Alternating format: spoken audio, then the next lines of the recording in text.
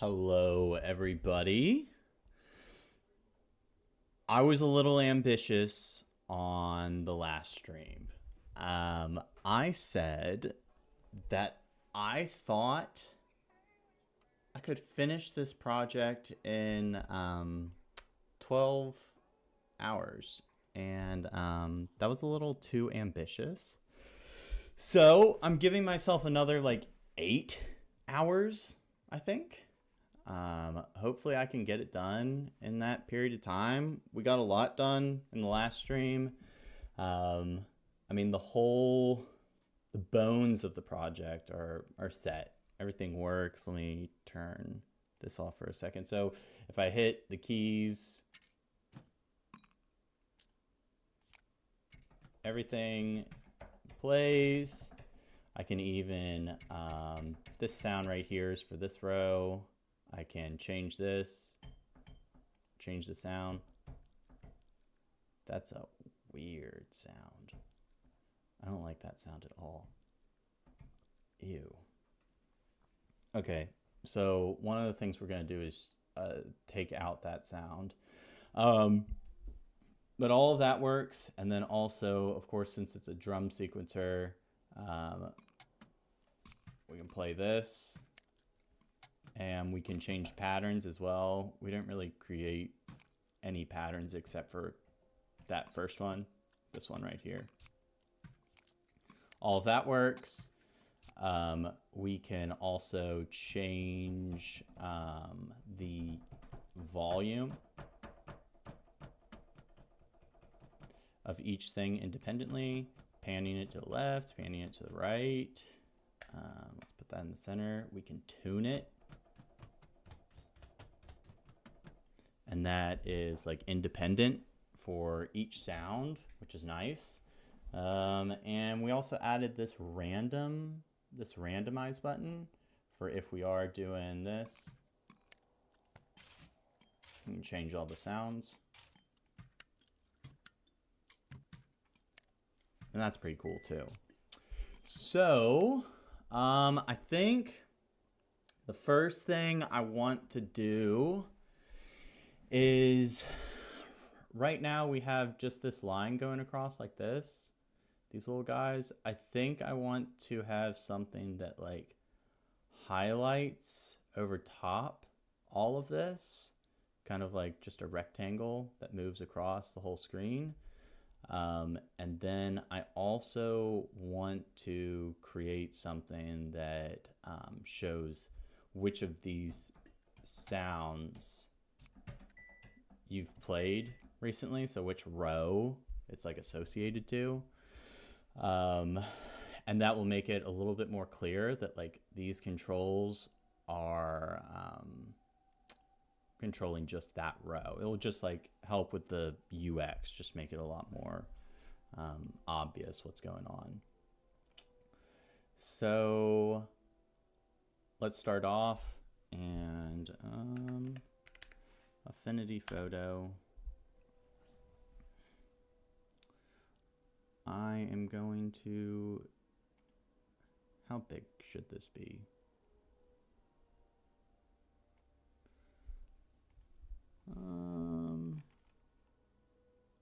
I don't want it to be that wide, so why don't we just make it, well, I guess we are going to use this for the other one as well. So 800 wide and 600 tall, because we know that that is more than we need. So we're literally just going to create a little rounded rectangle.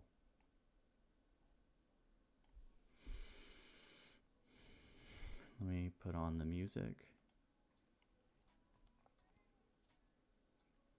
And I think that the accent color, I want it to be red. Let me go find a red color that I like.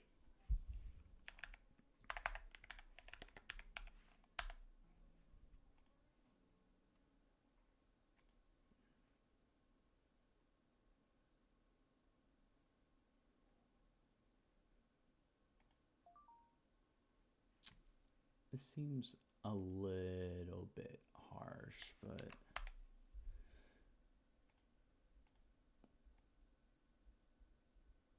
we're going to do this, take this, and make that completely see-through.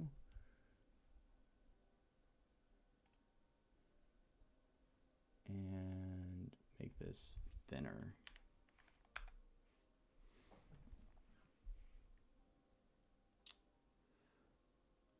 I think I want to make it just a good bit transparent as well.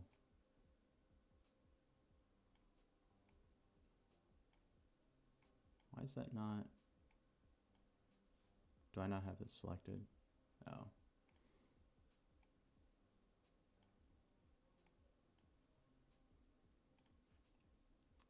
Let's just export this out to see if the size is about right. I think it probably needs to be closer to this. And let's just save this.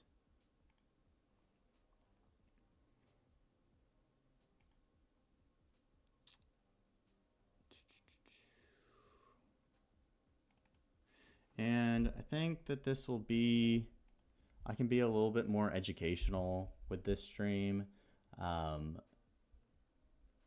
The last one, I was like, I need to get this done in 12 hours.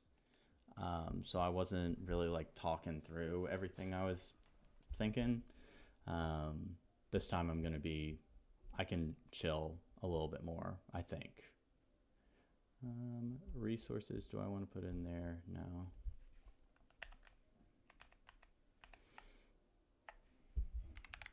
Highlight, I'll just call it highlight.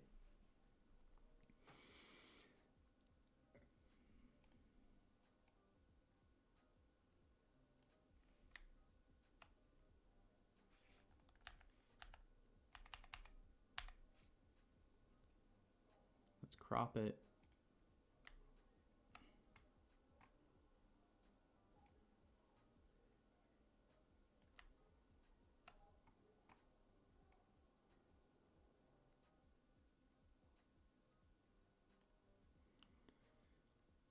Apply. I think that's non-destructive, so I can undo that later. Can I? Let's see. Oh, maybe not. Oh well. I wonder if, what happens if I do this?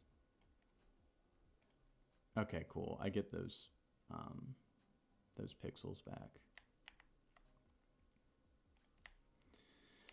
Save it, and then let's export this as an image.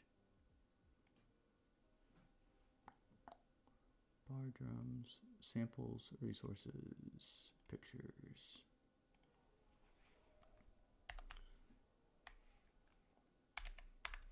Label, highlight, column.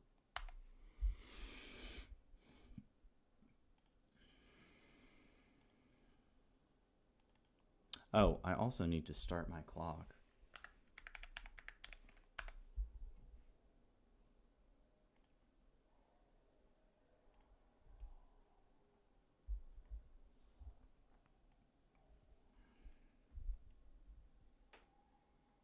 Where's label, label highlight.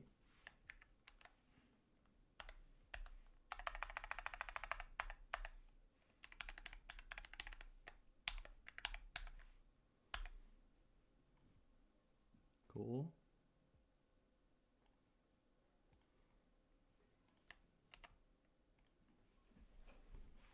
Now let's create a label control to display that.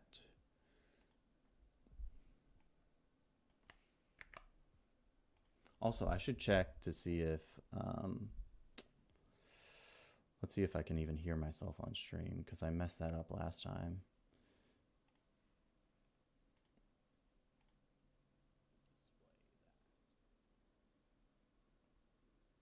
Cool. Let me see if it can, if it's playing. Cool. It's playing the audio for the computer as well. So let me turn that up though, just a little bit, so you can hear a little bit better. Desktop audio up. I'm still learning, so.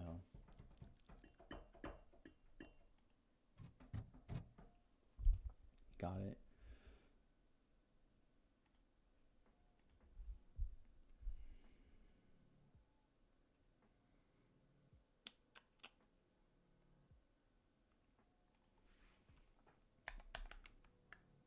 Whoops, what was that?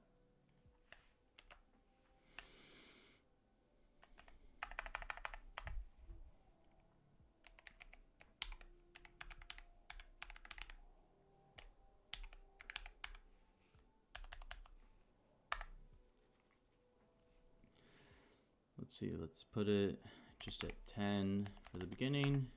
Put it down to, that's probably around like 60 pixels. Width is whatever the width is that we made this. What is it? 32 and then 291. 32, 291. And then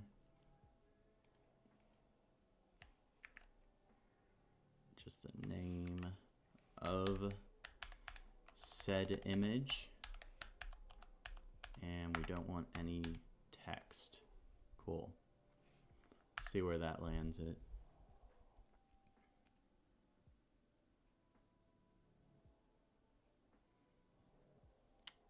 Okay. Looks like 10 is the correct over, but down 80.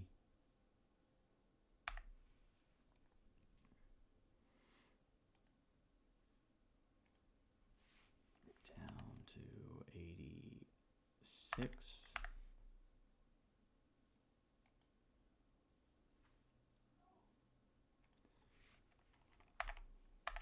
Straight up 90. Let's see where that lands it.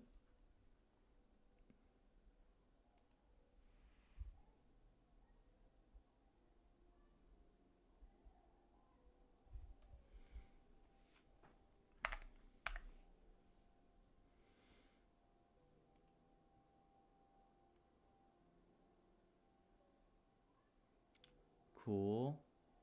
Okay, so we're obviously going to have to make it wider. Make it wider by, I don't know, like 5 pixels.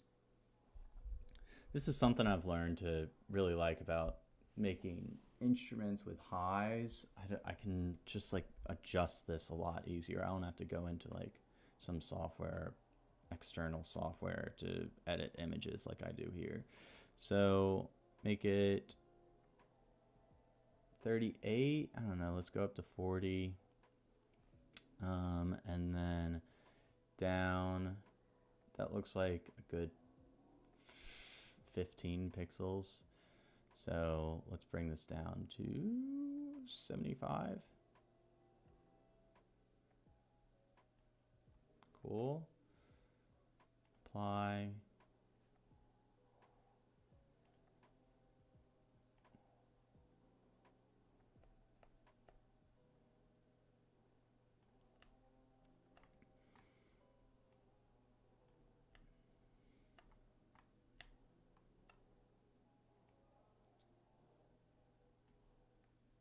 Let's save that.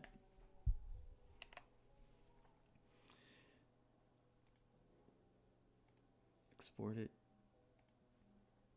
and replace this graphic. See what happens if I wonder if it'll crop it since I made the dimensions different. No. Okay, so it needs to be, well, I might just want to move it down a little bit.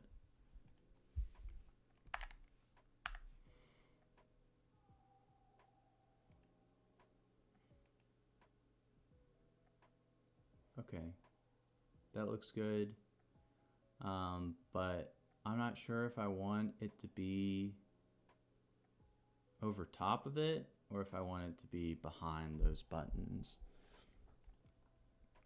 I guess I can see, I actually want to first set it up so that it moves. So we'll go into the listener callback. wherever this thing is getting changed. And I want to see, where is that? Sequencer step is that. Table sequencer step gets that. So where that is what's this called?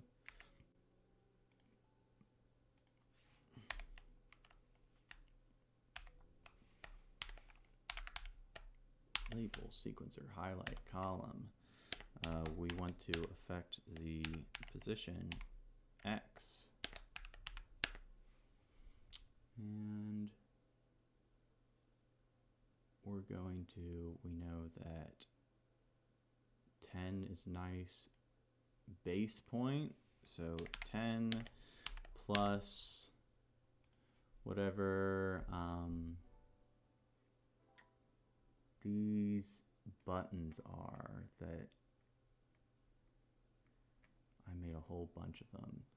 Switch, this is going over by whatever I put in as width. Switch many, width is 36. So plus 36 times sequencer step.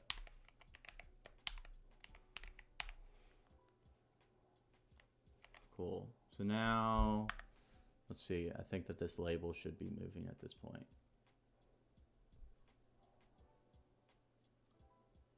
But it is, 36 is too much. I wonder why.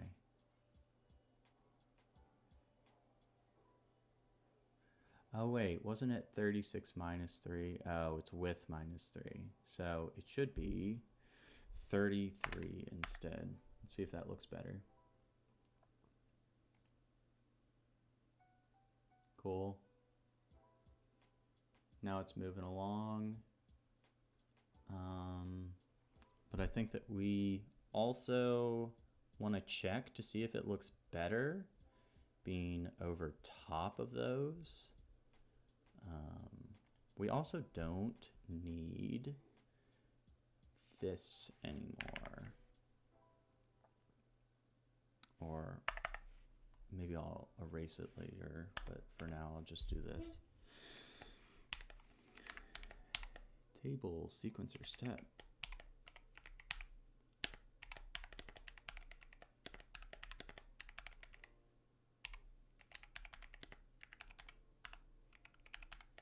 Hide hole control. That's not how you spell control. Control. There you go, since we don't need that anymore. And then we wanted to see what this looks like on a different Z layer.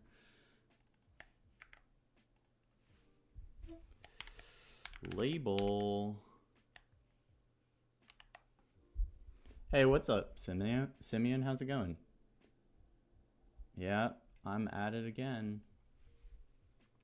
Did you see the earlier stream that I did when I started this?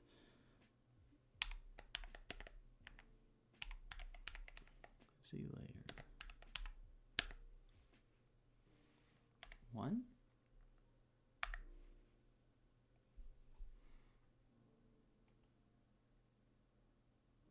Yeah, that looks like it's over top. I think I like that more. I just don't think I want it to be so visible.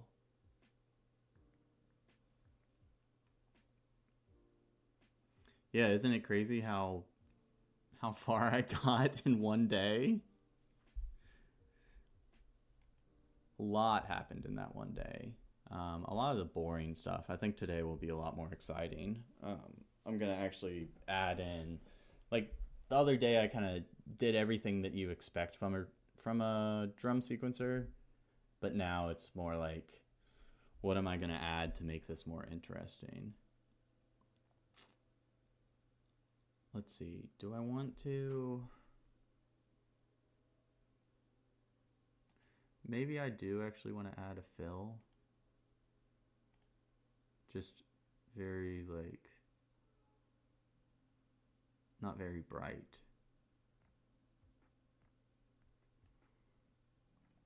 And then I want to bring this opacity down.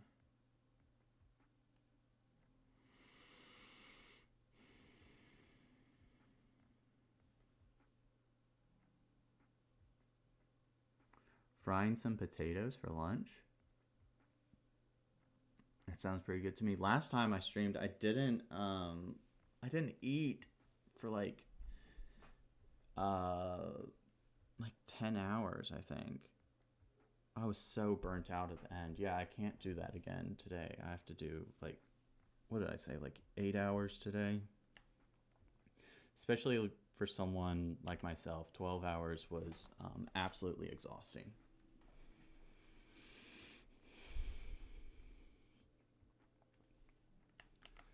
So let's export this file. Export.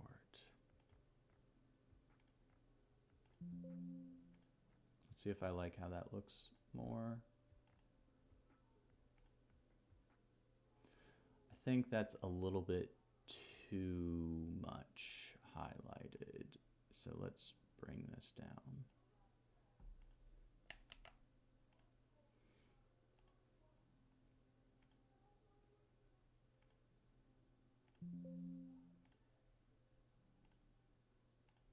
See how that looks.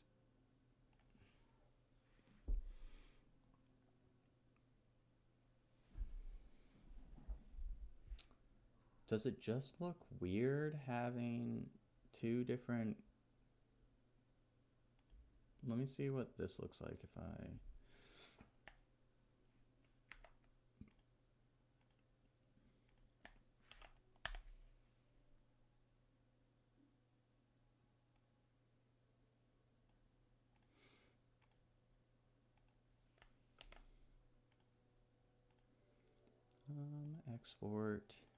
export. I shouldn't get too deep into this because it's more about the functionality. I'll just leave it like that for now. Now let's... Actually, I want to save this because I might...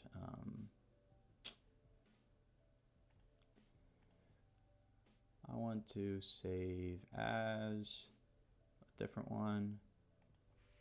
Save as highlight row. Let's crop this out. Are you streaming at all today, Simeon? Are you planning on doing that? So this is 40. It needs to be 40 tall next time. So 33 times 16. So let's make it 540. See how close that is.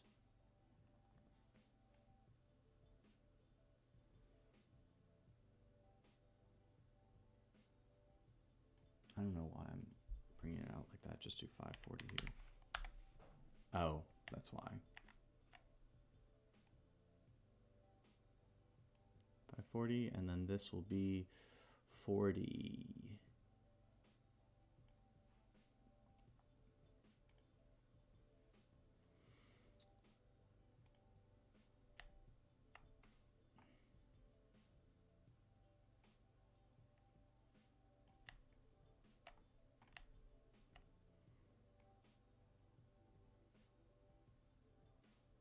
There it is. That's close enough. Going to Panera, wonderful. I haven't been to Panera in forever. Ashton's not a big fan of Panera. I used to go all the time, but no longer. Yeah, I wonder if Panini, I don't know where Panini is right now. Or, no, I think I do know where she is. She's sleeping out in the living room. Is that good on that side? Yeah, and it looks even on that side. So save this. Export. Export. Row.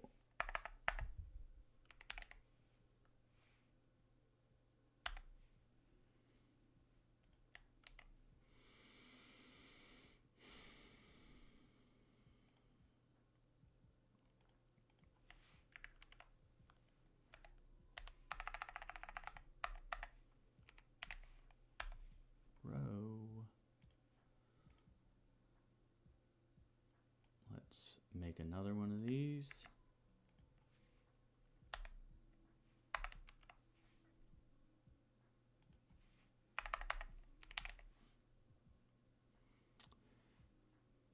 Cool. Row.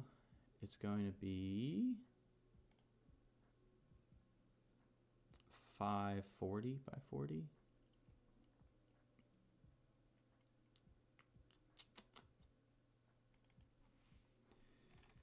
Five 40 by 40.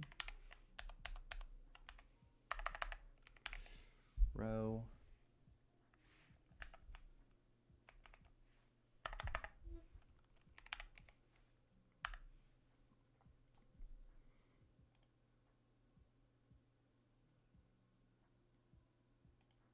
Let's see what this looks like.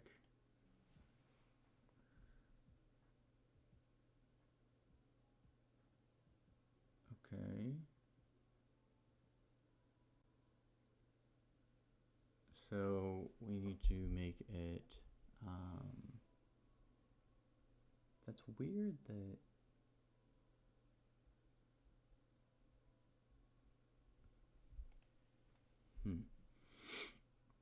well, I know I want to make this a little bit smaller. Let's first do the cropping. Let's make it bring off, I don't know, 4 pixels. Let's go to an even 5.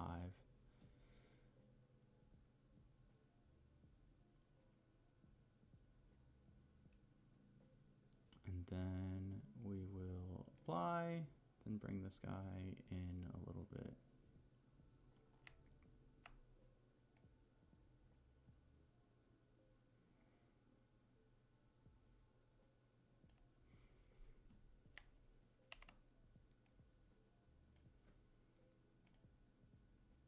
Export, then bring, it's this guy.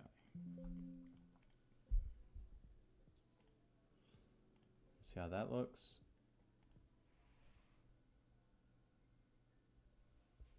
It's weird how I have to push this up a little bit.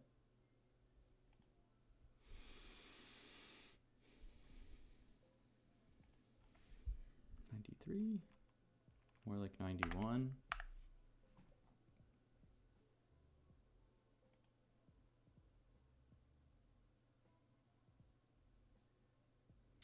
I don't really like how that looks. I'm not a big fan of that.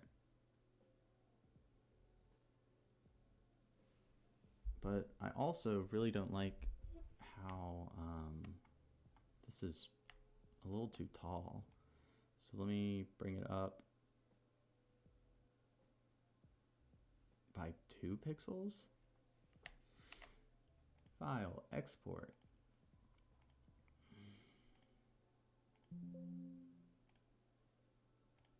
Let's see how that looks. Now I can bring it down by 1 or 2 pixels.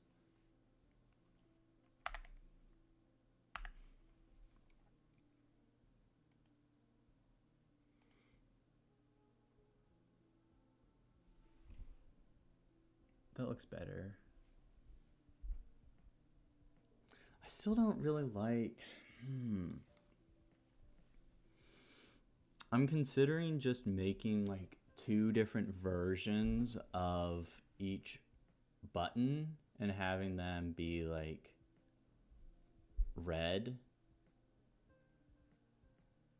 like be like a red version and then this like black white version.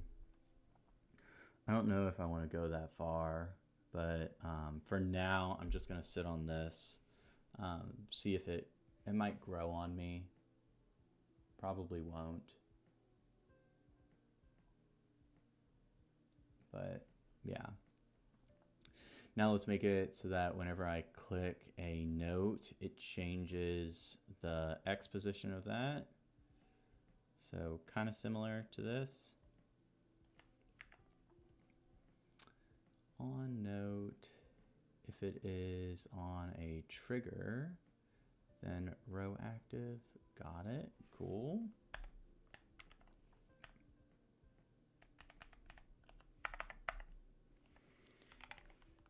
Row position Y, let's do 92. That's the base.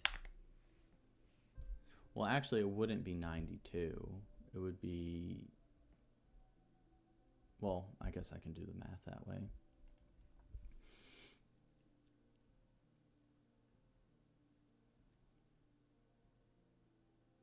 Mm-hmm. 34.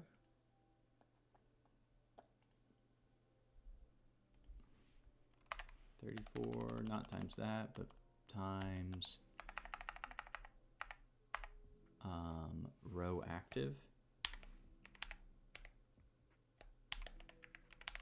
But it's not actually row active because row active 0 is this. So it's more like 8 minus row active, I believe. Let's see. Num sequencer rows, which is 8.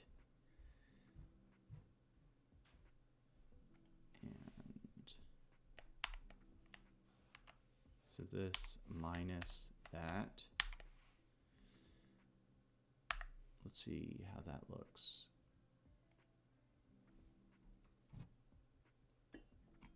So I did 1 too many, so it is, or 1 too little.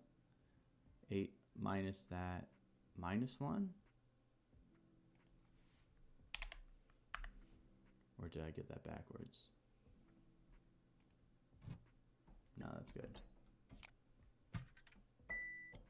Cool. Wonderful.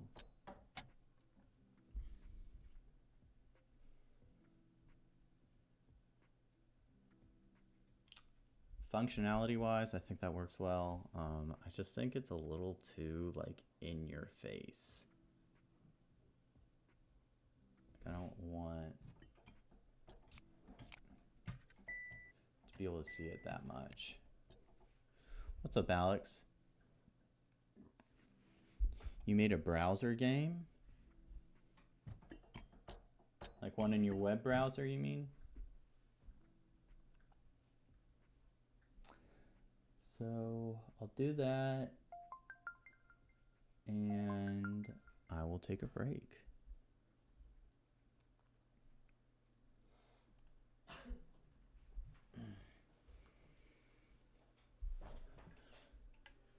You made a browser game? I want to see it. You can send it over. If that is what you mean, something that's just in the in your web browser.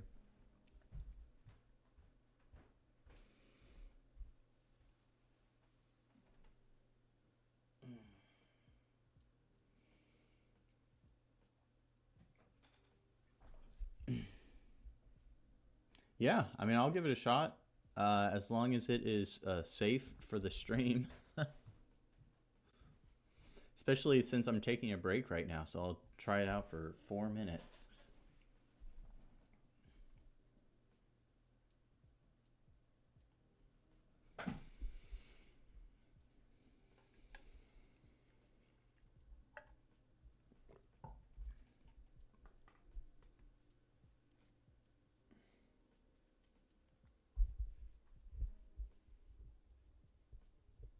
Is it the kind of thing that you can just give me like a web address and I can check it out?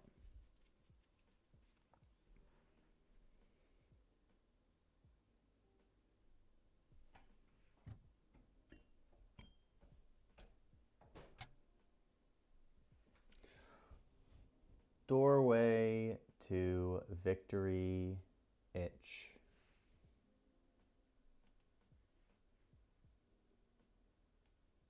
I feel like you're baiting me right now, because that's an odd name, but I will check it out.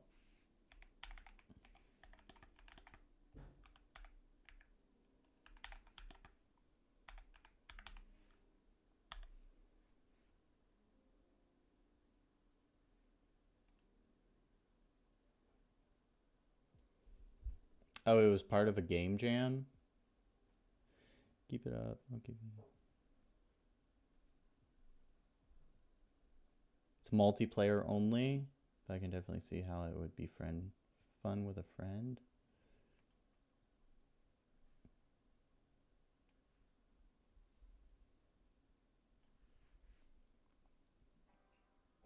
Since it has reviews,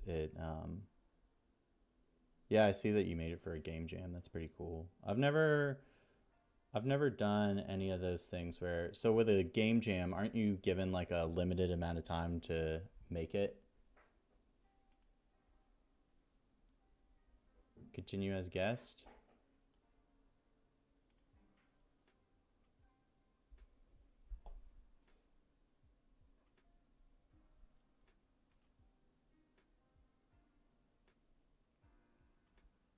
Ready? Start game? Ready? Not ready? Ready? You want to jump in here? Jump in the lobby? Yeah, come on. I feel like you'll probably win.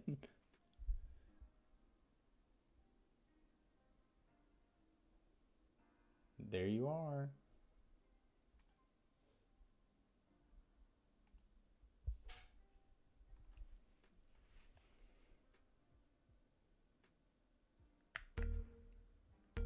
Okay, so is it one of these? Got it? Okay. Is it space to jump? Okay.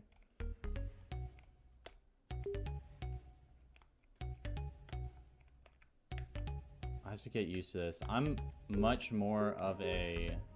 Let me turn this down a little bit.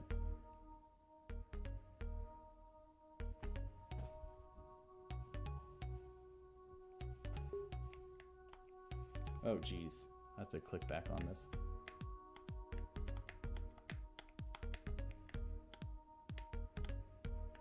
Oh, is it a race?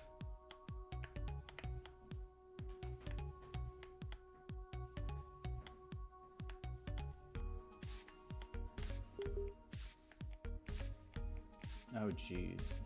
I can just hold down the space bar.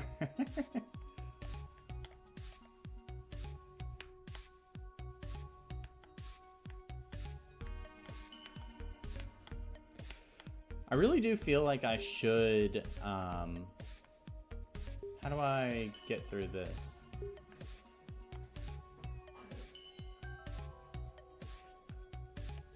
Or do I have to go back now?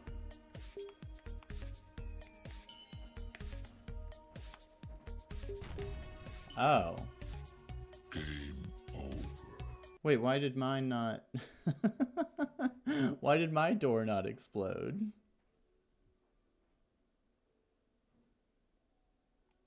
Yeah, what happened with my door? Let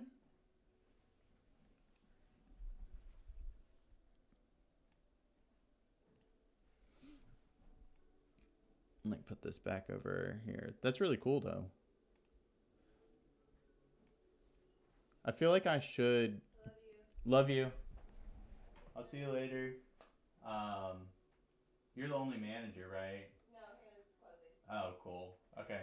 I'll see you early out then. Yeah, love you. Love you.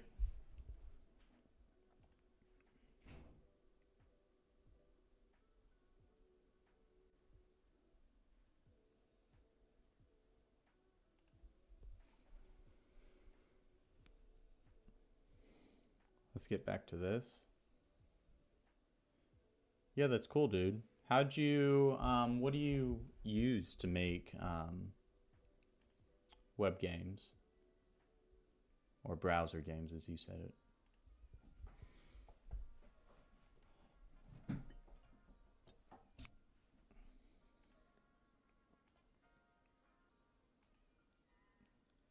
Oh man. Switch sequencer, switch knob main. Oh, I missed one of the pressure plates? I didn't realize that. Oh man. I was thinking that was probably what it was. Let me get this red again.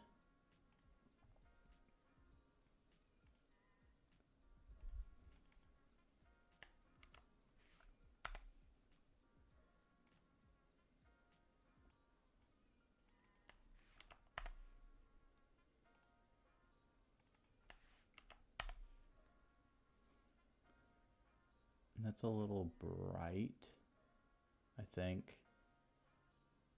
Let's make it a little less, or can I just like make it less saturated?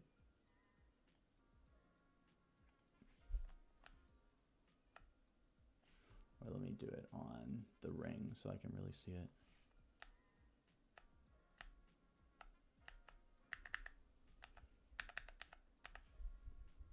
-30 looks good.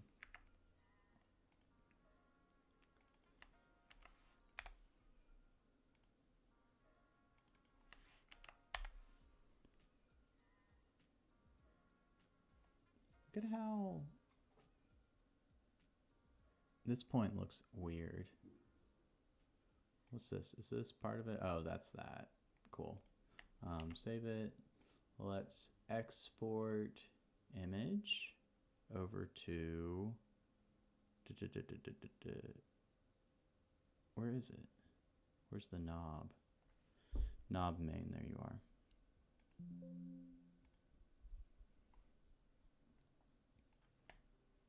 Save. Let's X out of this. Yeah, I mean, I'm probably going to be fine with what this was. Apply.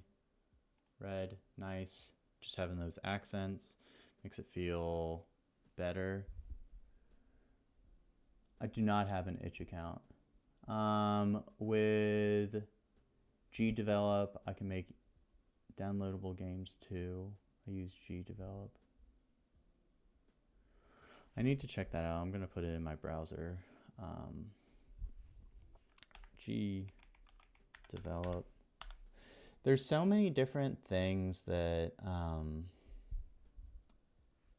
have this issue of like, there's so many different things I want to learn or get better at. Like right now, I'm doing like Kontakt development for this stream, but like I'm very comfortable with Kontakt development. That's part of the reason that I'm doing it live. But most of my day, like most days are me like trying things that I'm not comfortable with. Maybe Alex, you can relate to that. So I'm already like doing things right now that I'm very uncomfortable learning. And I want to learn piano as well, since I'm like fiddling with a keyboard all day long. I think it would be beneficial for me to do that. But it's just I mean, I'm learning new things all the time.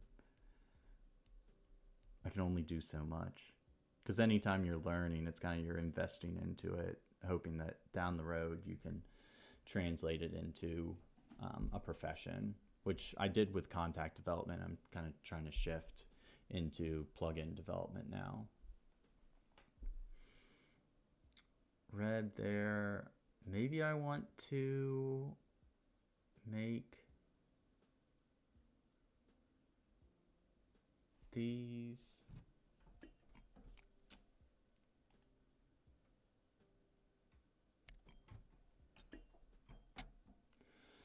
Would be nice to make those arrows red too. But I should focus a little bit more on like functionality. I don't have an itch account. Okay, so, well, one thing I do want to do is make this pan knob and this tune knob bipolar. So I guess I could do that as well. Let me see. We're going to make this one. No, not that one. This one. Oh, I made this -30. That's why it looked weird. But I need to rotate this. Actually, I need to not rotate it so that it's up at the center. And then this ring, from my personal experience, if you use GDev, I think you can make one of your own games just after a couple tutorials. But it won't be that good. I mean, of course, in the beginning it's not very good. Let's see. I know I want this to react the same way that... Why is that guy so weird? I think... Is it zoomed in? Separate?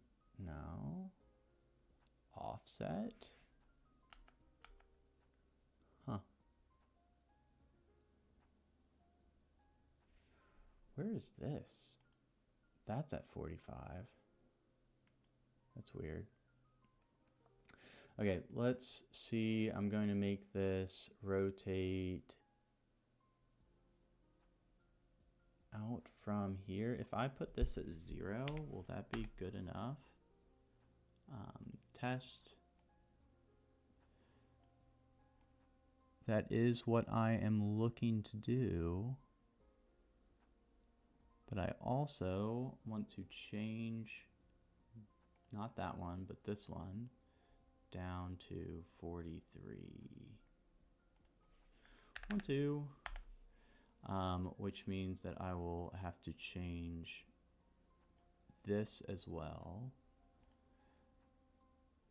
Probably just this.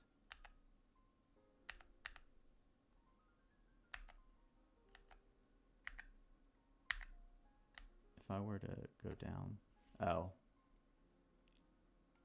let me go back here.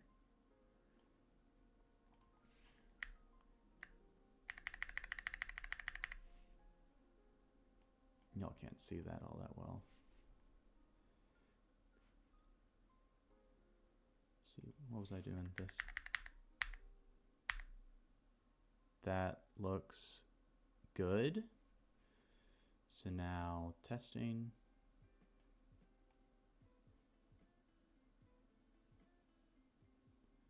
That's good.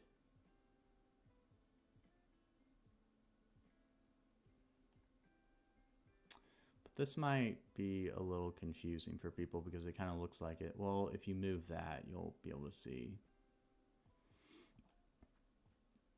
Maybe I should make one of these dots bigger. Like this guy. How does that look?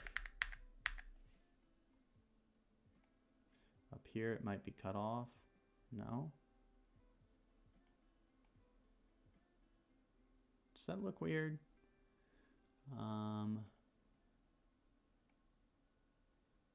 That does kind of look weird. What if I were to... This is not very important right now. So let's just sit with this for a little bit. Save. Export.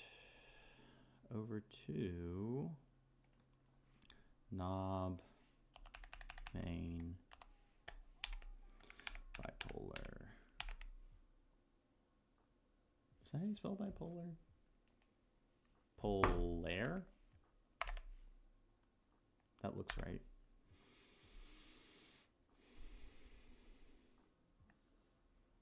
See ya, Alex. Have a good rest of your day.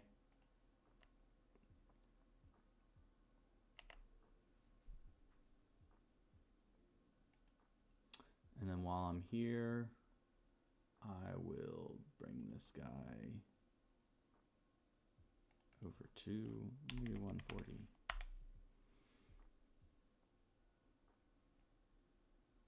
And bring this guy to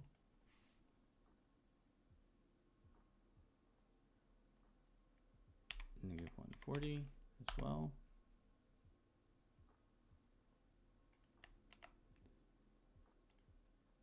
Export image main.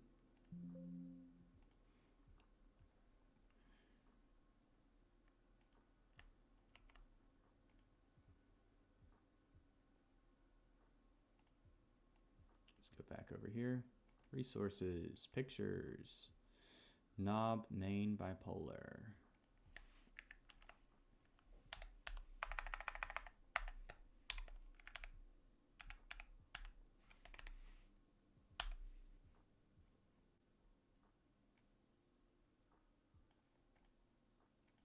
So let's bring, where are those knobs? Right here. Main bipolar.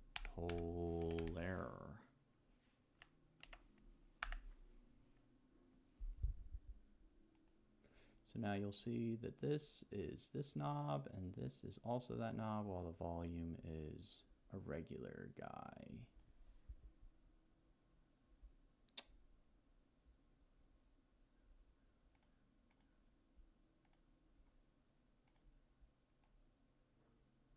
There you go.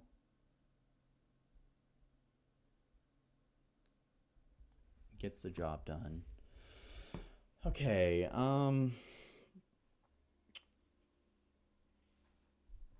what's another thing? Oh, I wanted to make it so that we don't have this active button. I wanted to make it so that it only plays as you hold down the pattern key. So right now it's just like it plays infinitely if this button's down. So I want to make it instead, make it so that as you hold down the key, it, you know, it plays the pattern. I think that's a lot more usable and like actually using it in your DAW. So if I have on note, on listener, one way that you could do it is play note, change band, blah, blah, blah, blah, blah. If sequencer active equals true, we don't want, you know, honestly, we could do it that way, but let's do it a different way. We're going to comment that out. What we're actually going to do is search, I think it's something like search notes down. It's an array like that, something like that. Let me find it.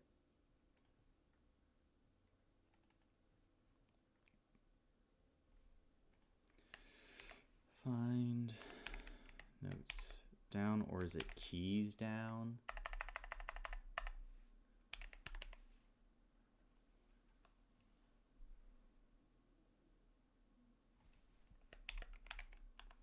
I feel like it's that. It's not that. I know that I've seen it in here where someone uses the search function.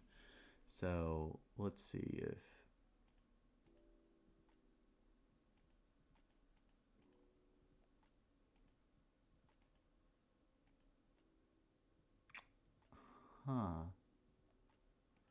what is it?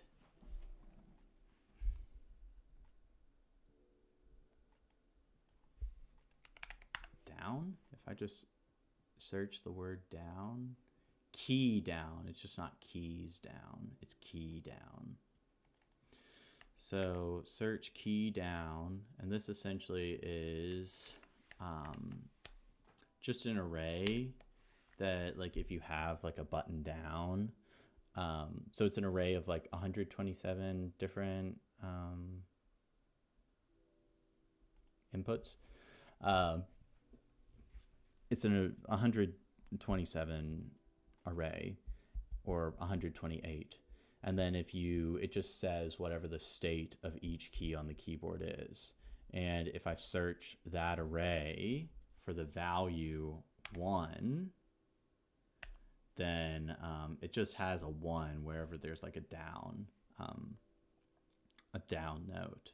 So if I search that, and if I say, it will always tell you like, oh, this note's down, that note's down, it will give you a number. And if no notes are down, then it will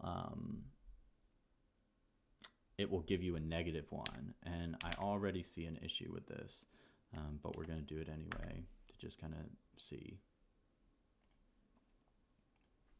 Okay, so now I'm going to push this key. I'm holding it down and it's playing, and then I release and it stops playing. But pretend I hit like a kick drum thing or whatever this is going to be. I'm just trying to hit this one note, but it's actually, because I'm holding it down, it's playing it. So I have to actually say if search key down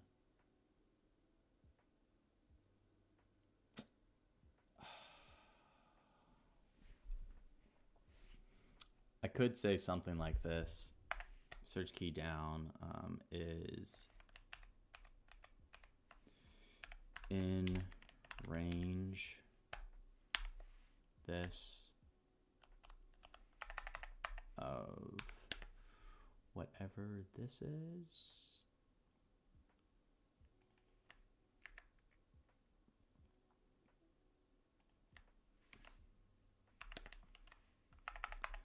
But I think this won't work either. There will be another issue with this.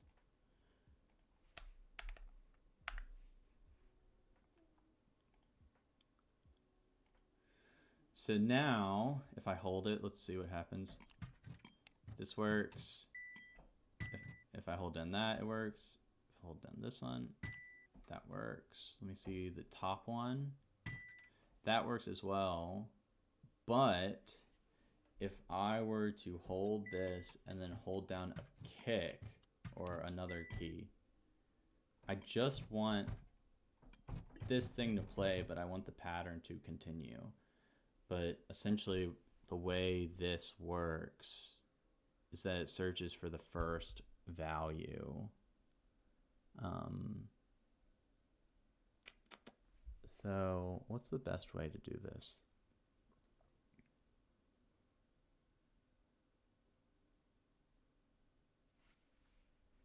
I wonder if there is a way to search just a certain range. I know I could search like do 5, or if that plus that plus that plus, I mean, I could go that route, but that's a little goofy. Search array 0, or let me see what this says. Search is a specific array for a specified value. So maybe I actually do want to do this. So I'm actually going to do this, switch sequencer active, and then I'm going to have that button be turned on and turned off by this. So if I do switch sequencer active equals true, I can do that, and then whenever I release, and if it is also in that range, then I can do this.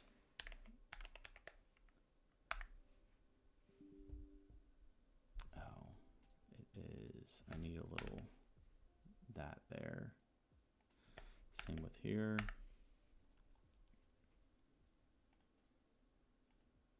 So now you'll see if I push this down, that lights up. And then if I push, that's weird. Did I not do this? Yeah, okay. Now it's working. But if I switch to this and then release, yeah. That's another weird thing. So it does work better, but I should say if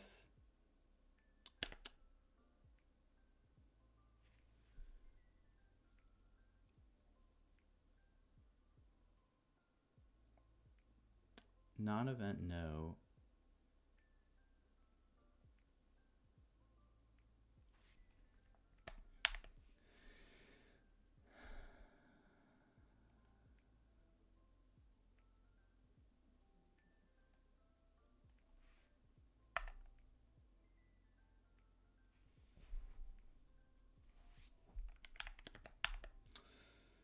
For, I don't think I want to use I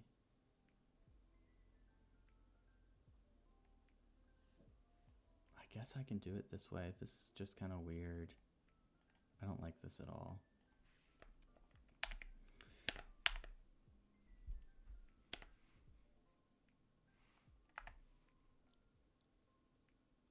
Key down.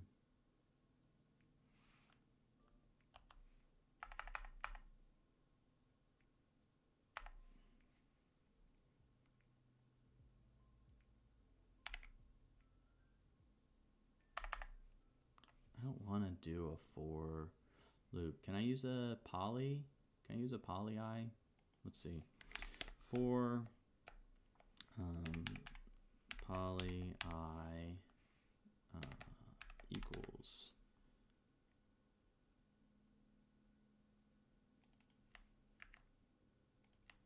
pattern key low to pattern key high.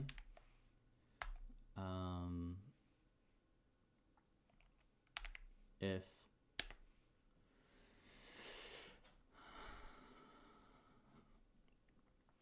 we can use that key down array, if key down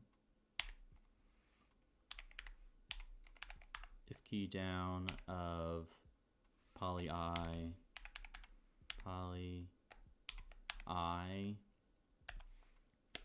equals true. So if any of those keys are true,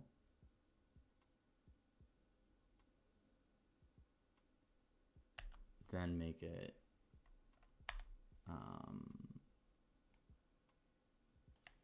true again.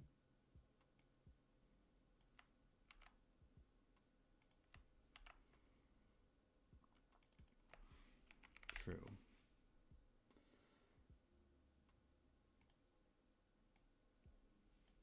So I'm making it false first. And then I am saying, but just put it back to true.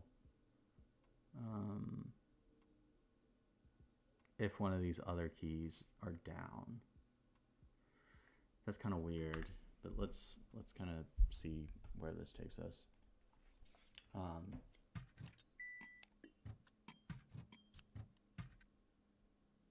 So now let's lift up the other one, and that button's still active.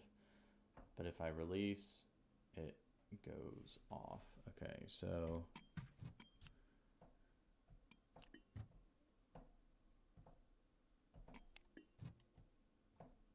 okay.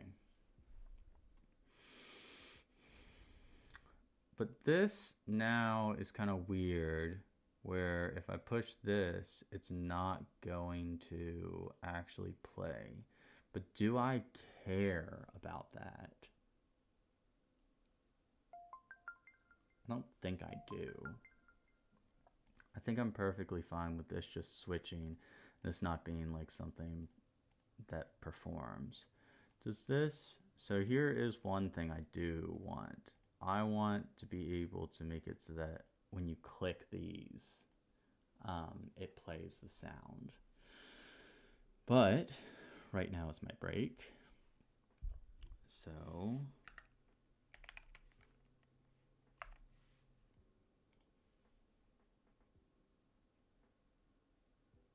um,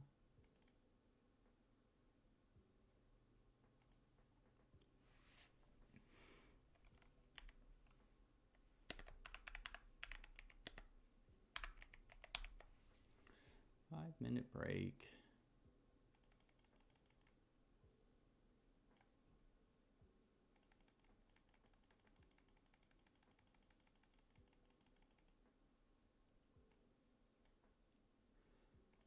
Larger.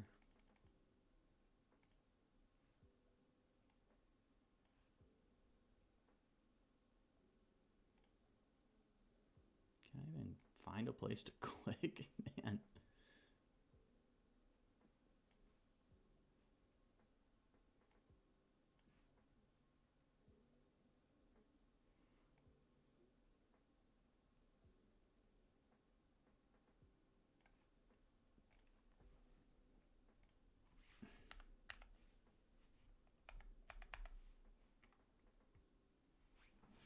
Okay.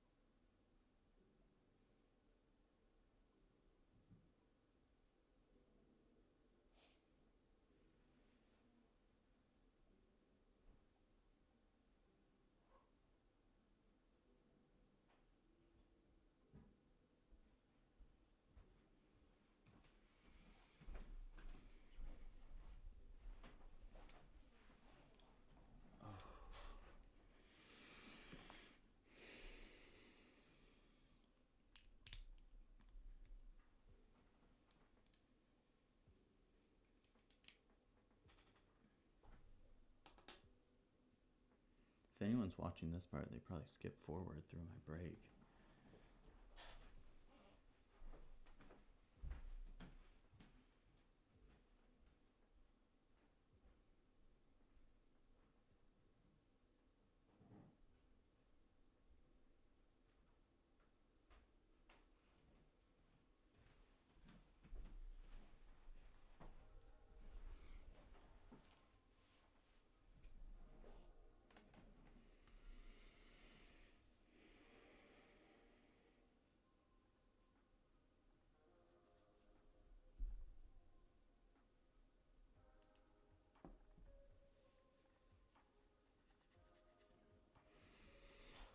I'm already an hour in.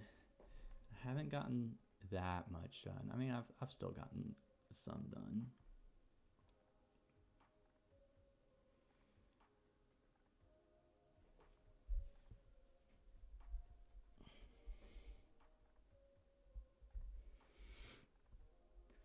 I think I do want to make a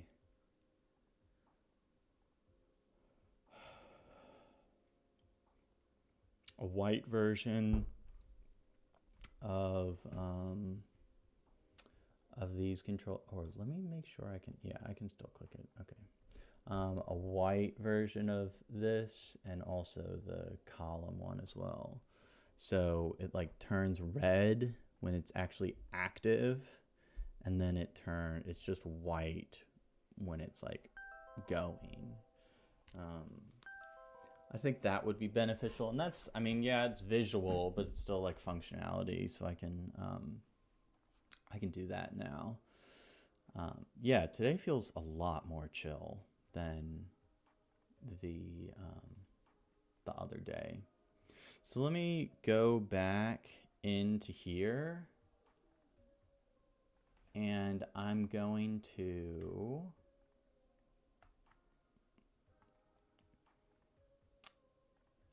make this just the stroke, make it white. How about that? Or should I go over and let me get the white that I was using before? Right here.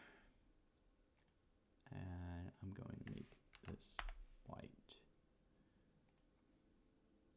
File. Export.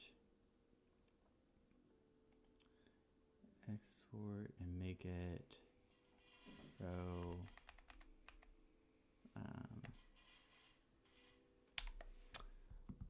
What do I want to call it?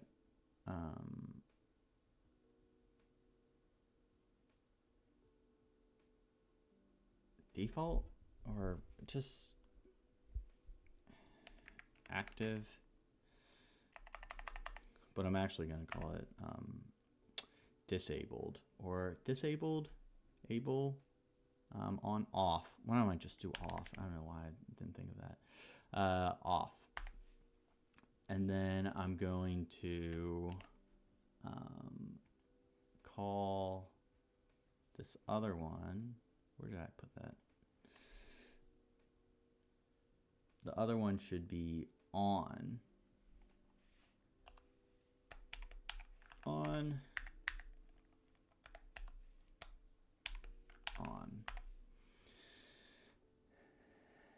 And actually let's just do that one first.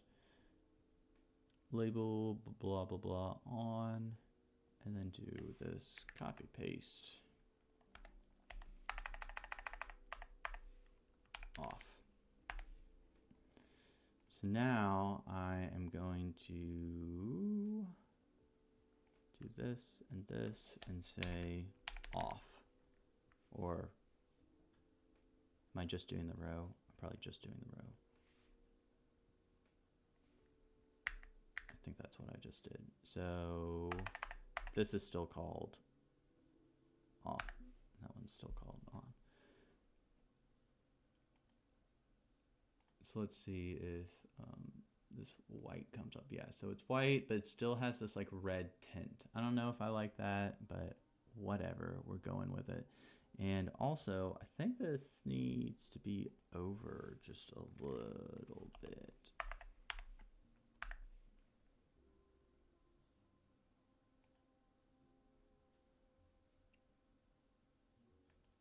Did it move?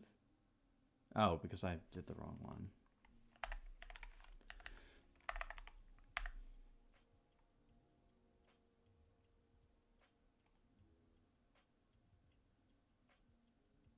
Still got that red tint. Like I said before, I think I want to make that like not as, opaque. Is that the word? Because transparent is the opposite? I don't know. But I'm going to make it so that it is red whenever I hold it. And maybe I should also make it red whenever the sequencer hits it. I think that would be maybe nice. Actually, I don't know if that's really that necessary. But as I hold down this note, I think it would be nice to turn it red. So label sequencer row. I'm going to duplicate this.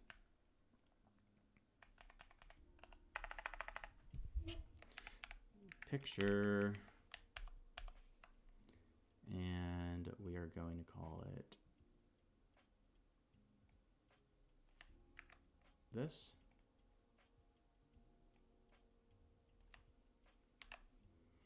label on. And then if this is released, I should call it off.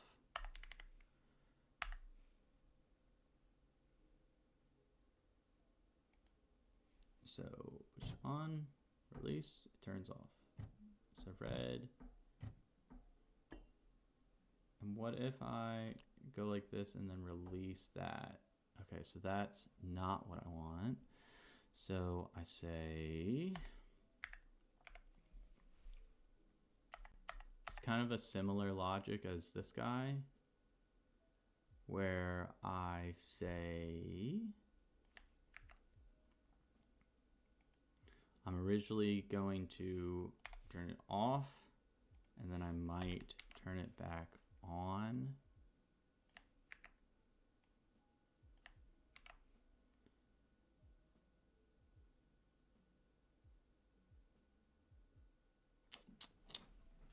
Well, maybe for poly I,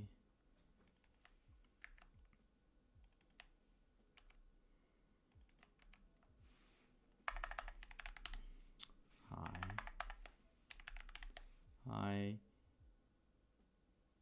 if equals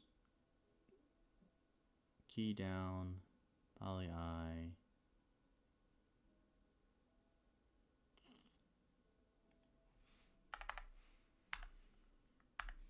this is the best way to go about it, because this is like kind of pointless in that scenario.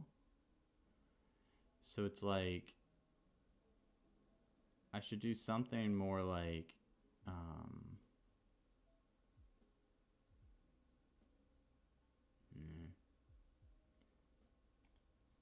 there's a cleaner way to do it, but I kind of don't care to do it. Okay.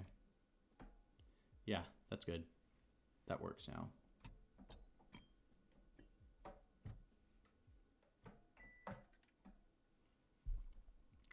Wonderful. And then active was this. This works well.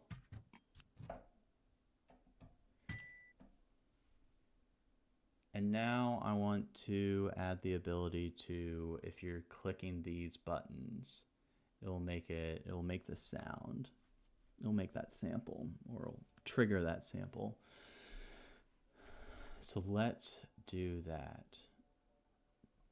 What are those called? Key. Pattern load, was that?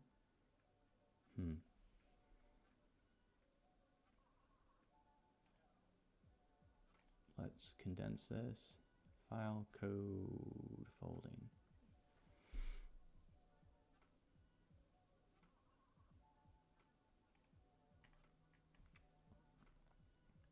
Sound. No, that's this thing over here, which I called sound, which is a horrible name for that section. Patterns, so it's none of those. Or I guess it kind of is in the sound section.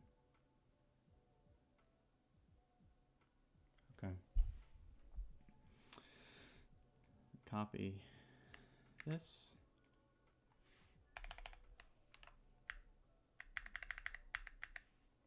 And in this function, we are going to trigger sample via key switches, but I don't want to use that word, key switch. Via switch key, and then put like index. There you go. And what do I want to call it? I want to call it key trigger. Key trigger, that's fine. And I'm going to play note. Oh, I'm going to have to go through all of this. So maybe I have to make this a function. Set control ID, switch blah, blah, blah to true.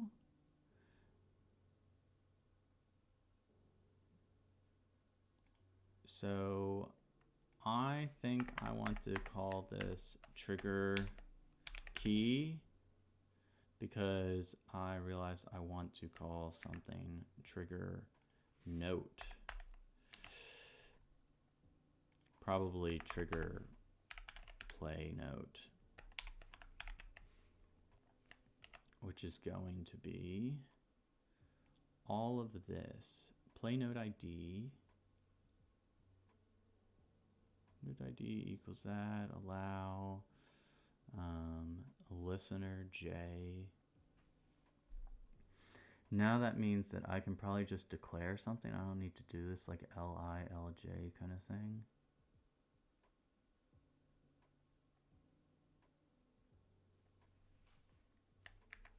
Let's see.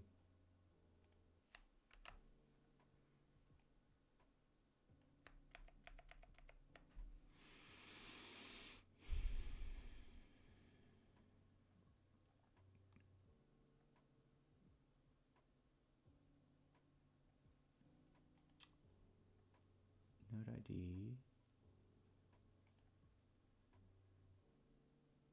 Node ID, play that plus LI. So if I'm doing this, I kind of want to, LI is the index. So index, I believe that's what LI is. Index, which is essentially like this first key is 0, 1, 2, 3, 4, 5, 6, 7. So that's what that is, and I can come over here and do this for that as well. But LJ is something different. Index, index, index, index, index.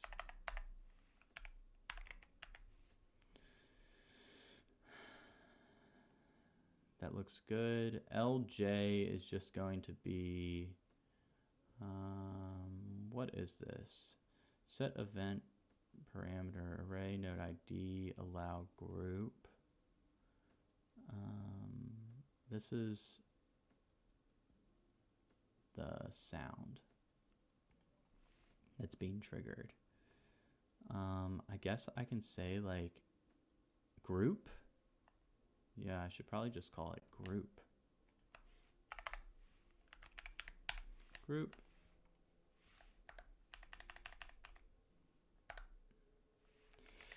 Declare group. And that's going to trigger that. Index, blah, blah, blah. Let's see. I'm going to copy that, save it.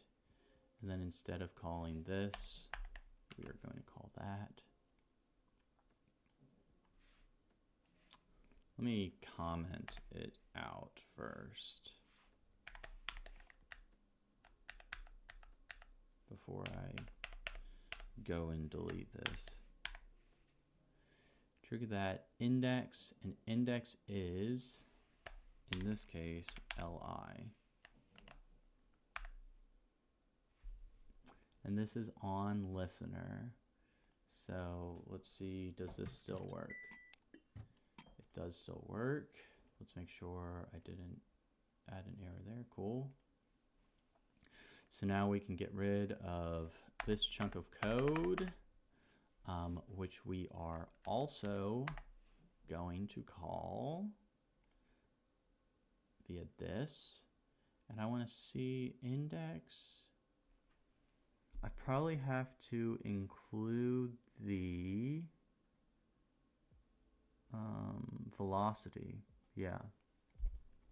So this is going to be velocity, and in this case, velocity is 100, just as like a default. So velocity right there. I want to just spell it all out. Velocity.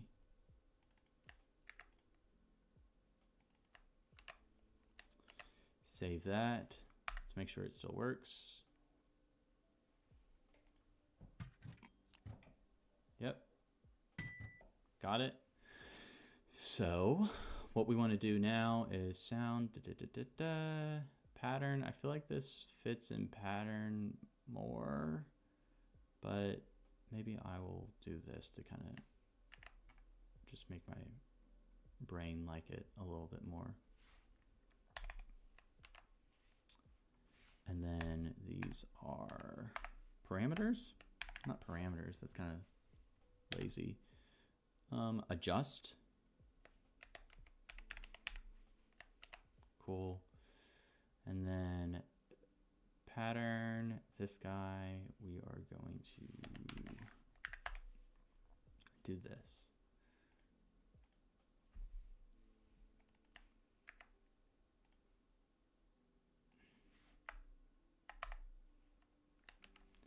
Switch key 0 equals index 0 and then 100. We're just going to make it 100 for now. Not that command. We are playing this command.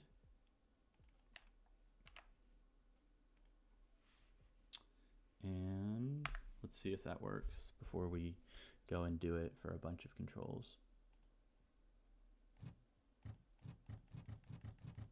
Cool, does it, but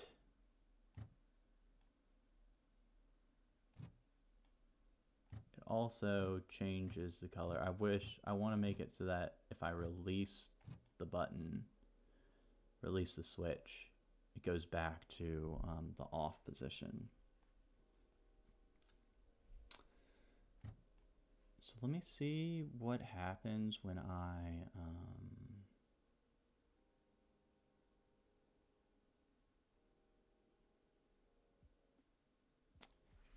let's put this in here and say key trigger. Why did I call it key? That's bad.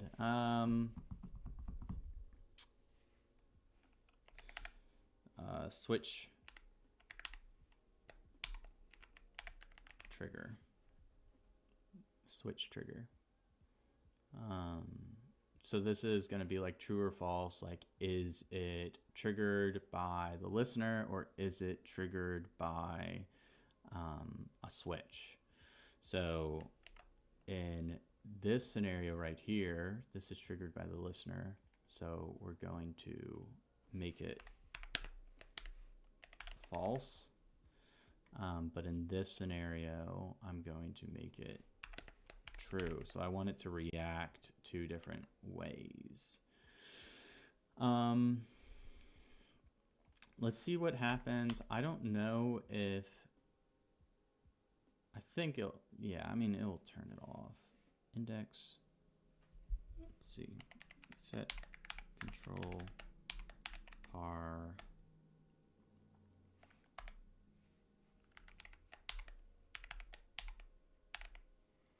ID switch key 0 plus index control par value. So let's see what happens when I do this now. I bet these won't even light up if I'm doing, yeah. So if I click it, it also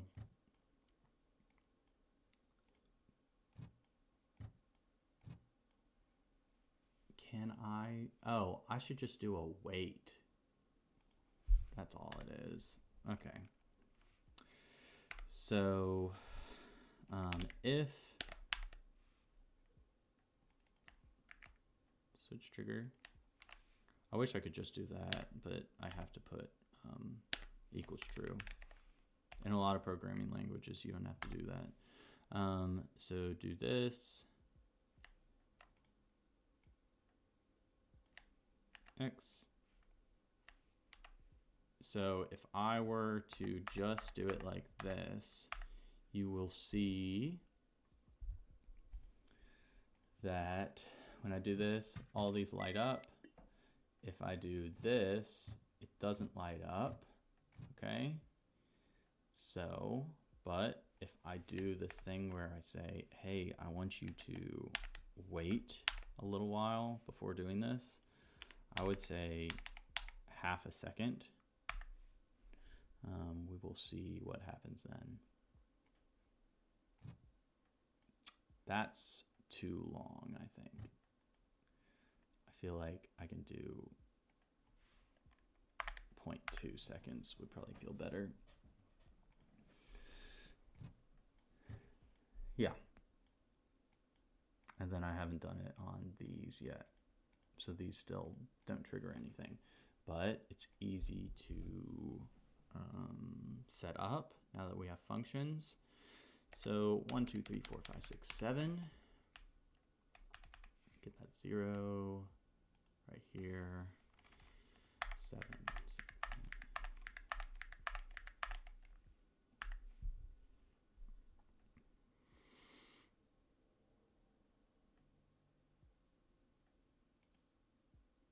So now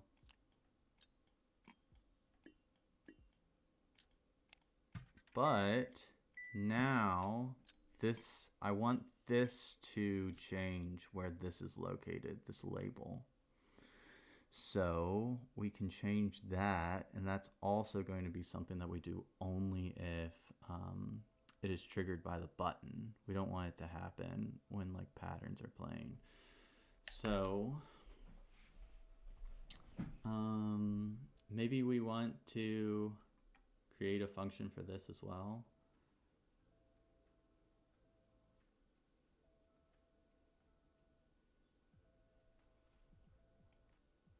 I don't know about that.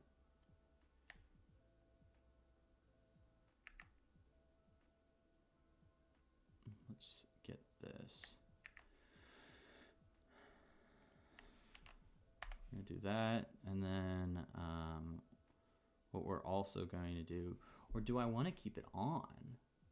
No, I don't think I want to keep it in the on state. So I'll probably do this.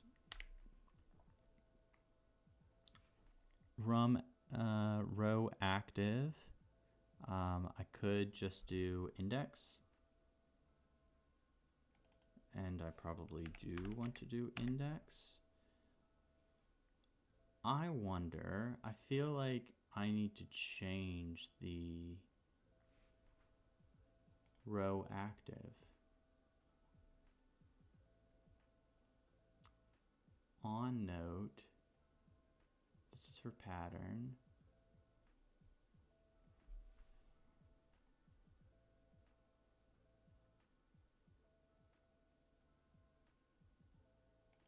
Yeah, I need to change the row active. I do. Copy.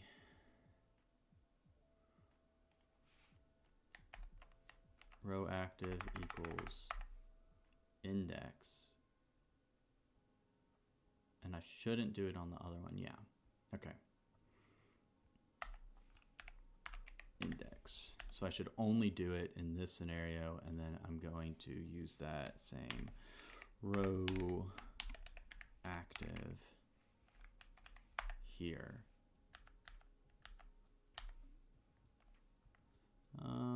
Let's see if that does what we want it to. So it makes it red and then white.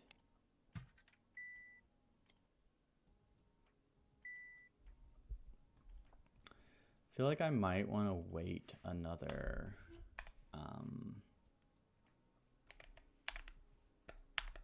0.2 seconds before making this go back to the other graphic. Or is that stupid?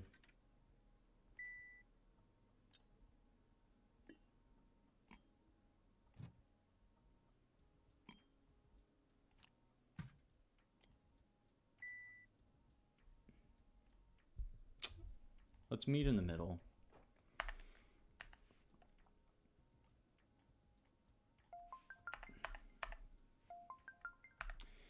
And all of this, things like this, it's really visual cues to give the user like an understanding of what's going on with the instrument. Let me take my break.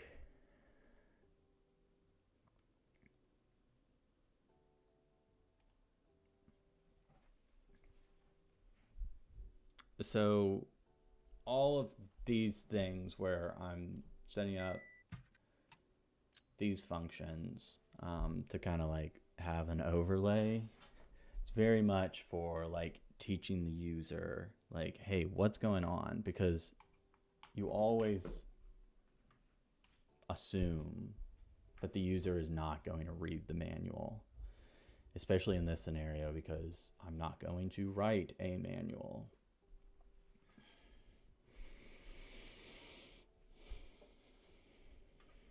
Let me see.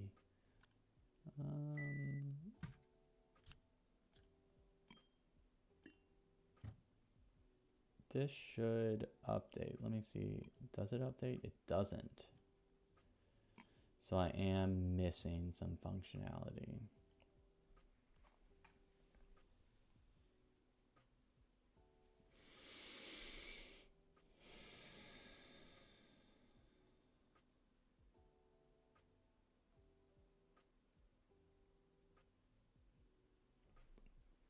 But I'm on a break.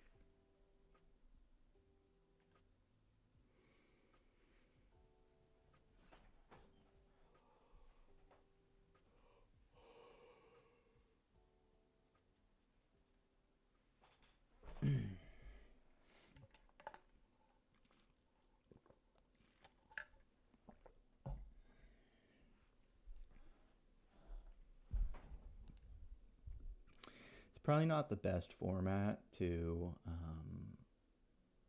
take breaks while streaming, but this is what I do during my regular work day. So it kind of shows, I guess it's a glimpse into how I work, which I think is good to be able to show that.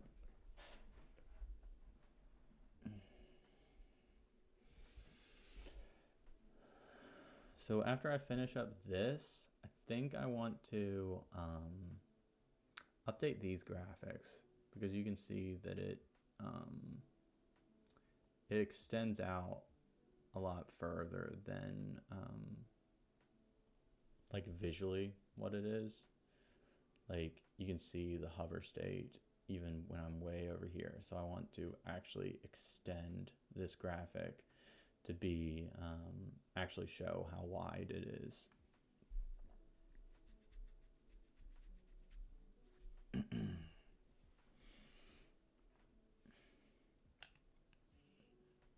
need to clean these.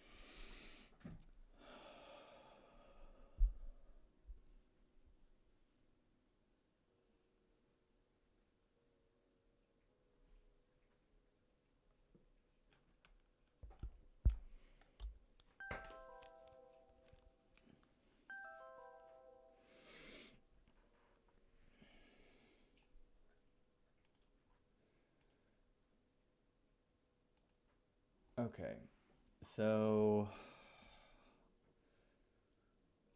what we found was that it does not display these. It does not update these. So I'm going to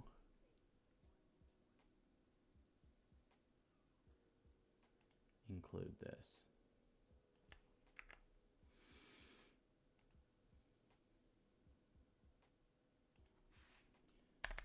This is getting a little messy because now we are repeating a lot of the things over here, which we do not want to be repeating code over and over again in case we end up like editing it later on.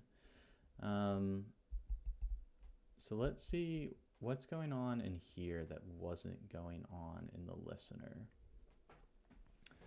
So this guy, I think we are doing that over here.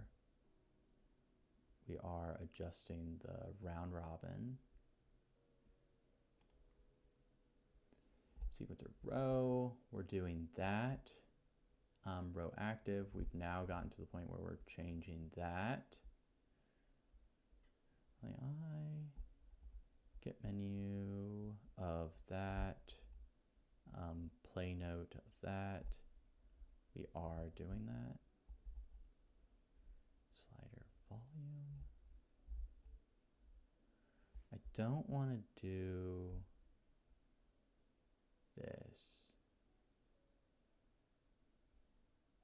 I believe.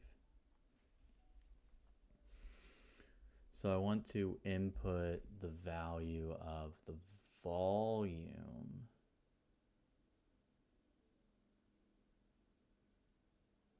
Or no, I think that that is actually perfectly fine for us to trigger it in that way. To trigger the volume. And are we doing that already? We are doing that. So let's bring this guy and put him over here. Poly I equals that, which means row active equals poly I. Wonderful. So the index is going to be poly I. Velocity is going to equal event velocity.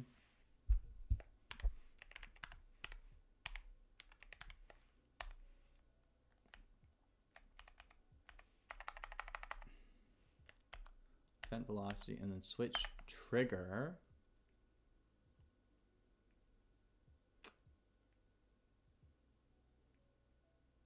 False.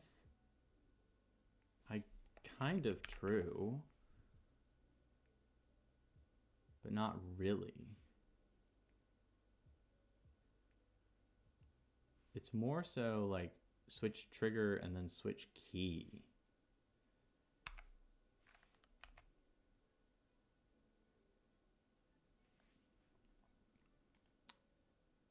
Switch trigger.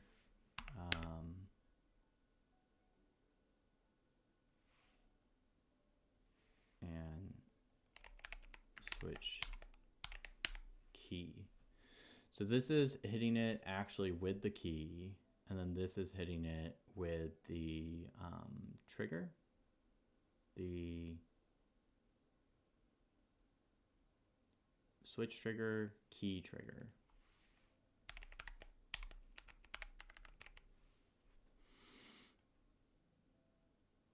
Switch trigger, key trigger. So switch trigger, it is definitely a key trigger, but I think only in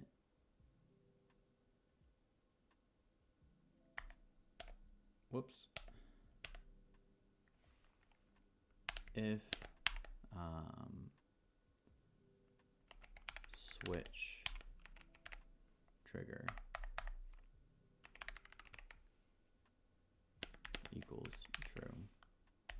then we want to do this whole thing where we like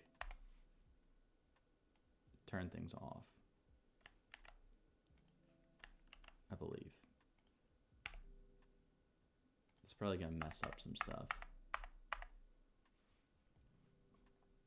So if key trigger, if switch trigger is true, then we're turning it off at the end of this. So in this scenario, this is true. That's the key trigger, switch trigger.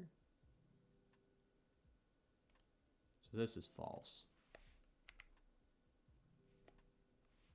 I kind of want to reverse them. It kind of makes more sense to me.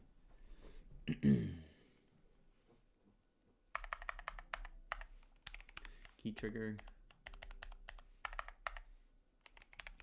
switch trigger, because this one kind of is checked first.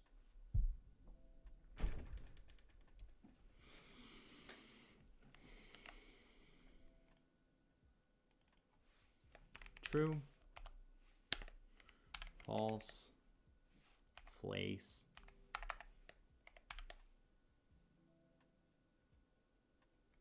and then down here is false, false, wherever that may be, false,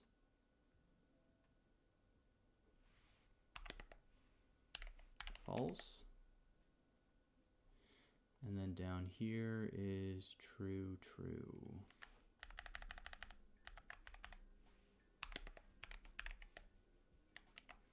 Probably not the most efficient way to do this, but it's okay. So let's see what happens when so changing the tune, we're already doing that. Changing volume, are we doing that in here? Changing volume is right here, row, volume, index. Cool. Allowing group, we're doing that. We're creating the key or the play note command. Label, we've gotten to the point now where we're changing that. I think we did the row active. So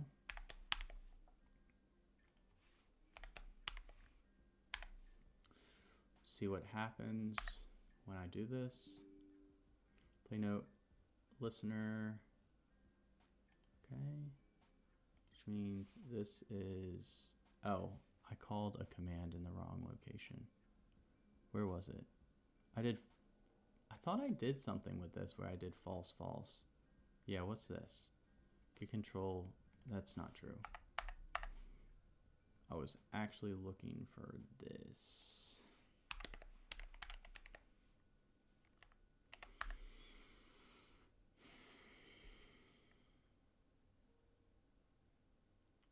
See if I caused any errors back here.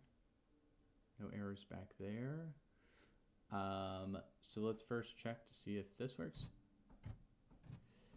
This does not trigger this. This does not light up. So it should be true. Why am I not lighting up?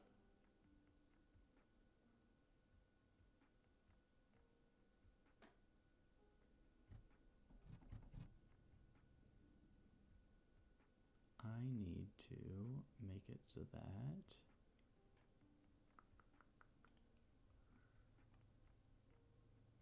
on listener, on note, that's probably what this was.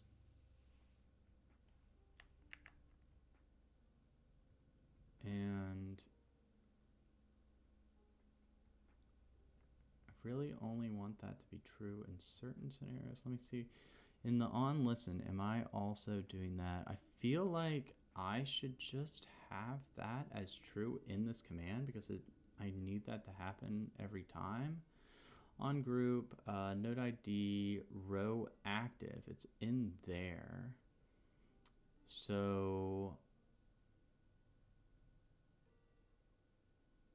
but I don't want to change it when that's going on. So I actually think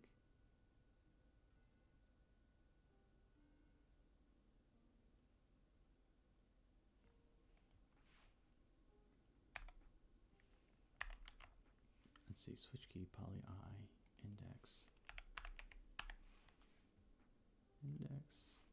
this. So it's calling that within there. It's calling it for this as well.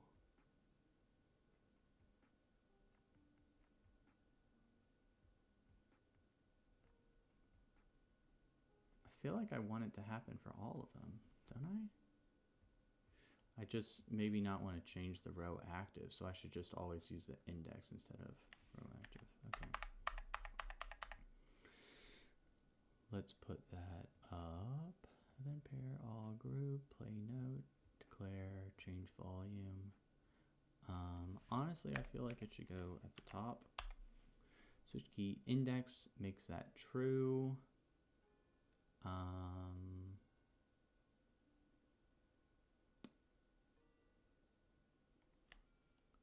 Save. So does that mean I can erase this?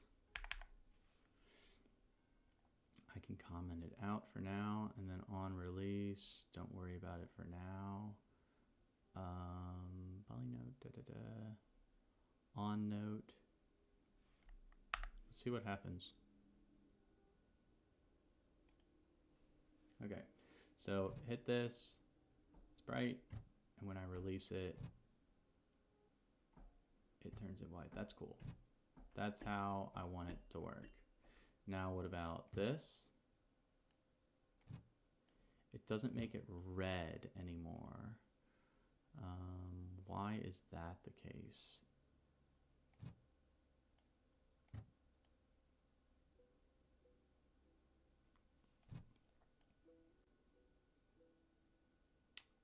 What's going on here?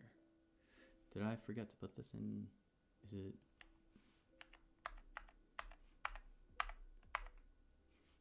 Put it in here? If that's true, I want that to be on. And then wait until I turn it back on. Is that what's going on?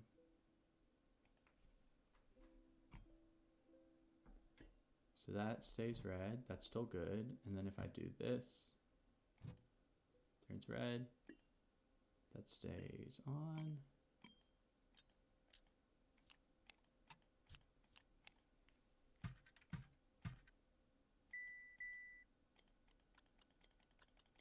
Cool.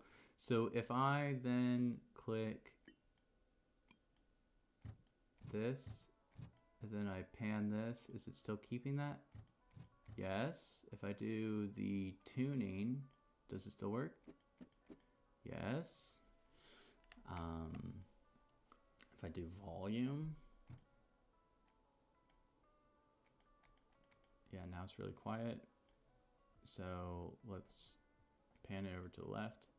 If I go over here and then I come back, it's still there. If I go over here and then come back, cool.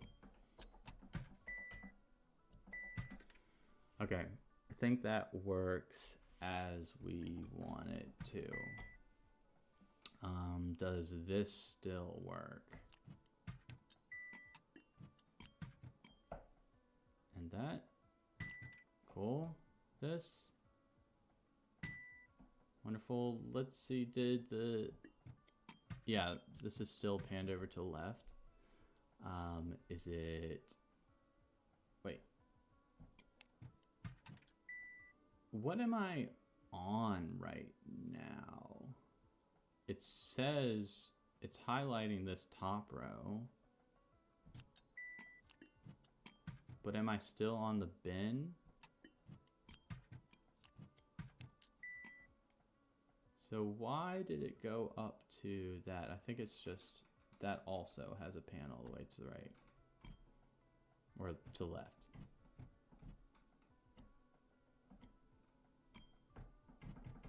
Cool. Wonderful. So that seems to be working.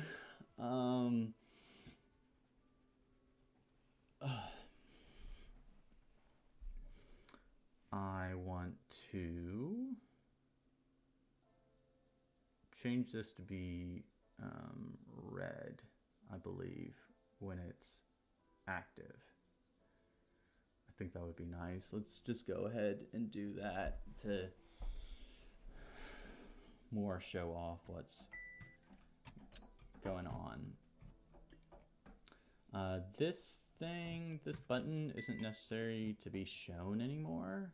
I also want to just erase all this code. And it looks a lot cleaner now.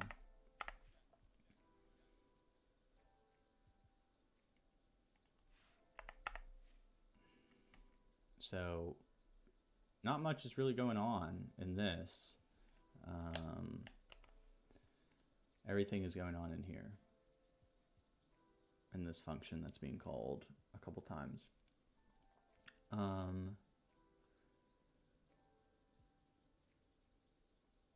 Oh,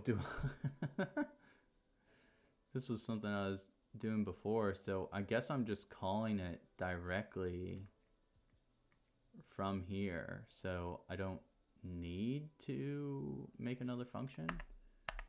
Okay.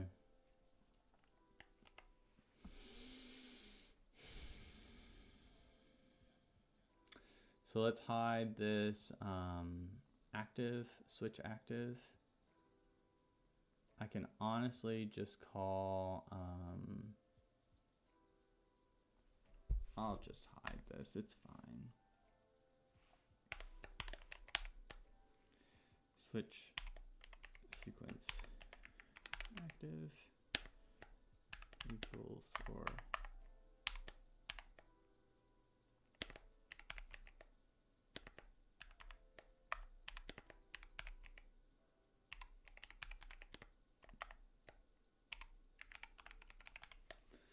hide hole control. So now that's gone because we don't need it anymore. I really want to shift this up, but I'm gonna wait till later to do that because of course a lot of things could change. So let's update the graphic for these buttons to include red, just because I think that'd look more balanced. Oh man, switch arrow, switch key white.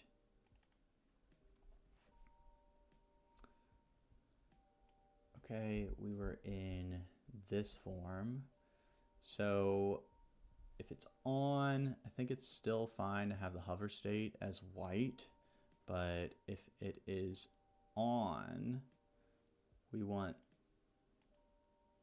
this guy to be, let me make sure, is this what's making that? Yeah, red.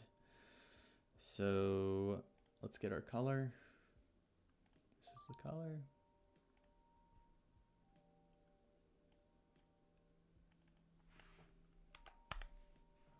There's the red.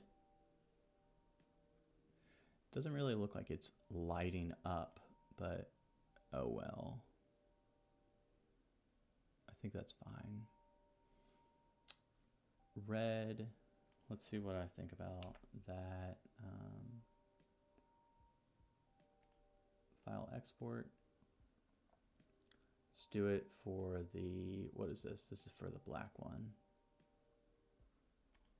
This guy.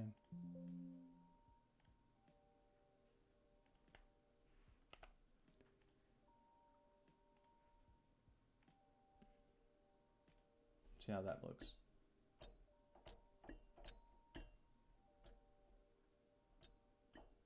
That looks fine.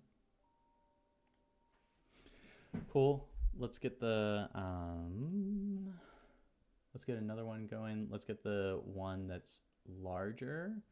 So that is just 70 tall, I believe. I guess we can check. Resources sample, resources, pictures. switch key white 420 divided by, or am I looking? Yeah. 420 divided by 6 equals 70. Yeah. We are going to do, just change this, keep this like that. 70, and then say, save that, I believe.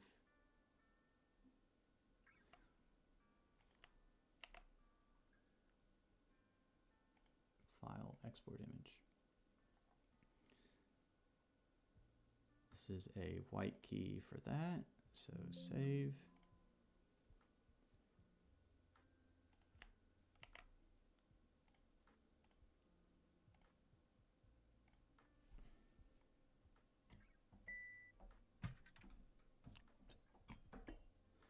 And if it's on, cool. And then if I click that, it stays. Maybe it should stay on if, or should it? Because it's showing up here. Whatever.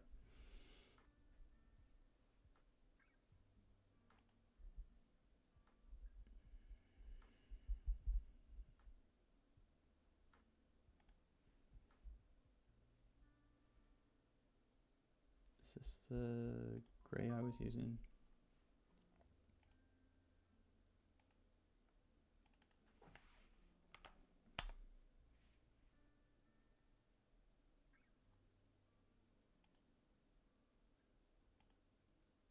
Export image.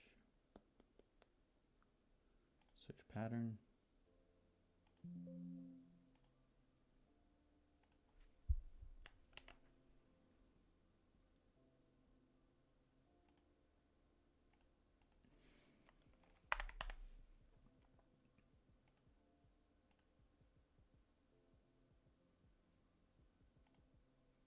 Black.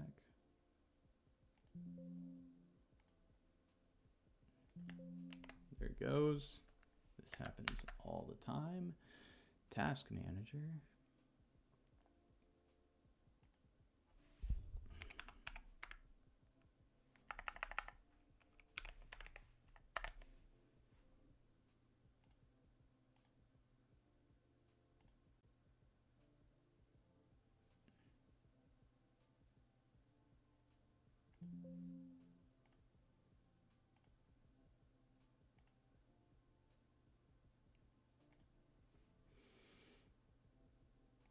See how this looks.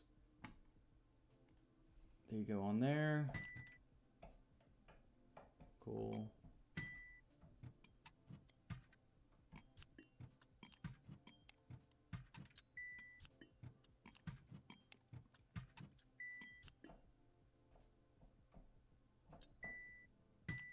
Okay.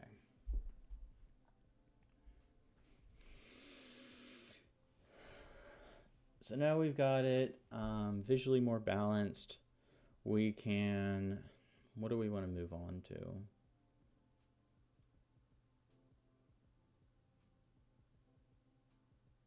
I could move on to just like doing like the font, create a font file. That's kind of important to know how to do. Let me look at something else I did to see what I did in that scenario.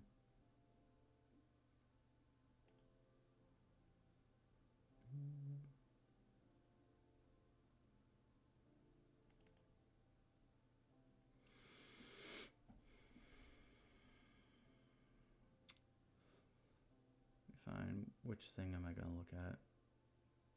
Soft drums. Samples, resources, scripts. Where are the fonts at? Here it is.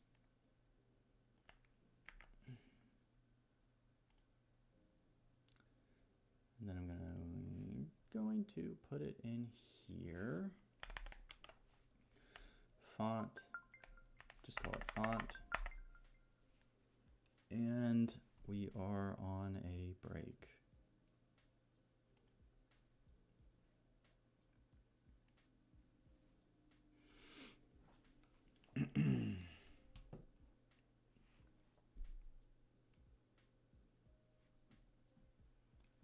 So I'm just going to create a font file for Kontakt,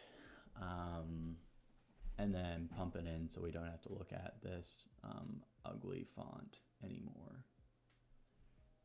These look a lot better than I remember them looking yesterday. Or not yesterday. What was it? 2 days ago? 3 days ago? 3 days ago.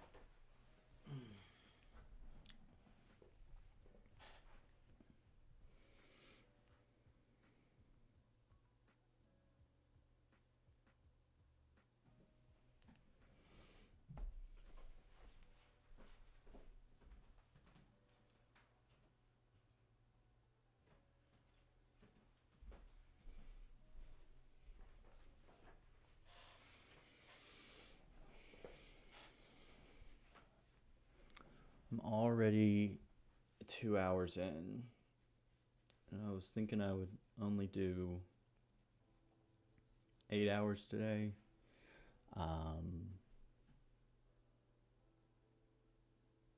But it's due tomorrow. Yeah, it's due tomorrow, so this is a little rough. Still, at this moment, I think it's still possible. I have some ideas for things I want to do, but some of them are like more experimental than others. So I think I'm gonna focus on the things that are like more like, okay, yeah, I really need to do that kind of stuff.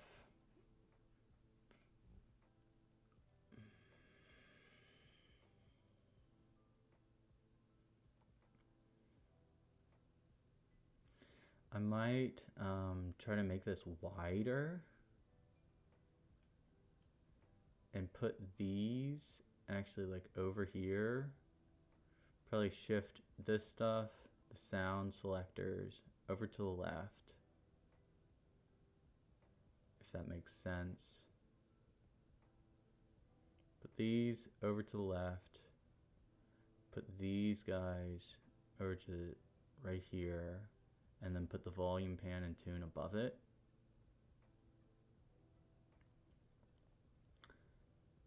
I think I might do that. But I also have to add in whatchamacallit,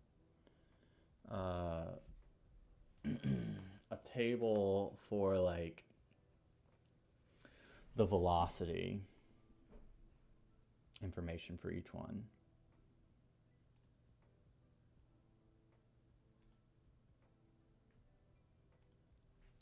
But that's the thing I want to work on now, I believe.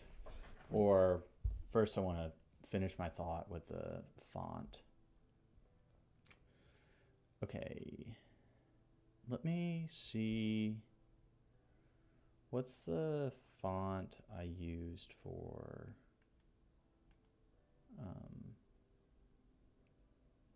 Beep Boop or for Tremor? Let me check that out for a second.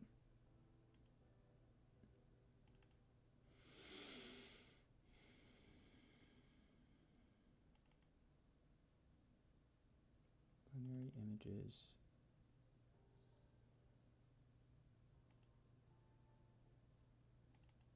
Media. Website sketches.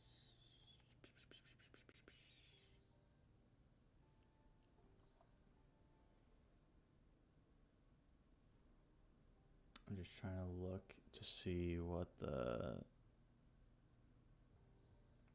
font is for the logo.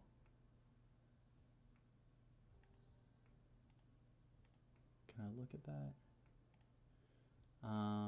It is Deja Vu Sans. Let me take a screenshot of that.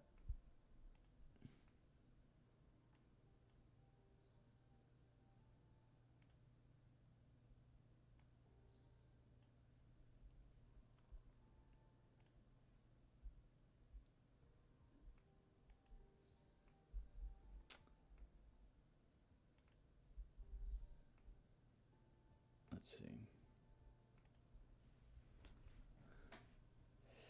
Can I find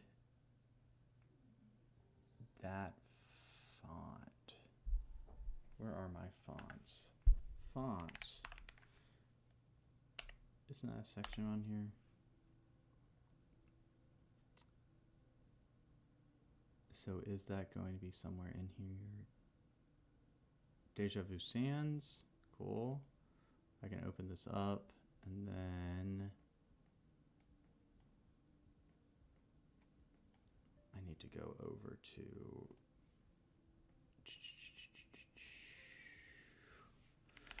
font for Kontakt.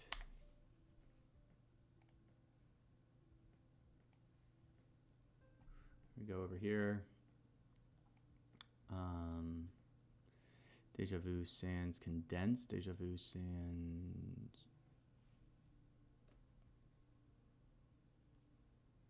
What's going on here?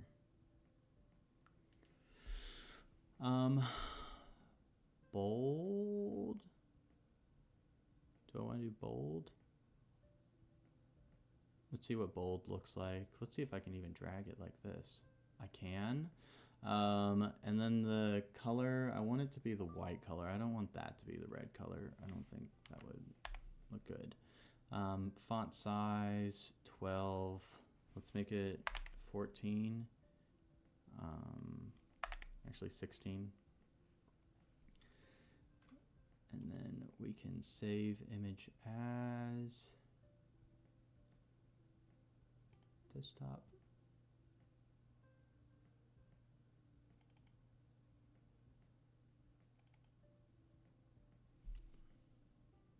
Go to bar drums. That's where resources, pictures, and it is font 16.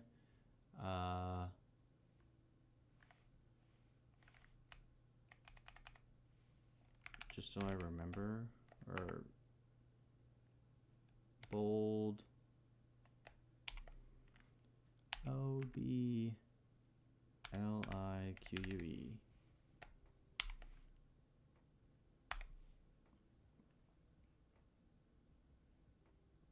Let's see if that's good enough.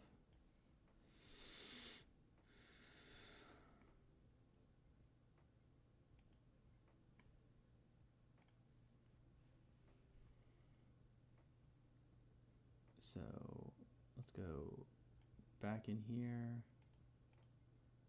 Collab. Opal Lake. Bar drums. Resources. Pictures. What did I call it?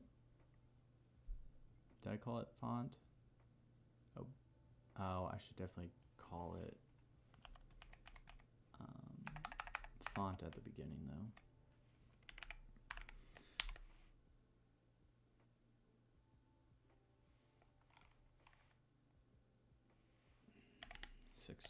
Yeah, that's font 16 should go at the front. And then I will make this guy.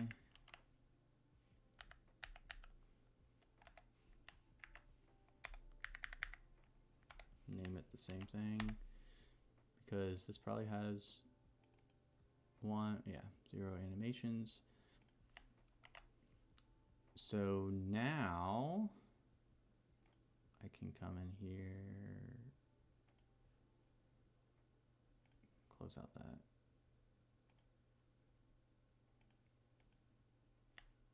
Copy it. Save.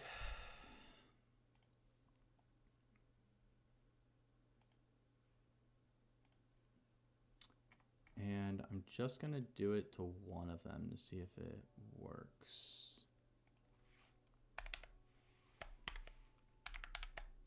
Label volume. I think it's like font type. Or I did this the other day and oh yeah, it is font type. Okay. Equals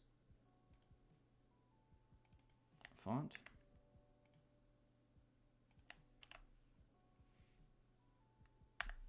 And I think it's gonna look weird when I first load it in. Oh, that's pretty big. But I do expect to make this bigger, but that probably not that big.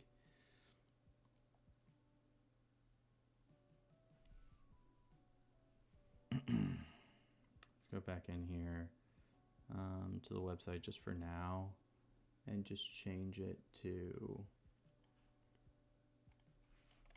14. Can you see this? Let me check. Yeah, you can see that. Save event jazz and come over and find this font, and I'm going to change it to 14, but I'm likely going to erase that 16.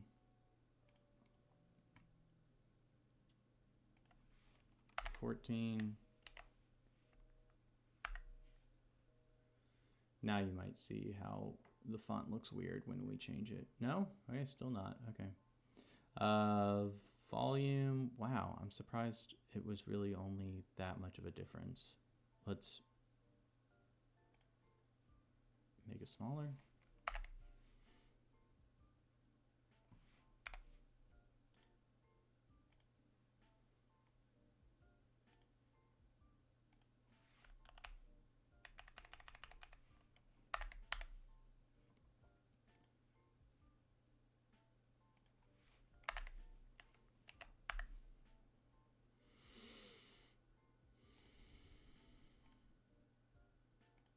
Okay, and then let's change this slider and label to make it big enough for that. We're gonna make this label wider by 10 pixels. And we're going to bring this over by 5.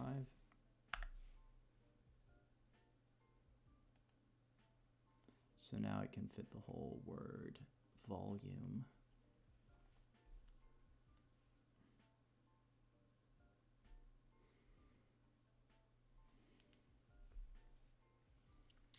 So now what we're going to do, label hide part background. Huh. It's weird I have to do that. Label. We're going to change it here.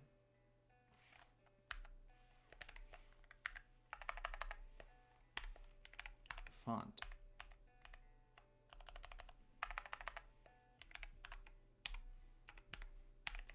Font type. Now it should change all of these.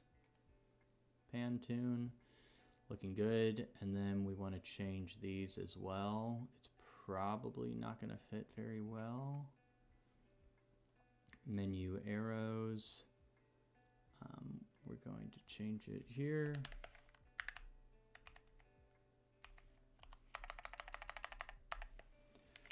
Font type. That variable that we called font.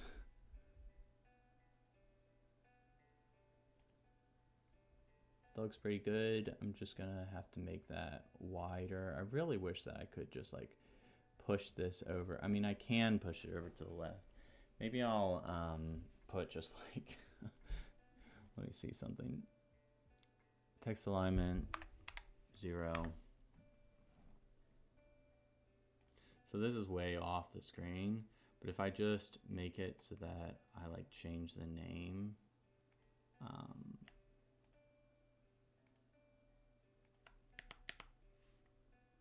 let's see what happens there. Shifts it over a little bit. It will look kind of weird in here, yeah, but that's not that bad.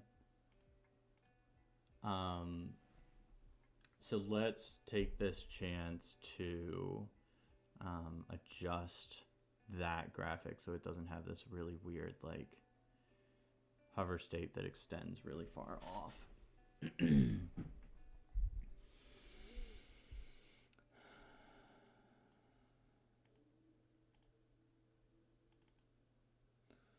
Switch sequencer, switch sound select. So what we want is for this to be not so wide. I think it honestly might go all the way down to 140. Let's do 150 just to be a little safe. And then this needs to be separate. So Y is fine to be 80. But this should be 100. Looks like 100.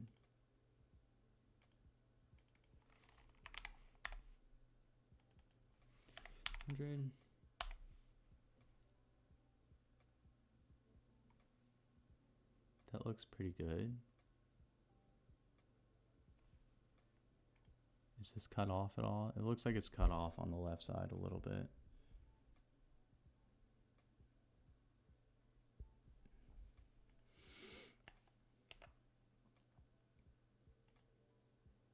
Export image.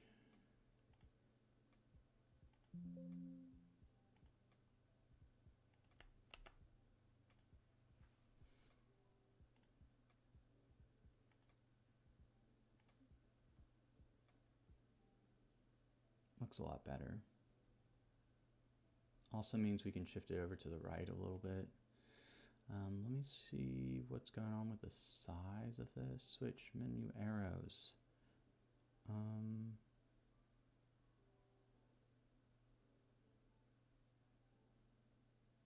117. What's this?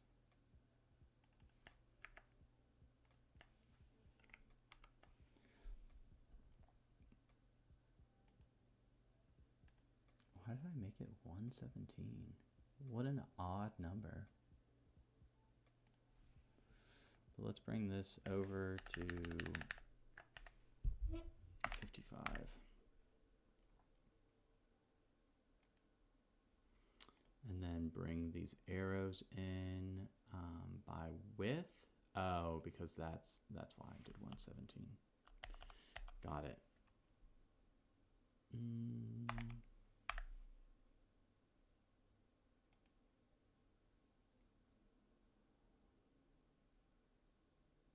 That seems pretty good. Can I... On the bottom, I can reach it. I don't want that. So what happens if I make the switches a little bit taller?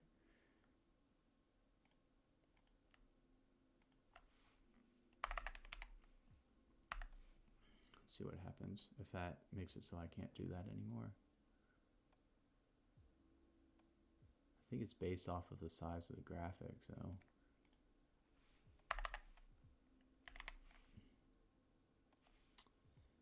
So y plus 1.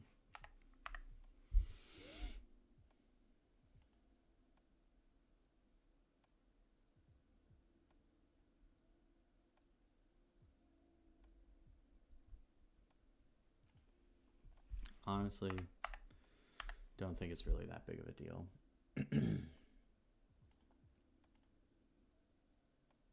But that looks better than before. Looks cleaner.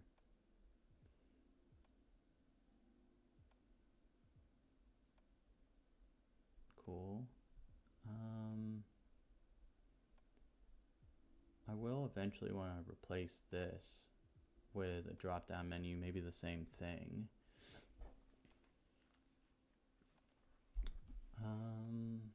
But do I want to do that right now?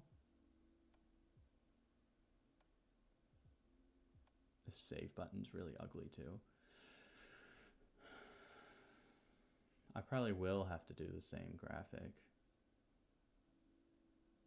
Sound 2. Those are also kind of too big. So let me come in here, make this not as wide, make it 130, and then I'm going to export image.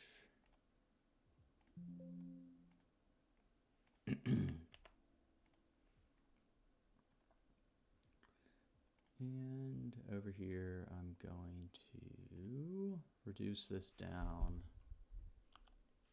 So down to 87.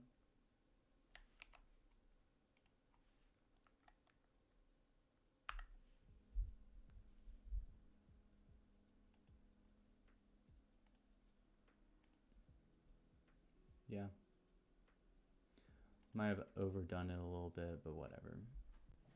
For now, it looks pretty good. So now let's do the a table that allows you to adjust the velocity for each step.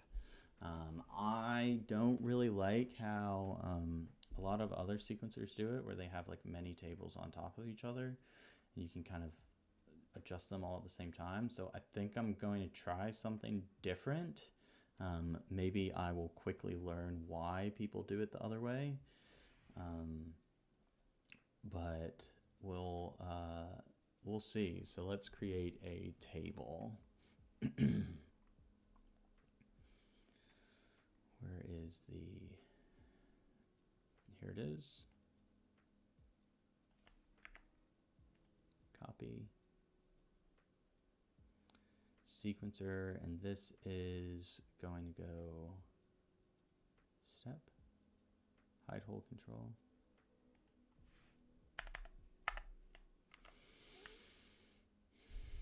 It's kind of going to go right where this guy was. Table, sequencer, velocity. And we're going to make it 10. Y is going to be 20. Width is going to be whatever the width of that was, which is 535. Height is going to be 60, I don't know. Columns 16. Range 127. Color is going to be this red that we keep using, which I really should write down. But that's extremely bright, so maybe do this guy.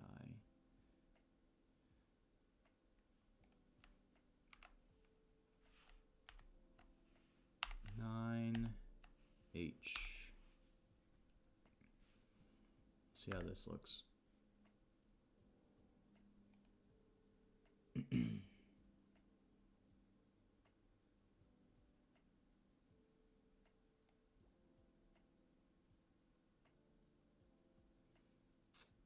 Okay. I feel like I'm able to... I think there was like the ability to change the like gradient of this or something I did on one project.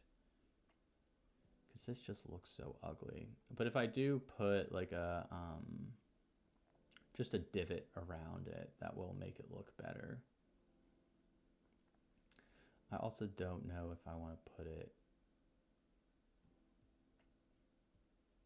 up there or if I want to put it, it should be kind of close to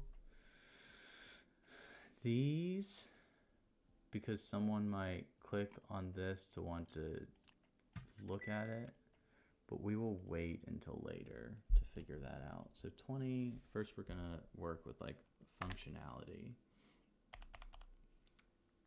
30. But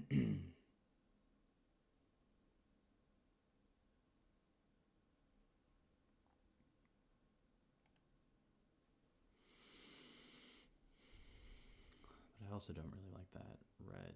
It's not really matching everything else. But this is going to be really intense if I change it to this color I'm about to put in.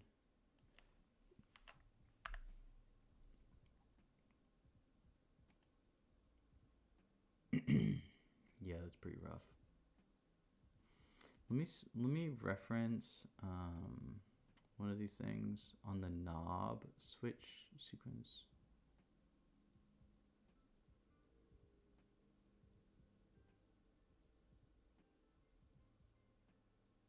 Or I could.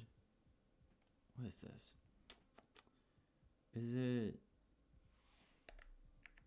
Yeah. I have this little tool I can use. Cool.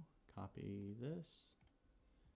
And then come over here and paste that into here. And that should match this color of the ring. Cool. That looks a lot better. But once again, I don't know where I'm going to put this.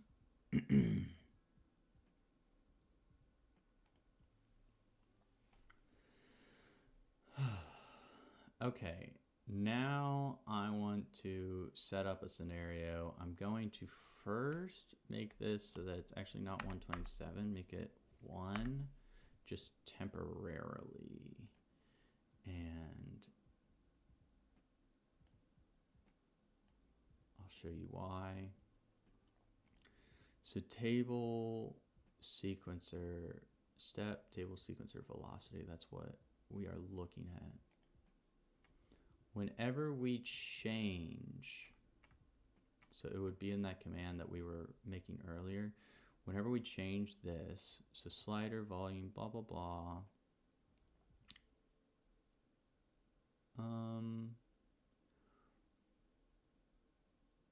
we want to do a similar thing as this, but we're going to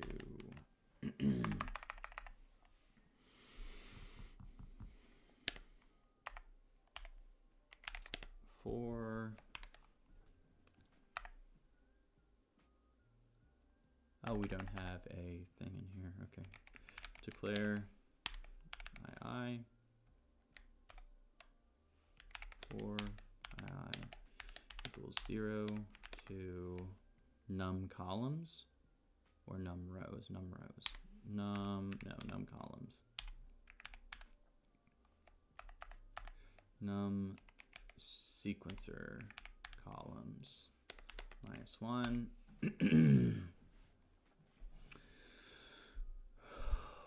we are going to reference whenever we go over to patterns, it's whatever we do over here.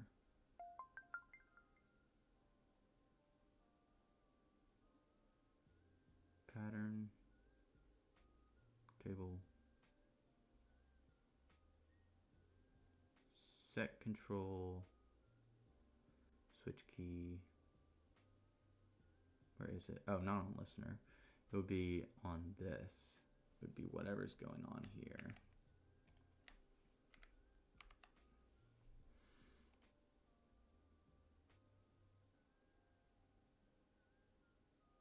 Yeah, I'm gonna be taking information from these, like, this grid of patterns, or this grid of values that is connected to, like, these patterns. So I need to figure out what the value is on whatever row we're on, and then just display it up there. Let's see. For set control, switch pattern, where is it referencing? Here's the pattern bank. This is what we're looking for. So we want to reference this value. Pattern bank. And where are we going to put it? Is it in this? So we're going to be using this value, but we're putting it into set control par array get UI ID of table. What did we call it? Sequencer velocity. Table sequencer velocity. We're going to put, is it just straight up control par value? And then index is going to be II.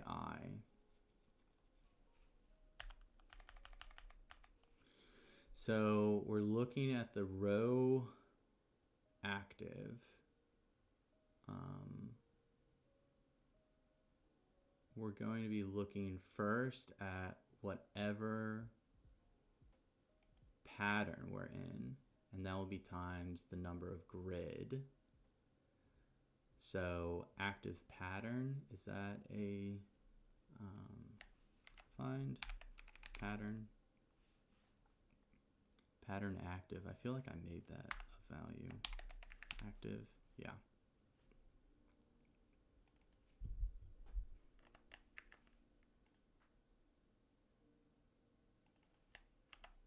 Pattern active times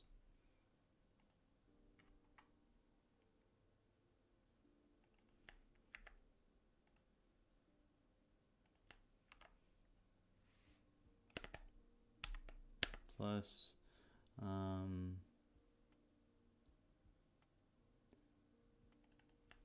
row active. Row active times num sequencer column.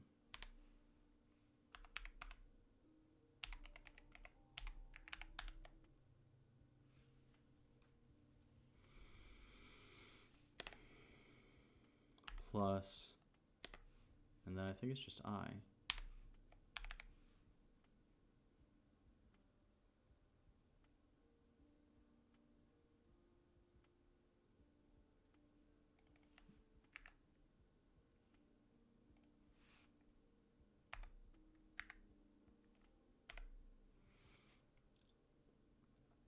Value.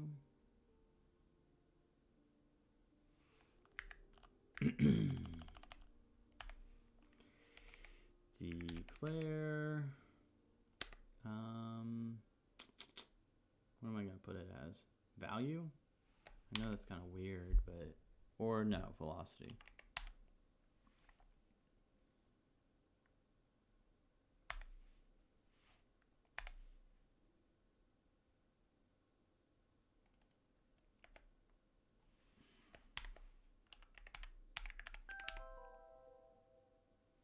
velocity equals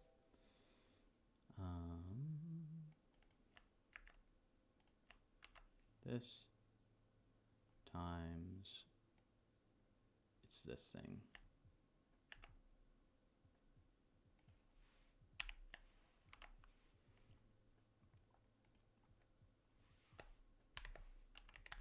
Velocity.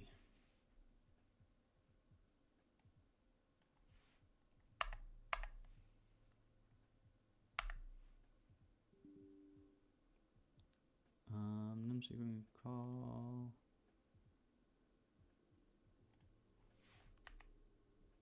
What did it say? Wasn't a parameter?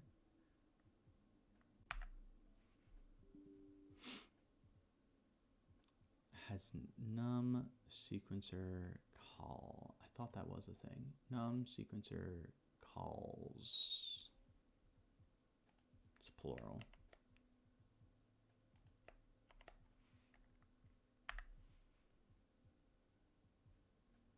So let's see if I this over here and then I push a key, does not display what I wanted it to display.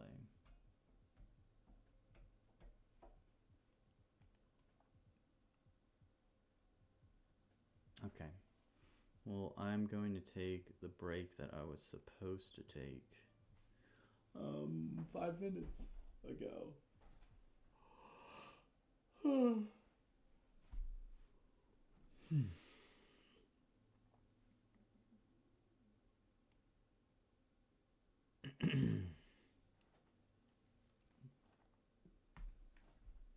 going to take my dogs outside.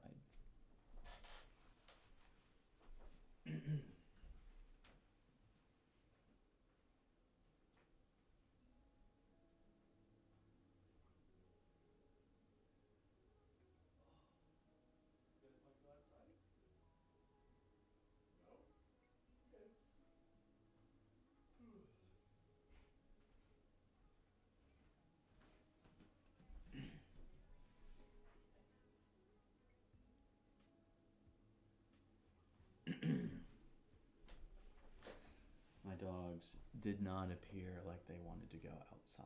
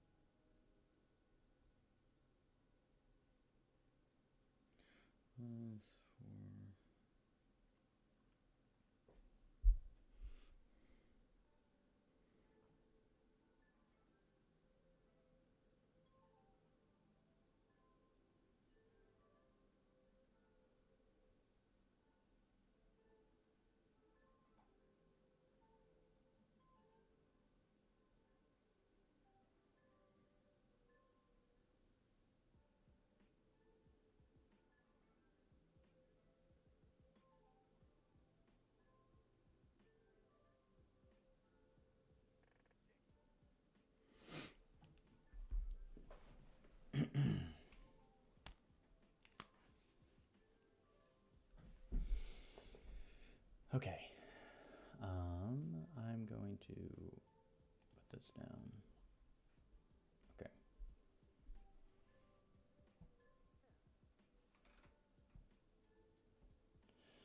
So I wonder why, what is that looking at? Let's see, if I go over here and I click on that same button, nothing happens. If I go here, that happens. So, what about if I'm here?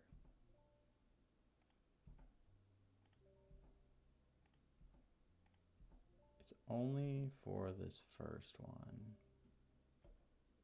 What about that?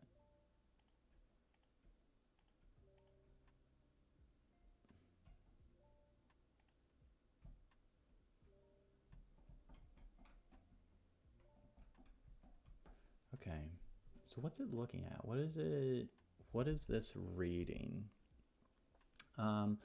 For 0 to columns. So that's correct. We want it to only read 16 different guys. And then this should be going to I, because it's going from 0 to 16, 0 to 15. And it is importing the value. It's just reading the wrong thing. So pattern bank, pattern active, times num sequencer grid. That seems like that would be right. Num sequencer grid is, it should be this times that, yeah? And if it is the active pattern, let's see if we are outputting the right pattern. Let me actually change the font for this font type. Font.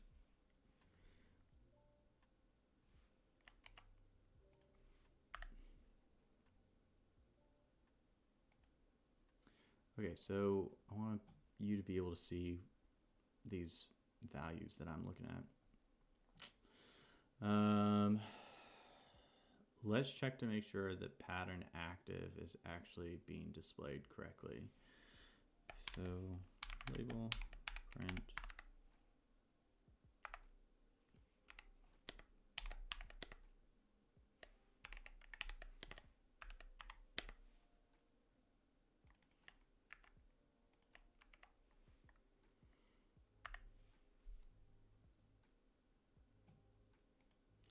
So it should be just displaying 0, and then if this is that, then 1, yeah, 2, 3, 4.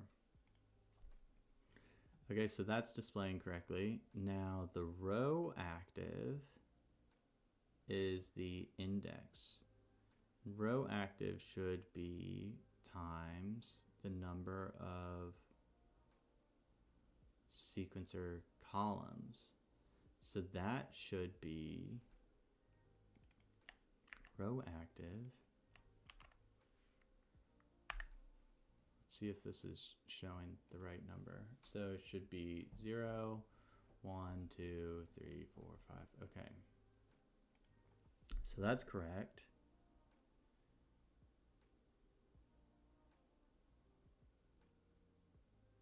Zero times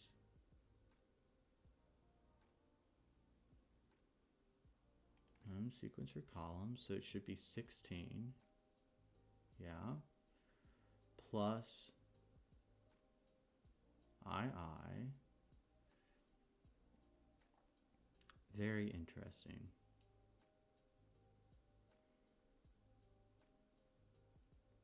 Let's see what's going on with pattern bank 0, and let's do and.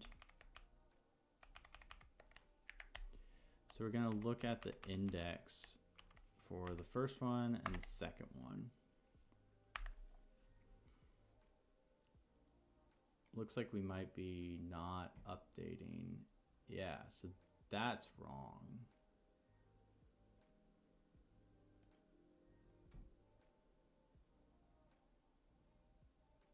Huh.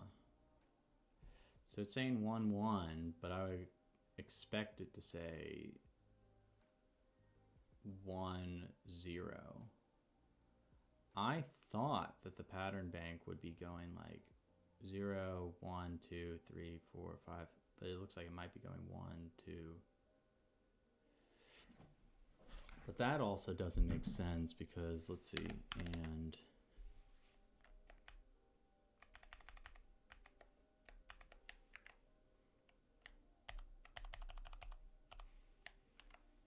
what's going on here?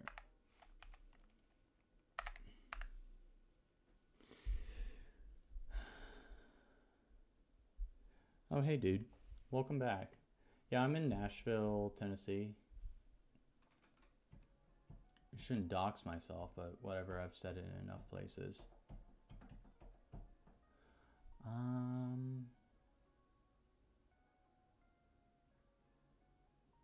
Why is it reading that as 0? What happens if I change this and this?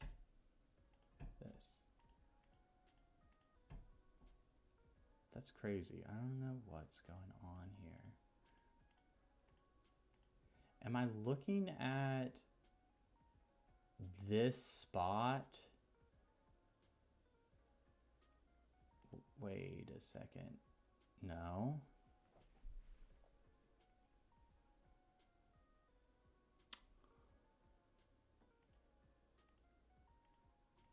What happens if I do change this and change that? That's crazy. What's going on?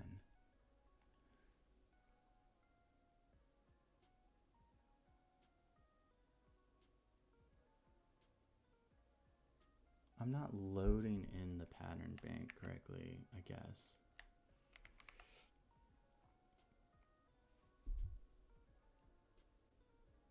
Oh, wait. I don't think that is the... Oh, I was looking for this. That's the array I was actually trying to look at.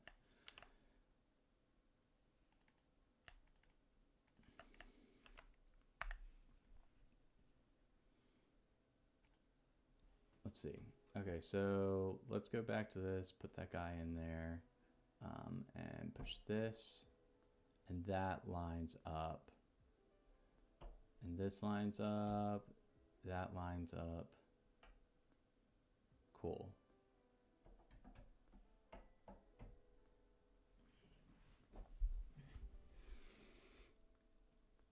What version do I think is best? I mean, I guess technically, like, the most recent version is the best version because it includes everything from previous. But I am currently creating this in Kontakt 6 just because it's going to be a free instrument, and I want to make it so that a good number of people can use it. So, like, of course, if there's someone that comes along that has like Kontakt 8, they can still use this. But also, if you have Kontakt 6, you can.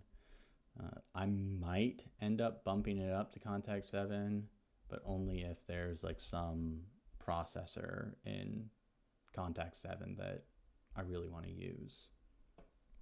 But I haven't gotten that far yet. Okay, now that we have this, I think what I can do is first get rid of this because I figured out what was going on. I was just using the wrong array. And now I'm going to make it so that sequencer, the table,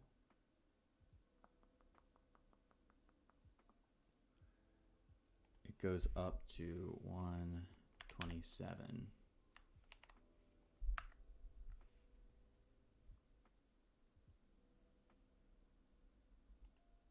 So now if I click it, it's probably gonna...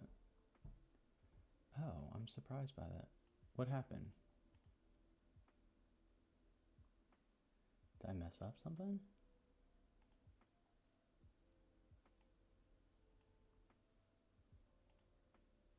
Oh, I changed the wrong one.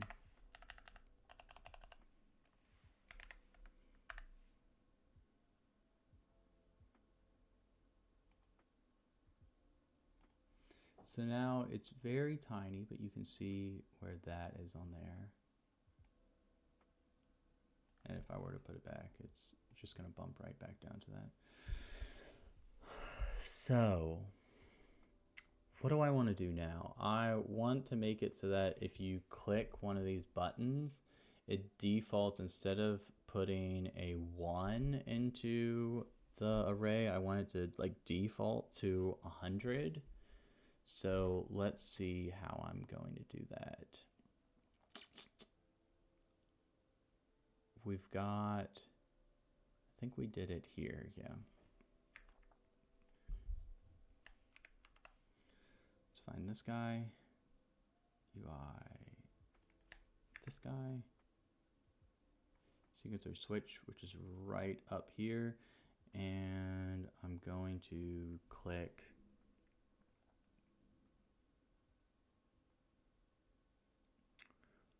array index, blah, blah, blah, blah, blah. That's the index v old equals sequencer that, and then sequencer all get control par, blah, blah, blah, blah, blah. 100 times that. So if it is 1, it's going to be 100. If it's 0, it's going to be 0. So let's see if, well, it shouldn't update yet. So if I am on this guy and I click here, it's not going to update that just yet. But if I click it again, will it? Yeah. So I need to make it so that, should I buy Kontakt course as a beginner? Are you trying to develop Kontakt instruments?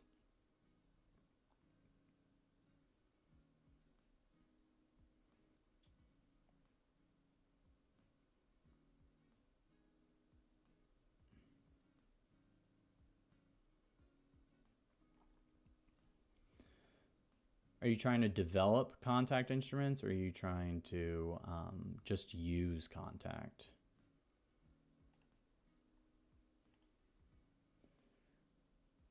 Let me see. So I need to add in another thing in here that says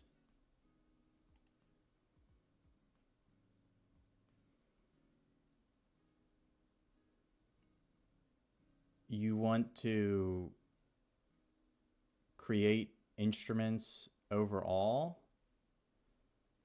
You want to create like plugins, you're saying? You said no instruments overall.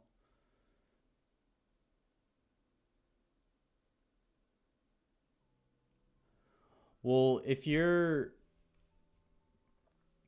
trying to learn to be a software developer, but you're not like trying to be a developer of Kontakt instruments, you shouldn't be taking a course about Kontakt instruments. It's not going to like transfer over as seamlessly as if you were to just do some other, like just programming. I think you should just learn programming in general. Maybe you want to do like what are you trying to do with software development? Like what type of software development? Sequencer.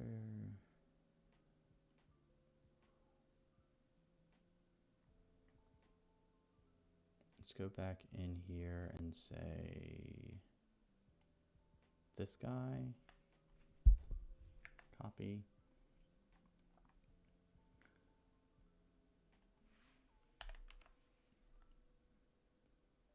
Set control, and we're going to do the same thing where we take this value velocity, but we're going to find it in a different way.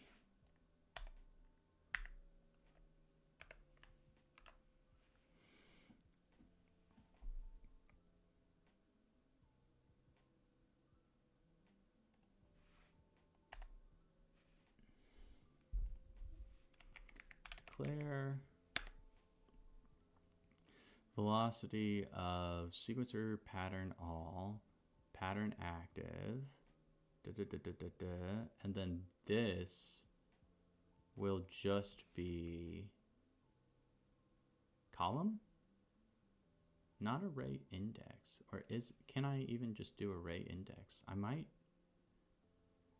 just do that. I might be able to get away with that. Pattern index, table, II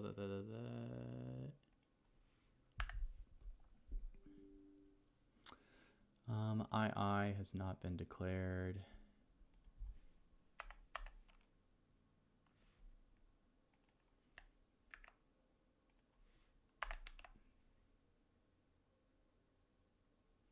Is that what we want to do? No, we don't want to do that. We want to do array index mod 16.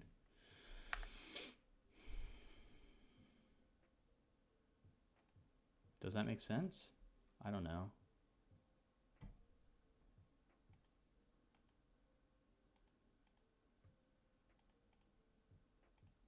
Okay.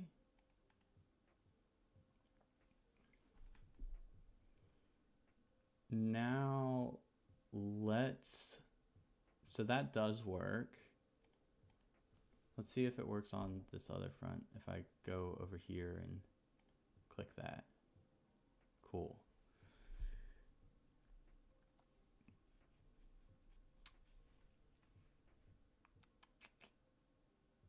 So let's go into here and do resources, scripts.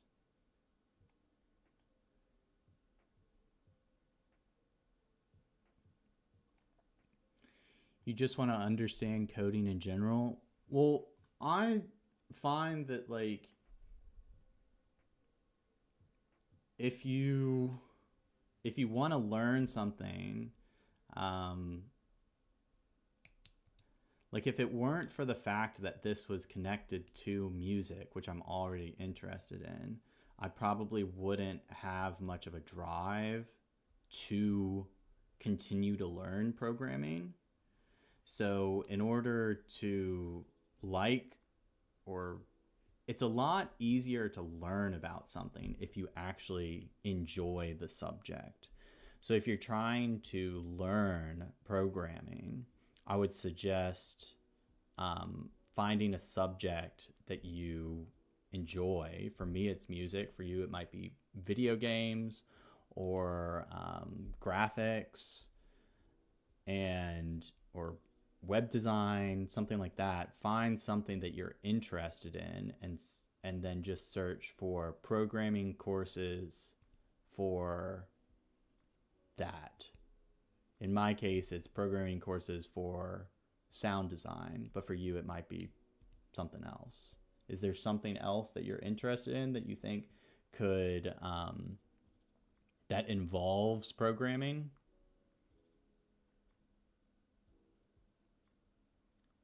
What was I doing?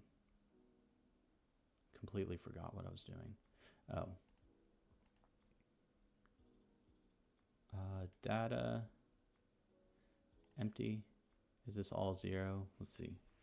Find 1. Cool. It's not in here, so that's good. I'm just going to go in here and change all the 1s to 100. Find 1. Find all. 100.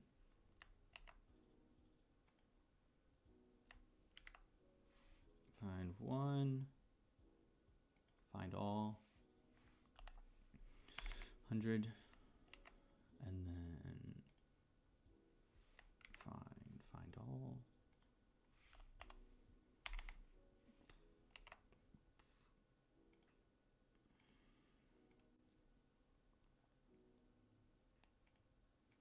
So now, I believe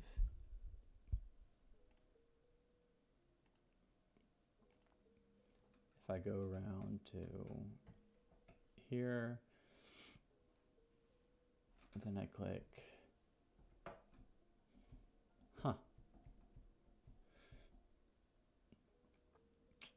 it didn't work.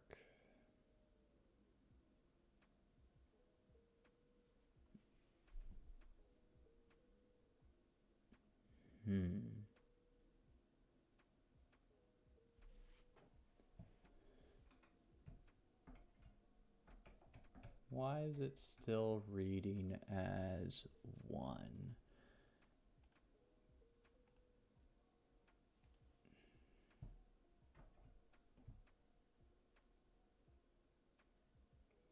When is it loading in?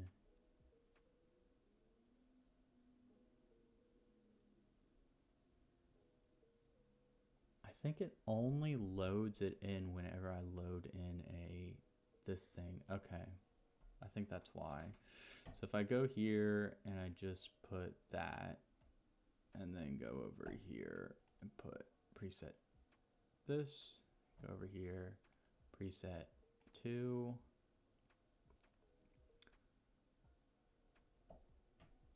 So now if I do this, yeah. And I go over here, this guy has that. And then if I go over to this pattern, 3, those 2, 3 again. The last one should have a bar here and a bar there. There you go. But I'm guessing that when does this work? Yeah.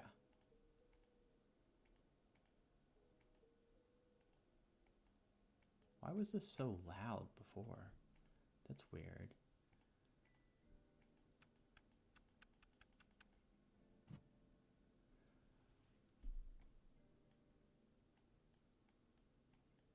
Interesting. Why is it doing that?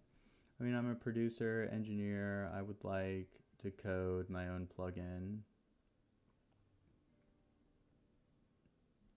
So you do make music. You do like you're producing music. If that's the case, then if you are interested in sampling, I would think that Kontakt development would be good for you. Have you if you have a studio, if you have like a nice microphone, if you're interested in like, here's what I would suggest. I would probably suggest, if you are interested in sampling, which is what Kontakt is, I would suggest that you first look into Decent Sampler, which is made by Dave Hillowitz. And that's a more easily accessible engine to create sample instruments in. Start with that, and then if you end up feeling limited by that, then move over to Kontakt. But I would stay in Decent Sampler for a while, just to see if you like doing sampling.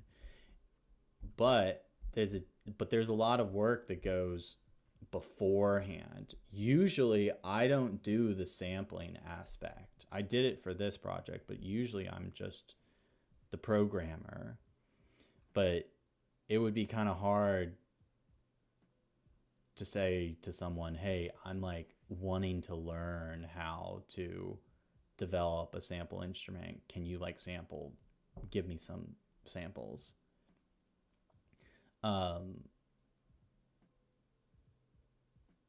So start off with Decent Sampler if you're interested in doing sampling. If you're not interested in doing sampling, then you have to go over and learn Juice instead. And Juice is spelled Juce. But I'm just warning you,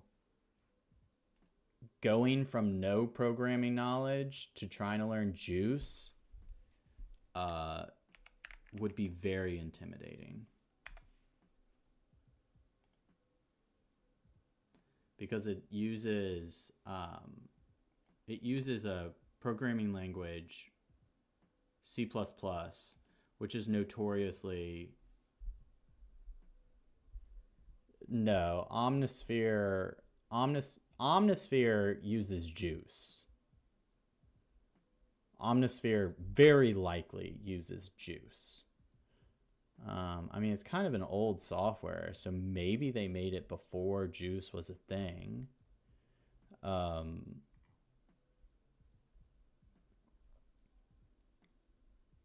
But making something like Omnisphere, that's a heavy task.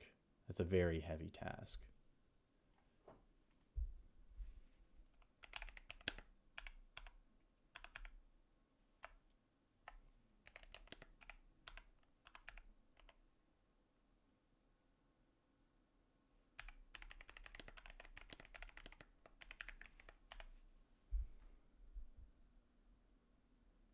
Omnisphere was not made with Juice. I'm not that surprised because Omnisphere is pretty old, if I remember correctly. But you could make, what's the name of the David guy? So there are two Davids. One is Dave Hilowitz, and he does decent sampler instruments. He created Decent Sampler. And Decent Sampler is only for making sample instruments, while Juice is for making effects plugins. I'm currently using Highs to make effects plugins. Hilowitz?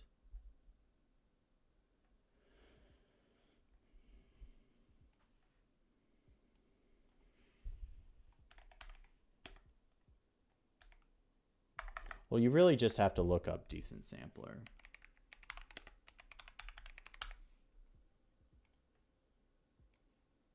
This is what you're looking for if you're talking about this easily accessible.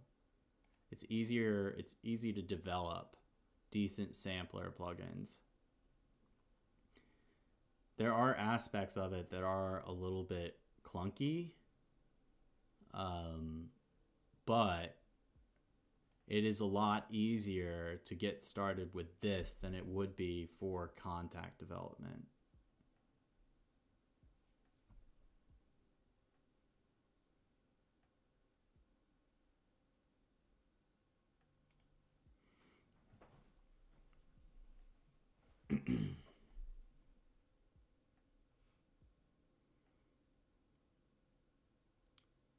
So let's get back to this. What do I want to do right now, or in 1 minute?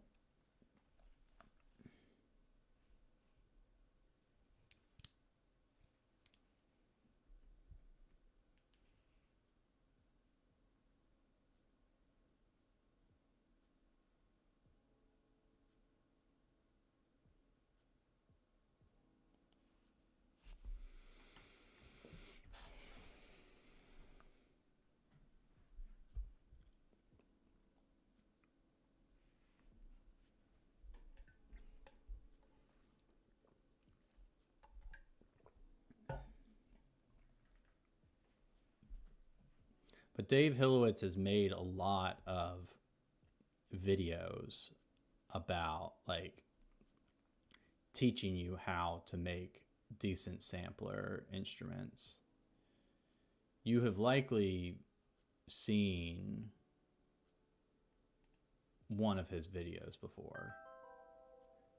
If you do music production, your YouTube algorithm has probably suggested Dave Hilowitz to you before.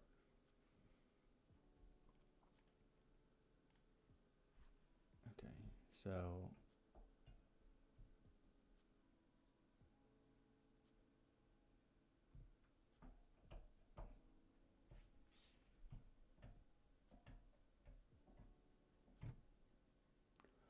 don't know why that is so loud when I go from some other thing to...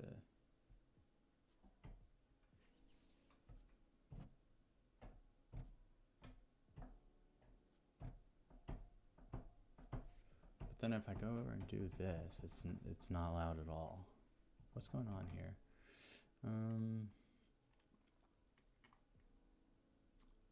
On note, in range, it's in range of this. I is going on event velocity.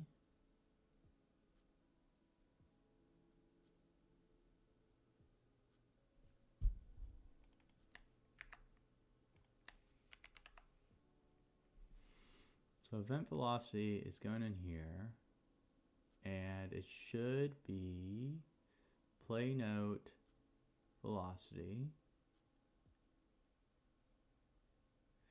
And then we are changing the volume right here on the index.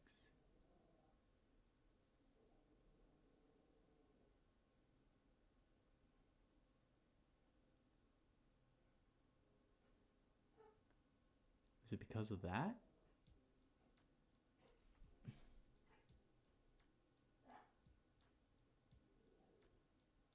Row volume index. I would think that that's right, but it's obviously not. Because it's not play note velocity parameter out of range. Interesting. Velocity play note. Why would that be the case?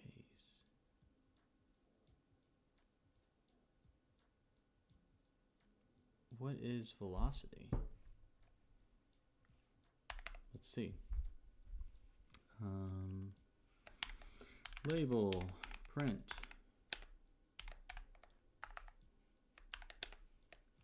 Text.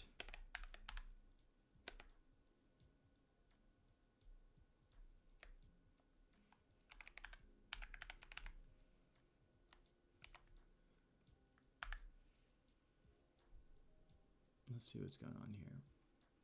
If I push 0, it's still saying 0, which is odd. Pattern key, so trigger, this is where we should be going. Let print. Or let me make sure I'm not like, I think I might be printing out on this somewhere else as well. Let's get rid of this. We don't need it.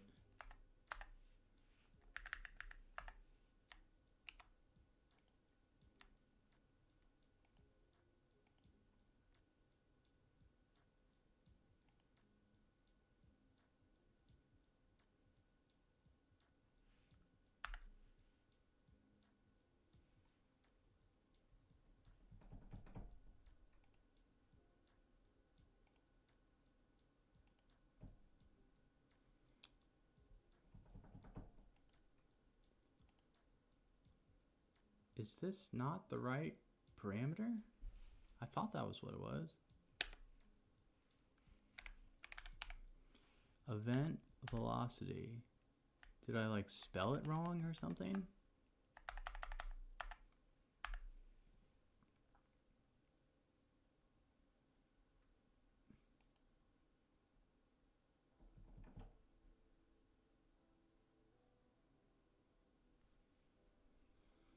If I ignore the event ID, it doesn't save that velocity, it seems like.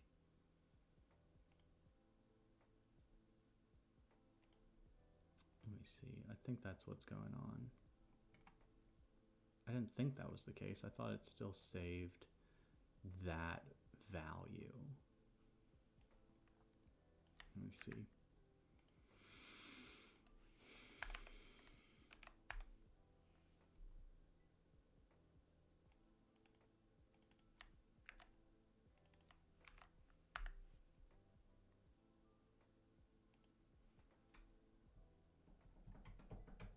Yeah, I guess, is that the, or I gotta,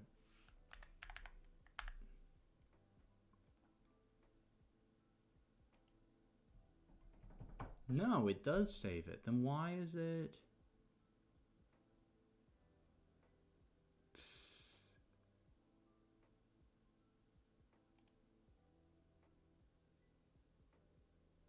Isn't this the command that it's calling?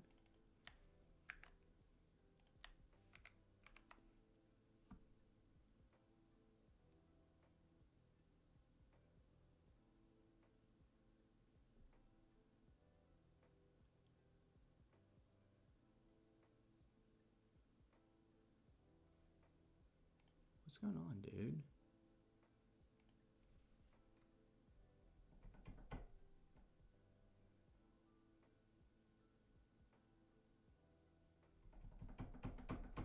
And 127 is the maximum that I can do.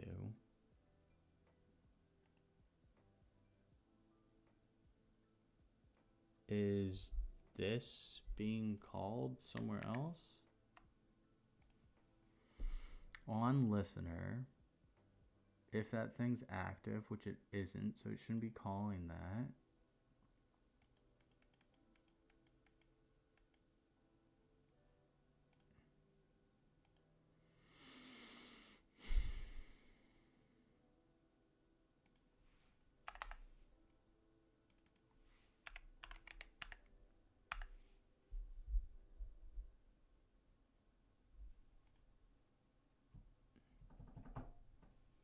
So right there, it doesn't exist.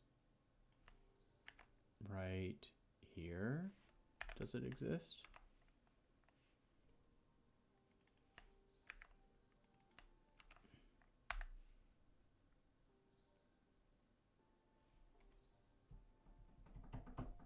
It doesn't exist, or let me save this.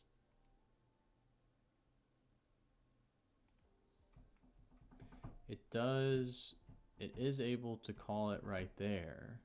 So why would it not be able to call it?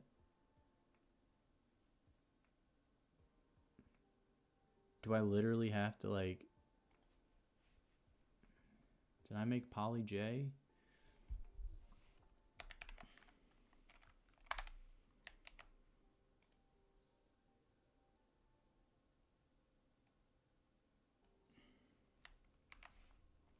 Why did I do that?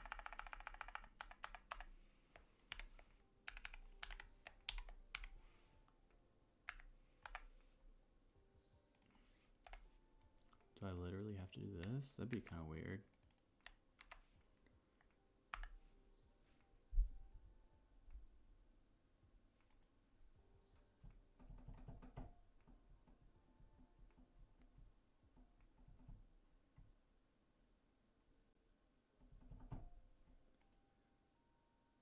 So now, can it call it?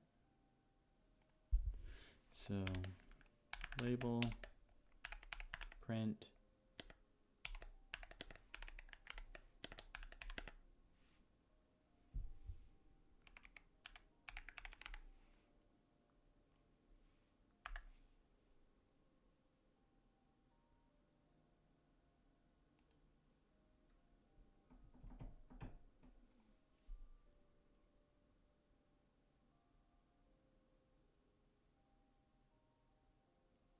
what am I missing?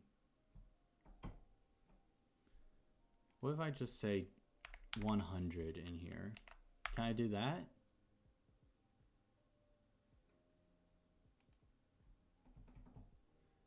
That's not even going in.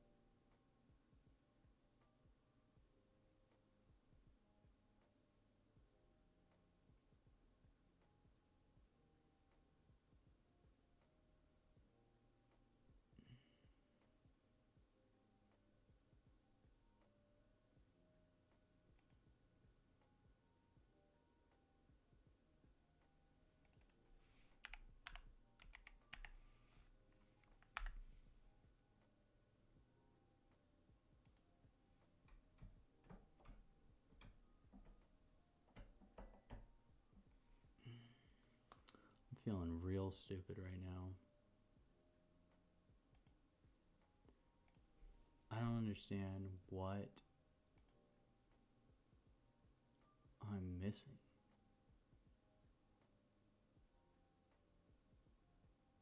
Because I can put index in. Let's see what, is it reading this value right here?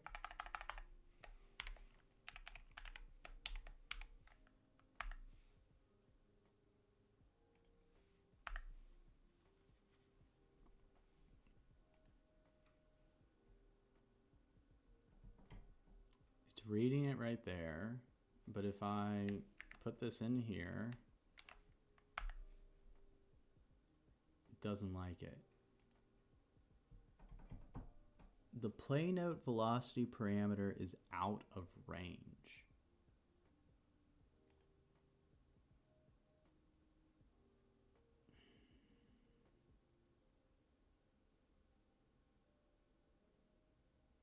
What happens if I comment this out and then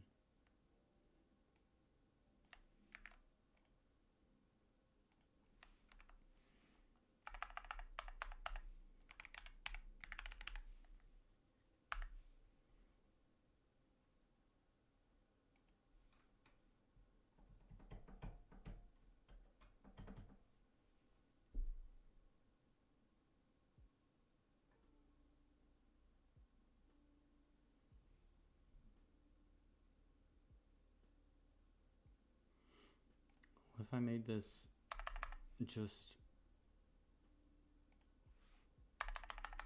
the value j and then put that in? Is it because it's a polyphony? Polyphonic variable? No, I literally typed this out.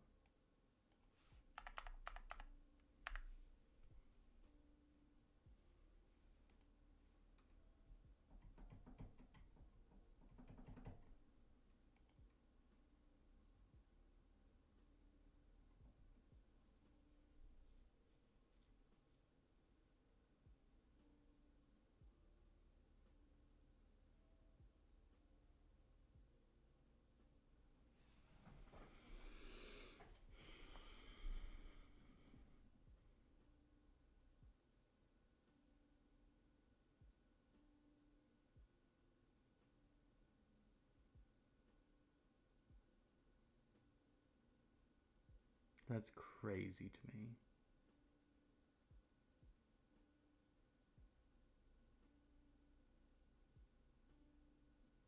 Wait, what's going on here? Oh, wait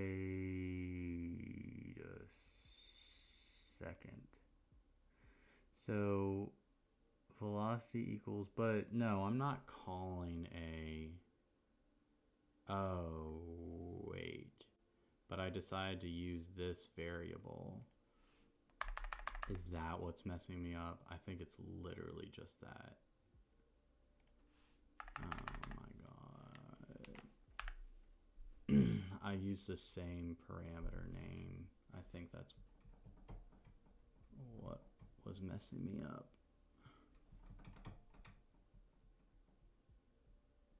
Can't really hear it still. But it's pumping out. Oh, because I got rid of this. So I'm going to put this in here. Is that literally what was going on? And then I can probably just put event velocity in here instead of making a variable. Wow, I'm dumb.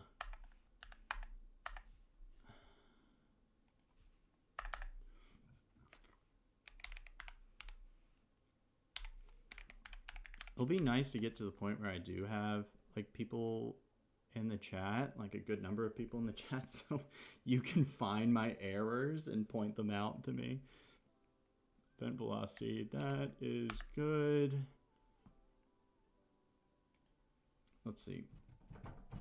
Cool.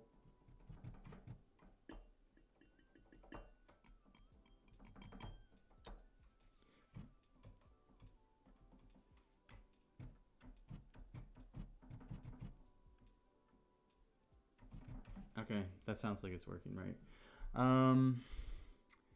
I don't even remember. Oh, okay. I'm trying to work out this thing going on up here. So if I were to, there are a lot of different scenarios, but I want to first do, if it's a listener,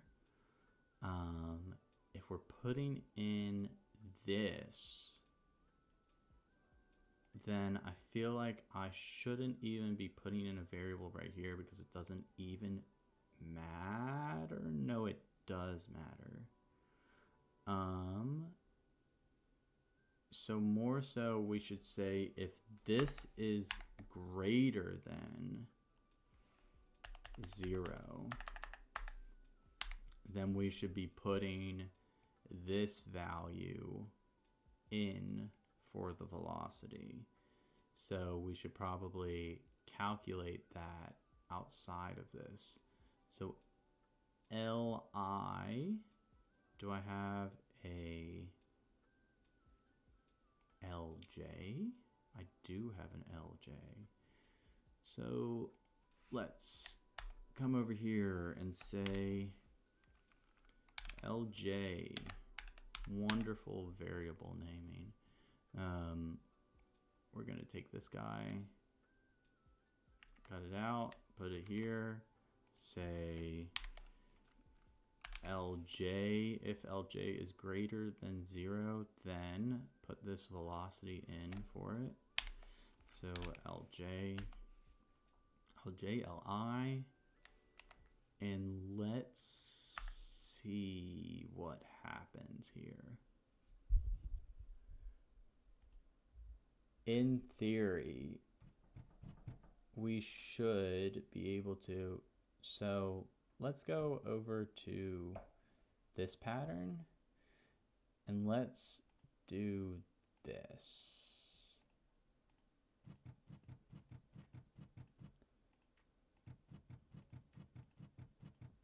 So right now it's going at the same volume, but we want it to go louder as time goes. Let's try that. It is not louder. So let's see what's going on. Let's see if it's even saving this information.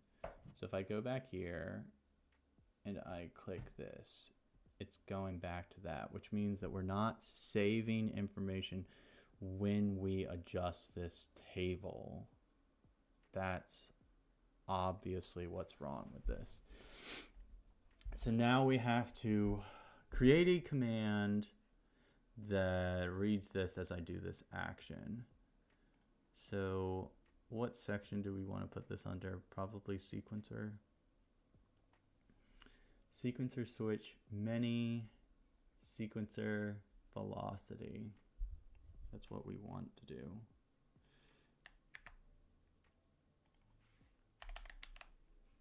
Sequencer pattern velocity or velocity table. Sequencer velocity table. Is there a pattern section? Yeah, this would make more sense in that section. Pattern load. Pattern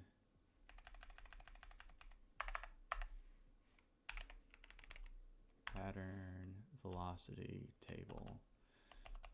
Let me get rid of this guy. I'm also going to put this in here. Trigger play note command. Trigger play note command via key, switch, or pattern. I guess not pattern. Sequencer.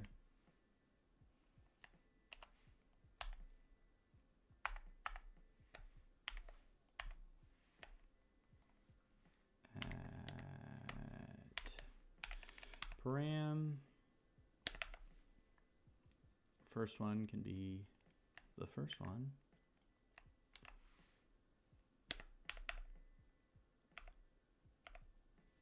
Index of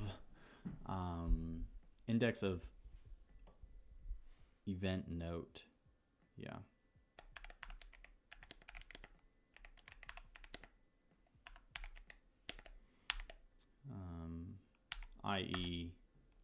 i.e. 0 is the lowest note.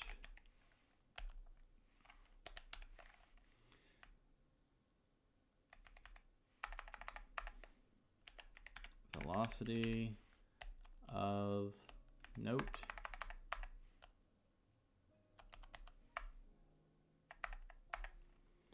Uh, 0 to 127, but I think it's actually more like 1 to 127.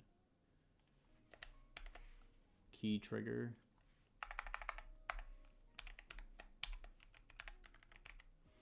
Key trigger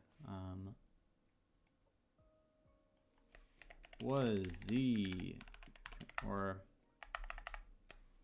true if command was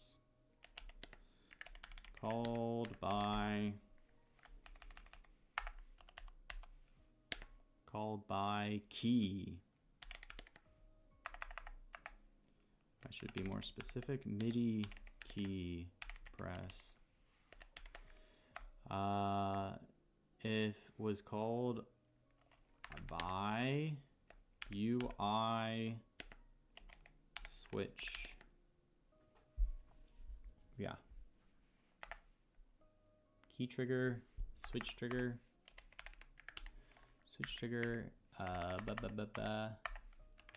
vel equals velocity of note.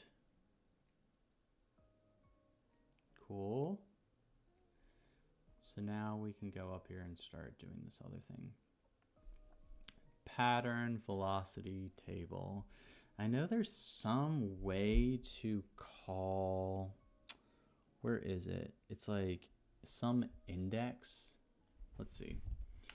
Table. UI table is what I want. Let's just go up to the top. I know I can find it in the UI table. And then I want to be able to print out, where is it? This thing, this parameter. We're going to use this. Let's actually just start off. We're going to erase all this stuff and we're going to say, hey, what's this guy? Label print.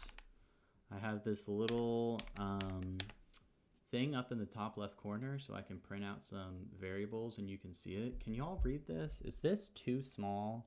This 123? It looks pretty small. I'm sorry if it is. Can you let me know? Text equals this guy. Label print text.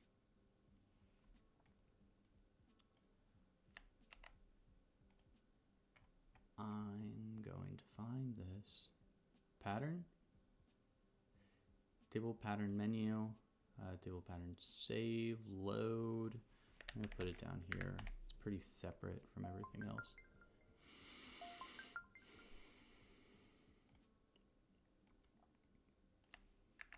Copy. Put this guy in here and say that I am only going to call it whenever I trigger this guy.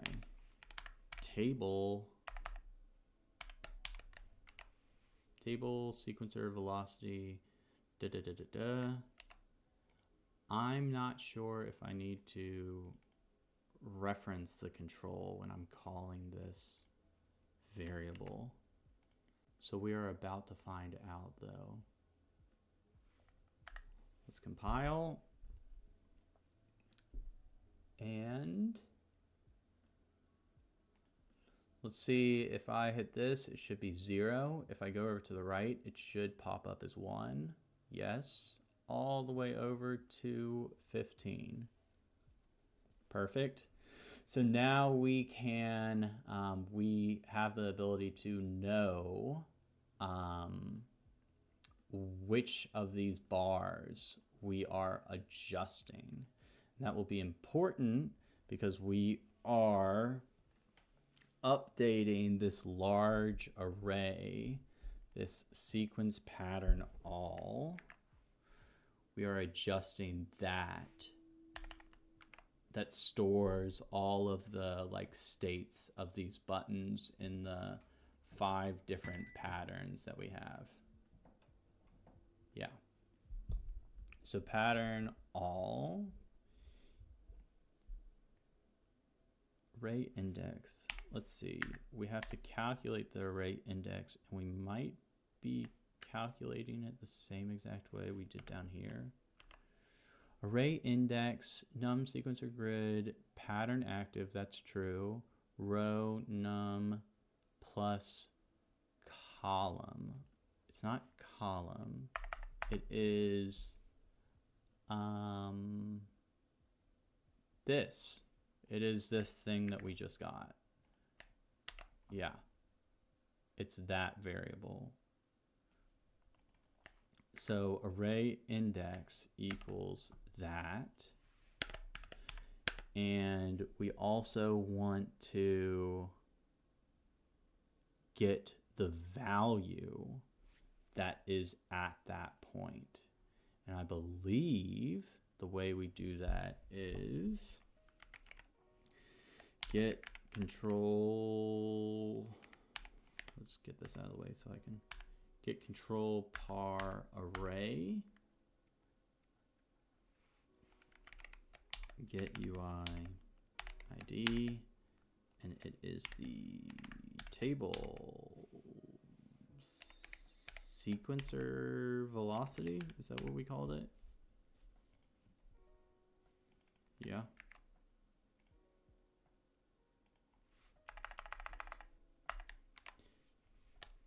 We are getting the value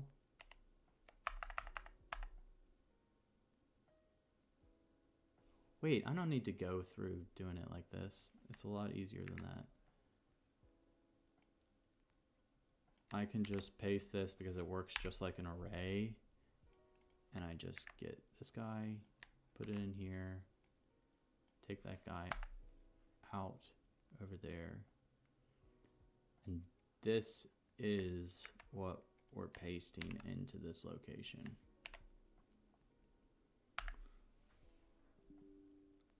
Sequencer pattern all, array index table, sequencer velocity, array index, row has not been declared.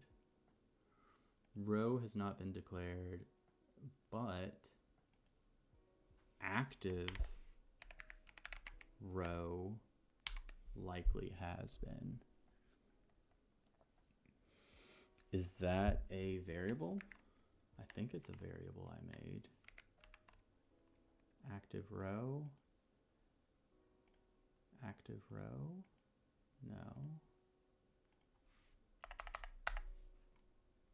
I called it something different, I feel like. Or is it row active? Not pattern active, row active. So not active row, it's row active.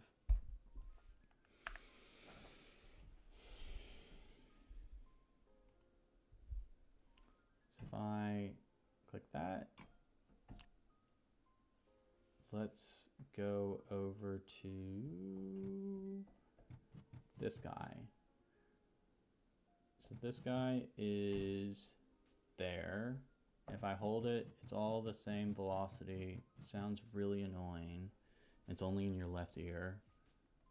Oh, why is it only in your left ear? Oh, never mind. That's right. Okay, this graphic already confused me. I think it's going to confuse other people. That's unfortunate. Maybe I'll make that like a line to make it more obvious. So this goes like that, but what we want to test is, can we make this get louder as time goes on? Cool. So that gives you more control over it feeling a little bit more like rhythmic, a little bit more diversity in notes. So let's set up this guy. Let's get rid of this and just hold this guy. And then we'll put that there.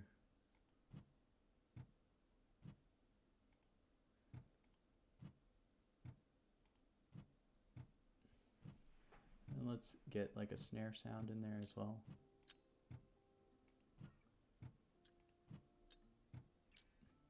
A little weird. And why is this up? Oh, I have to change it so it's...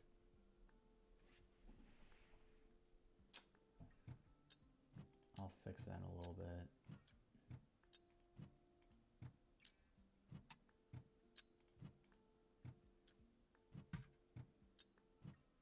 That's a little bit of a cooler sound.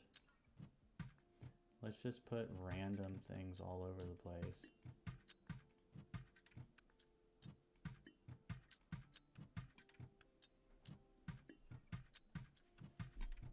So that's what it sounds like right now. Let me turn off this music so you can hear it.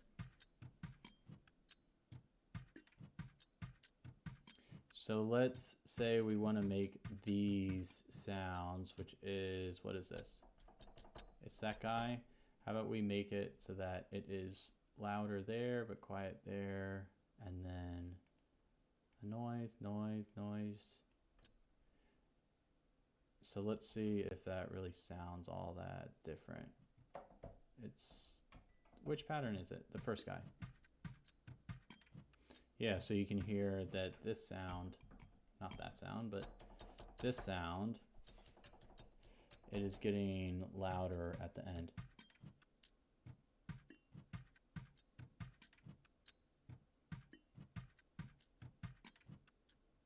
Yeah.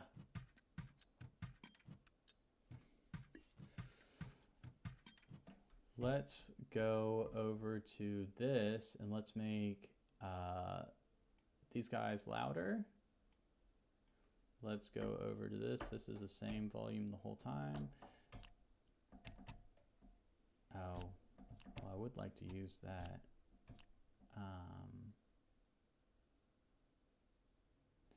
Let's get rid of this and put it here. That guy's good. Let's bring him down here.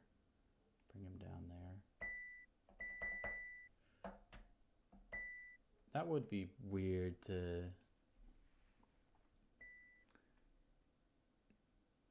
Maybe I could do something like bring this guy down. That could sound interesting. Yeah. I think I would probably want it to be a little bit quieter overall. So the way that we do that is we just bring this guy.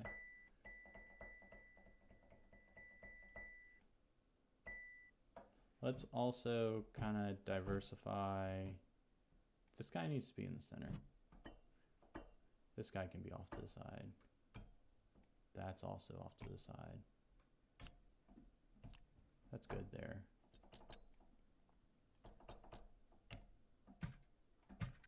It's also center. That's good. That's good. Cool. So let's see how that sounds.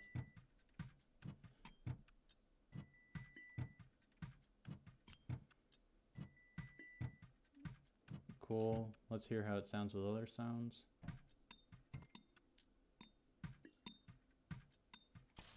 Change it again. That's cool.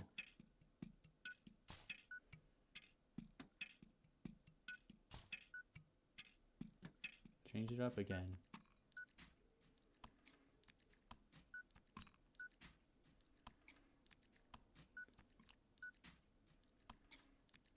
Where's it doing that sound? It's doing it once. The chair? Where's that guy? This guy. Oh, got it. Okay, so that's actually that guy. I think it could sound cooler, louder at the end.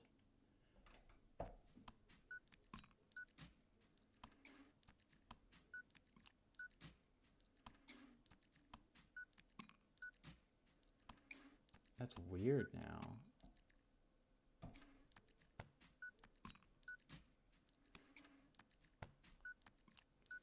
Let's actually get rid of that. I hate that sound.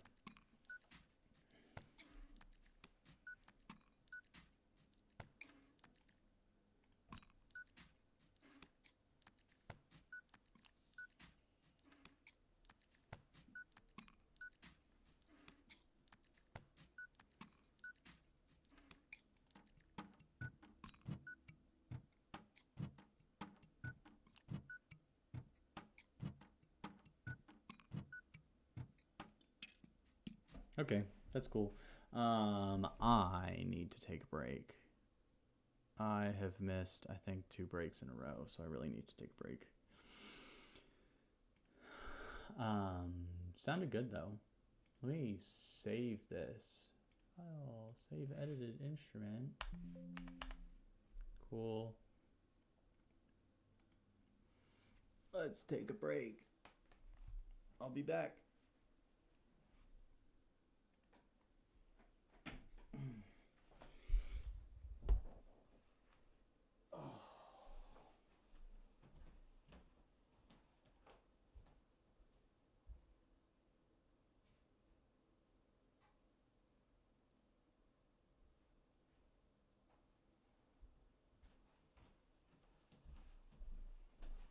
I should probably turn on the music while I'm gone.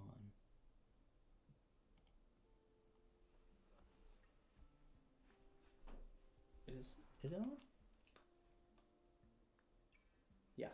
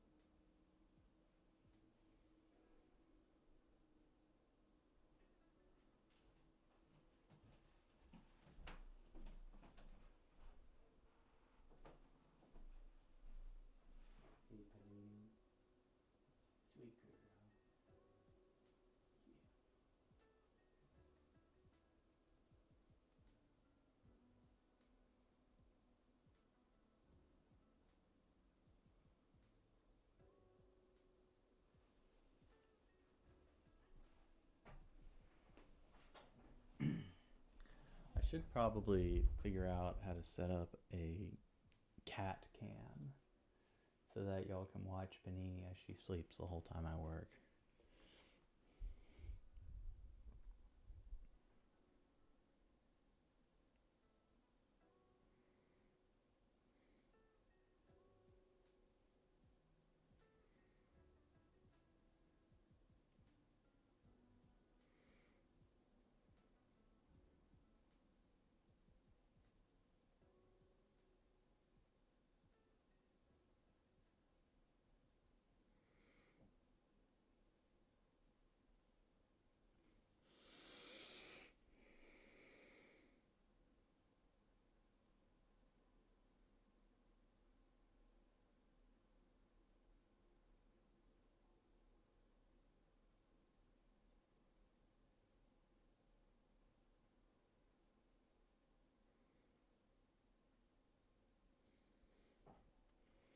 I gotta message friends so they don't think I'm ignoring them.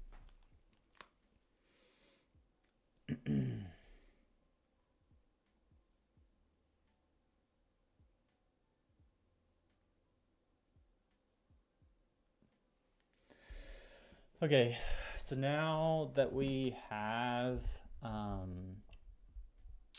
this working better,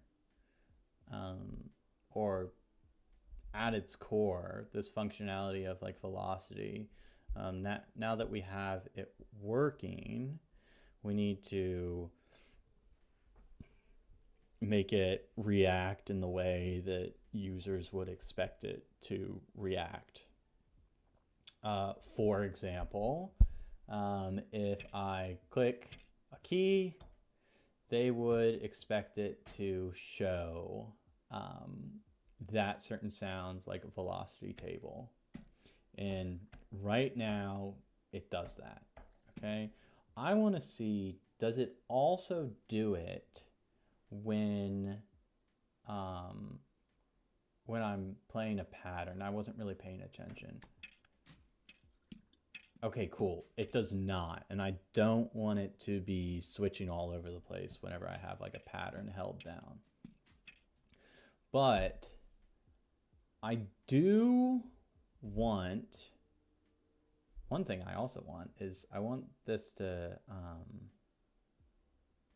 not stay red whenever I release a key. Let me see something.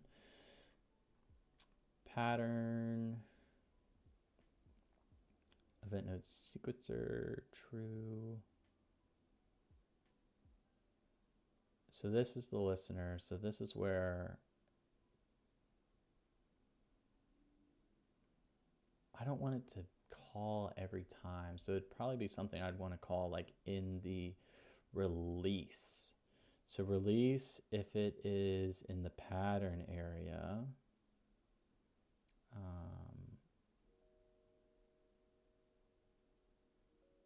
if it's true,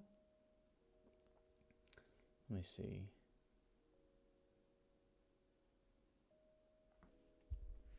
If switch sequencer active is false,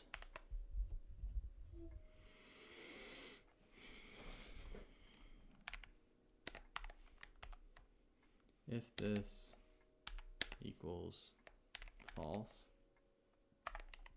so if we conclude that it's not actually active, we would like to go through all of these controls and turn them off. What are those controls called? They are controls called this. And I can just use that poly I again for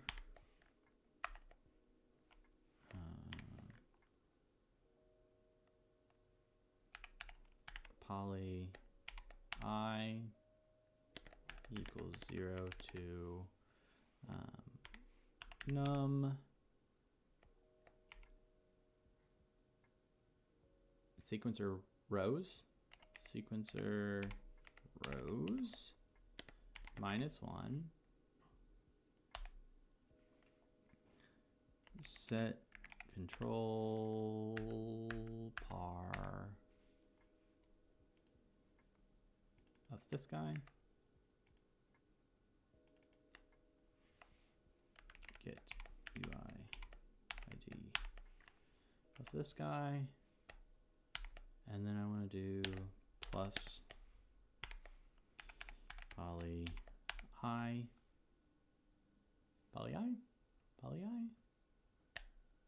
I think so, poly I, make it control par value. We just want to turn them all off, so false. What did I mess up? Yeah, I need to make that switch.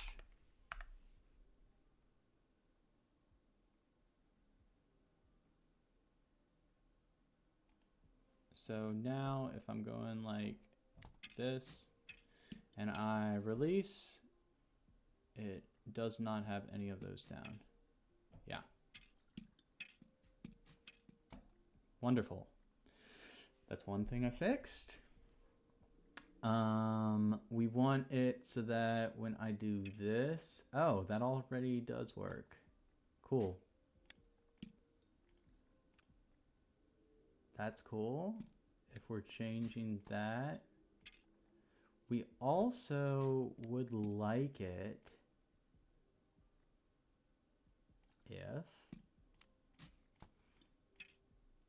if I change one of these, I think it would be nice to highlight that. So let's go into that area. What is that? It is, they should be menus. Sequencer switch many. Oh, we do not have any commands for this. Okay. So let's create a command for it. Let's go over, there is a sound section, which still can't get over the name of that. Sound select arrow. We have that. Sound select arrow. But we don't have one for just... What's up, Marley? Okay. My dog's letting me know that she needs to go outside. Alright, let's go.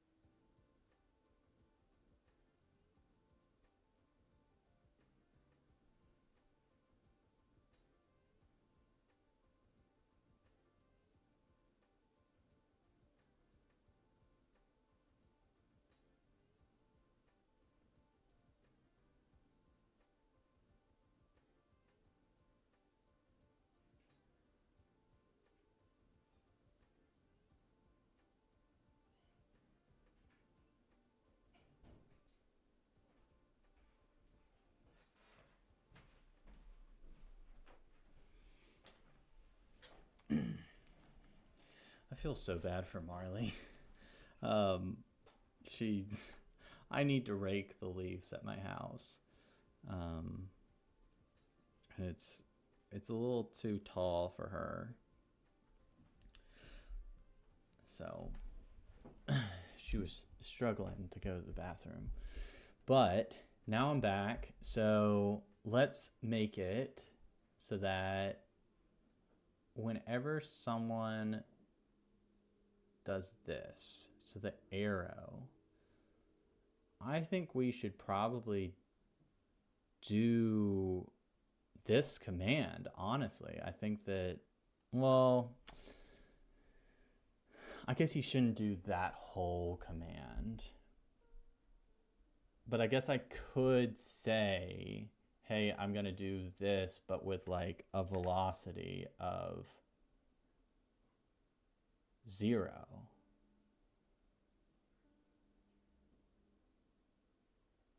Sound select arrow, menu ID +1 equals velocity, blah, blah, blah. Okay, cool. Let's see. This 0. This is done through a key trigger.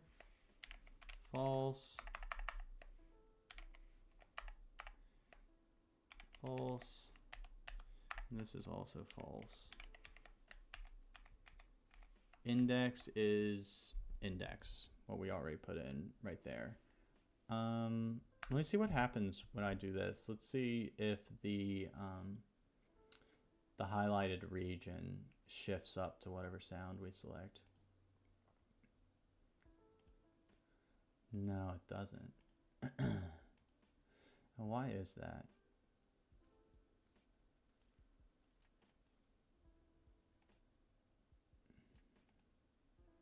Oh wait, did I compile?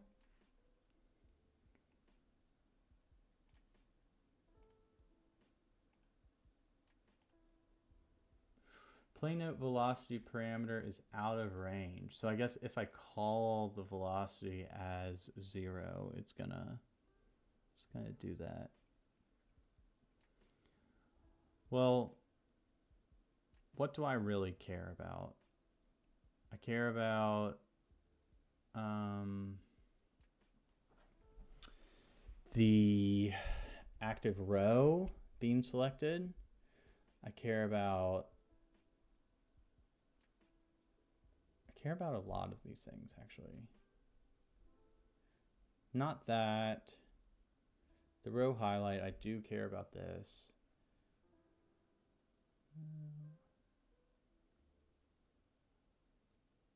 One thing I do need to change is this stuff, the change volume. This needs to happen after the controls are changed. Or no, it doesn't actually, because I'm not calling it from the controls itself. I'm getting it from the array, the arrays that hold those positions.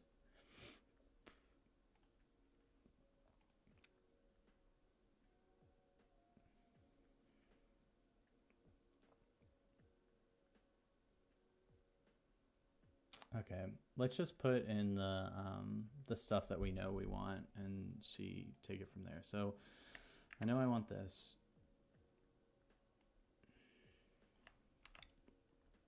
This row active should be changed to the index.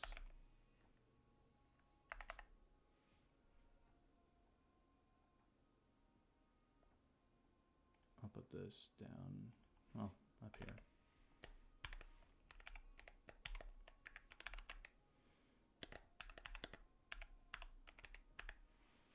Index, row active equals index. Let me put this here.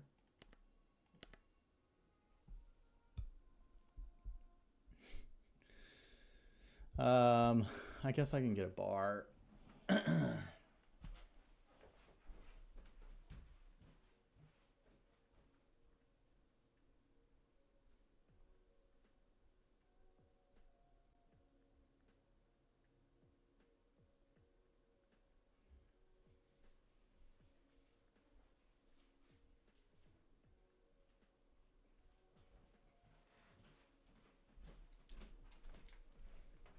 I have this protein bar.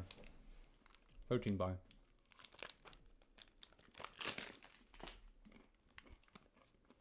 I'm eating now.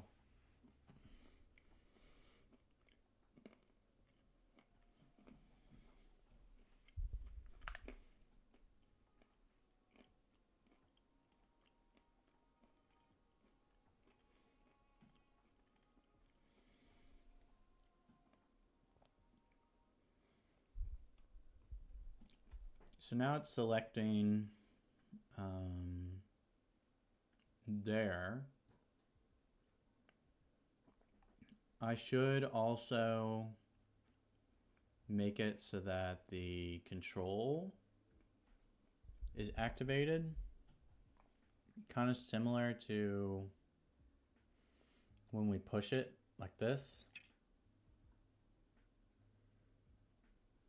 What that does is this guy. We do care about that.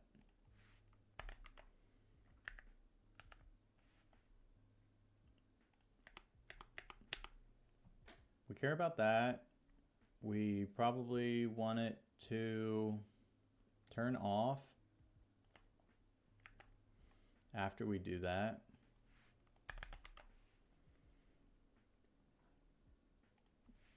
This is a little bit of repeated code, which is not ideal. So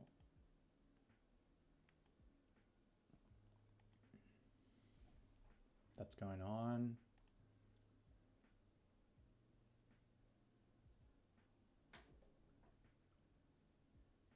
But that's not updating. So that's another thing that we want to update is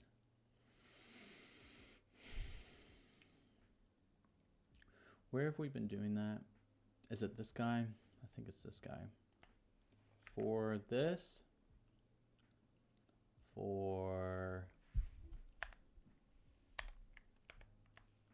this,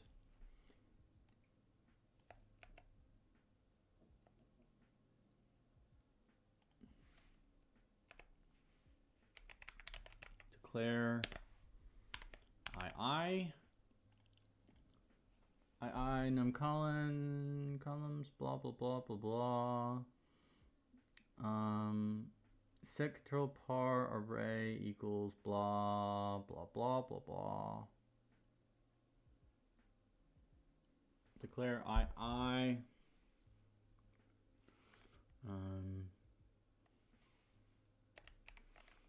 declare velocity.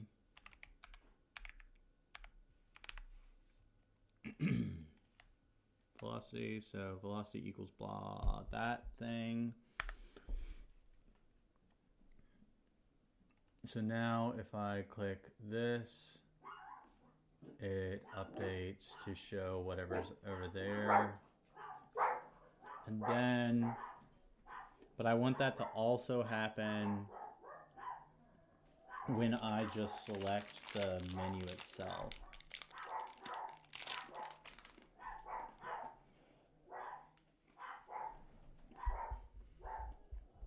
Dog's going crazy. So let's click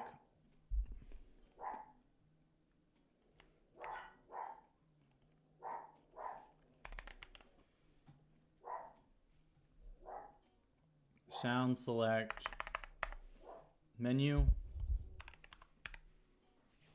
I don't need the PN.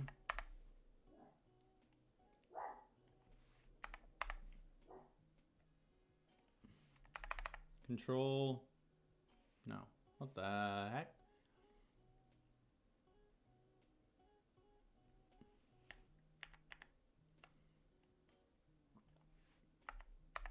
Table index to alter. No, I don't want table index. Honestly, I should just be putting this as like row.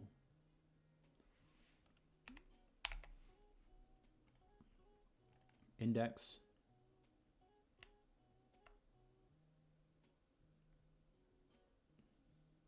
Let me find index.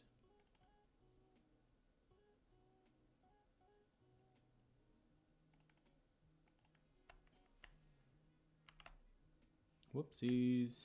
Command Z. I just want to make it say row. Row. Row. Of menu that triggered command.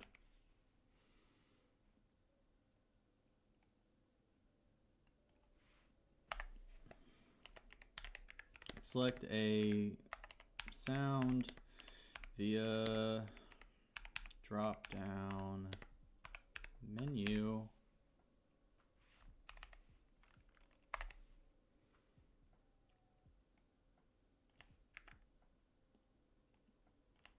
Select a sound via menu arrow.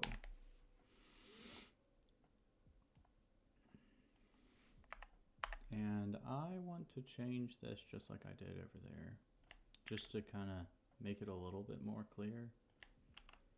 Row.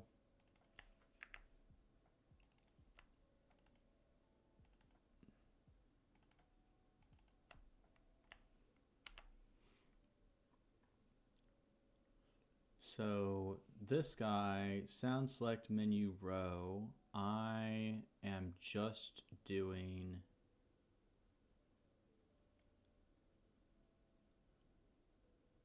none of this, I believe. Or active, declare, blah, blah, blah, blah, blah. All of that looks good, which means that we can call this instead of that. We also don't need to activate the row or select the row. We're just calling this afterwards because it's purely aesthetics, purely visual.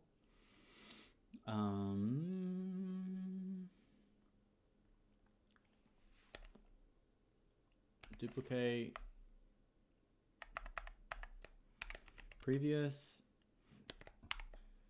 -1 or next 1 PN.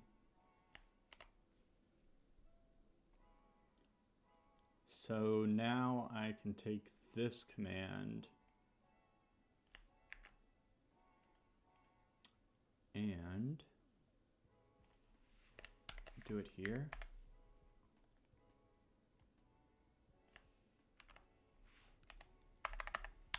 Zero, and we're going to do menu sound select 0, and it is 1, 2, 3, 4, 5, 6, 7.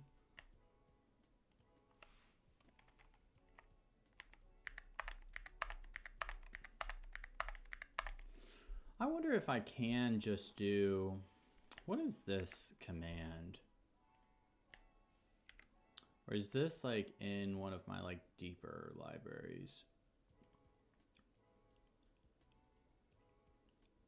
Can I do, I want to see something, because this would make a lot of sense for something like this. Get UI ID of this. Can I do this? Does it still? It doesn't. That's a shame.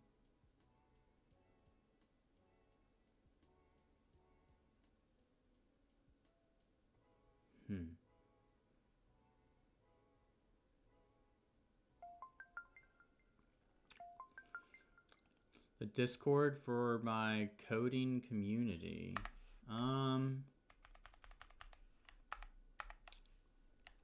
The only Discord I like use every now and again, it's still kind of rare, for this stuff is the Kontakt Discord.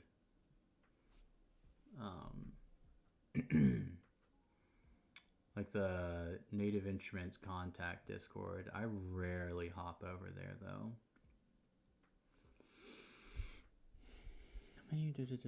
Yeah, it's a shame I can't just like go through this and let me see what's going on in.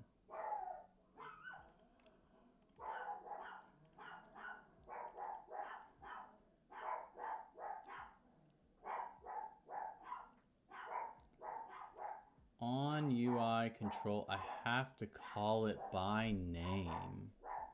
That's a shame.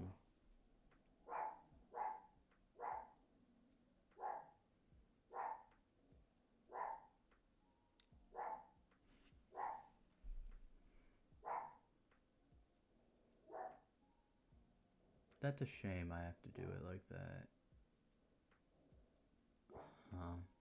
Oh well.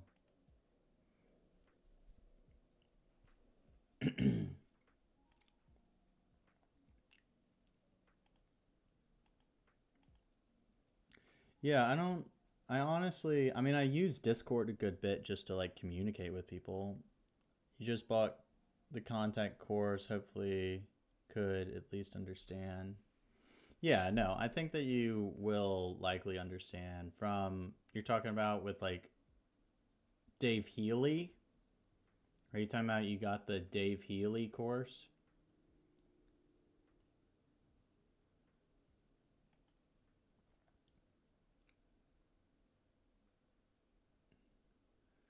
Okay, what's going on here? Well, let's compile. See what happens.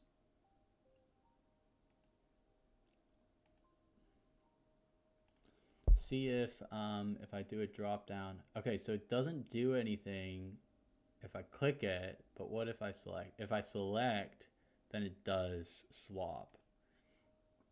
That's fine by me. Cool. Yeah. I mean, David Healy is a wonderful teacher, so you'll learn a lot in that. And I hope that you do end up being interested in the world of sampling.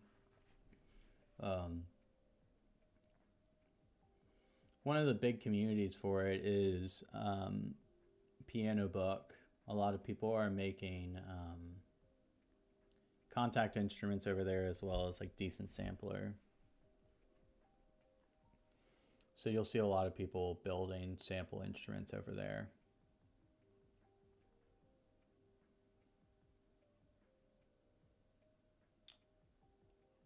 Okay. So that shows that. Is that all I want to do for that part? I still don't know how I'm going to like structure this. Like this has to line up with that. So maybe just to make it feel balanced. This looks stupid up here. If this was down here,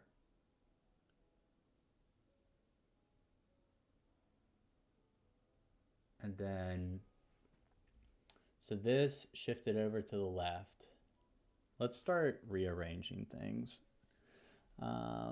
What makes you have to think that hard? Yes, sir. Have to think that hard, like about like arranging everything?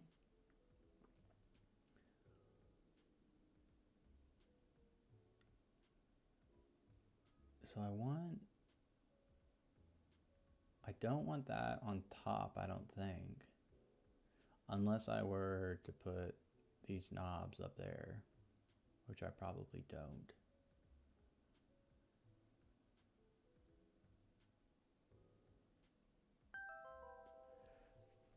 Do I want, what makes these?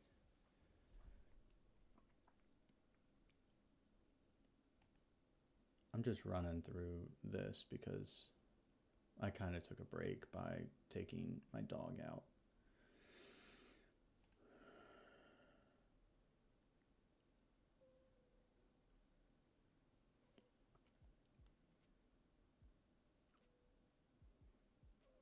I'm just trying to think about like how to place everything on the UI so that it feels balanced.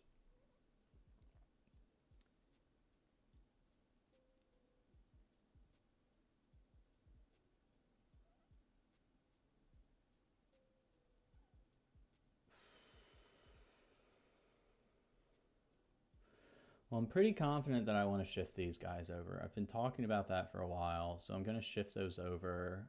And I should probably be creating a variable for that. Okay. This is a little obnoxious to do at this point, but okay. Let's move things over. Key, pattern, arrow, menu, arrow, over to the left. I'm going to put these at 20. Let's see what that looks like. All of those are over there. So now let's put switches. Let's put the switches over to 200. That might be too far over. We'll see. No.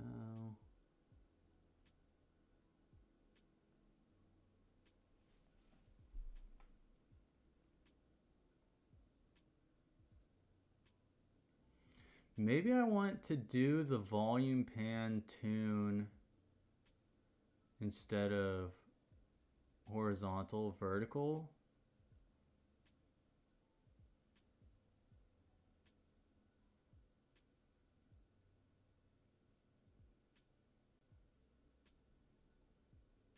But I need to leave space for this guy to fit at the bottom.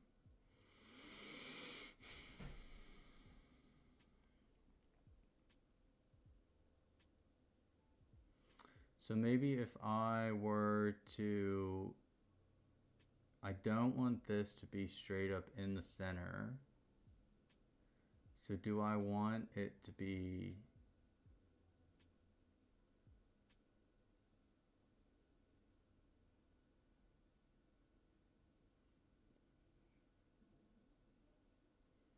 because I can fit this if I were to put these two or these three vertical along the side of that.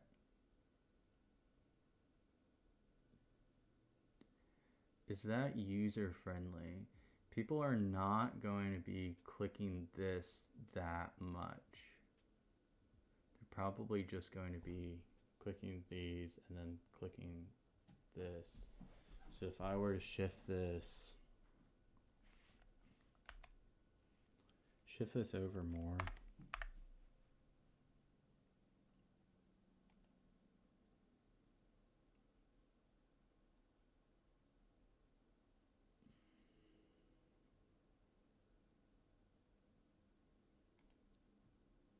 Let's put these guys over.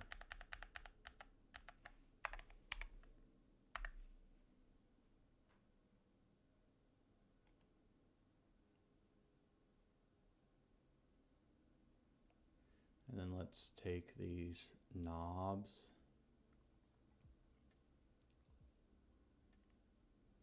Where are the knobs? Right here. Put them all over at 20.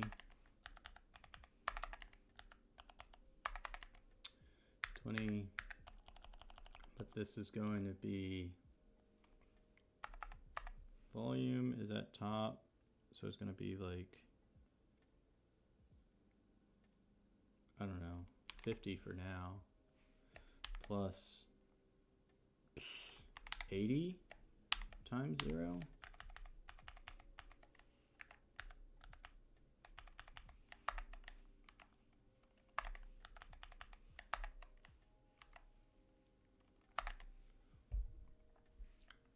Let's see, I'm putting it, oh, that actually fits better than I expected. Let's see. I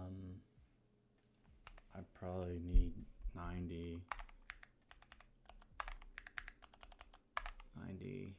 And then this needs to be, let me get this out of here.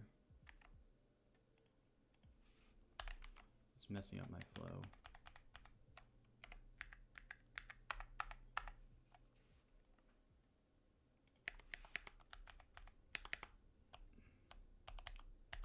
$50, not 50.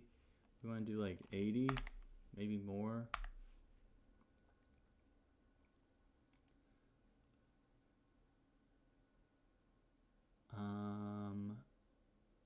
We need to separate it more. 100. So that's spaced out better.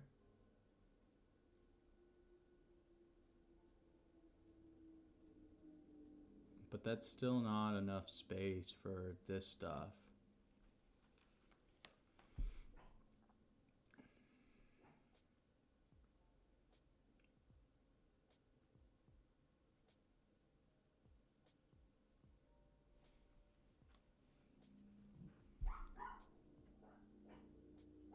Is it time to widen the UI? I think it is. That's unfortunate. Do I need to widen it even to, and that's a lot of pixels right there. Let's see what 1000 is the max we can do. It's gonna make it kind of more difficult to stream. Oh, that's a lot though. That's okay. Well, let's see what's what. Well, it's still.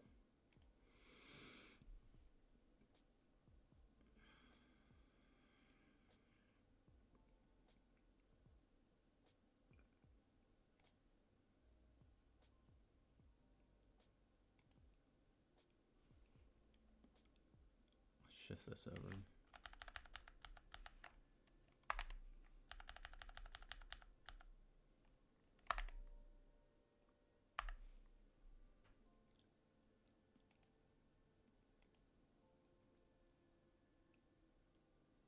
Okay. I think we might be able to work with that.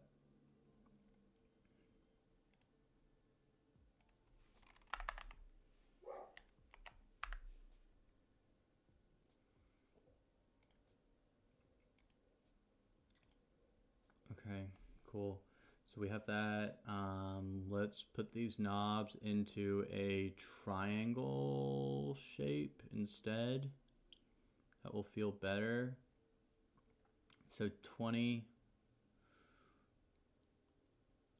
This guy is going to be at, I don't know, 100, which means this guy would be at 60, I believe.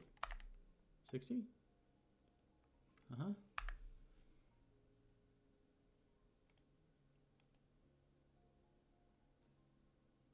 Mm-hmm.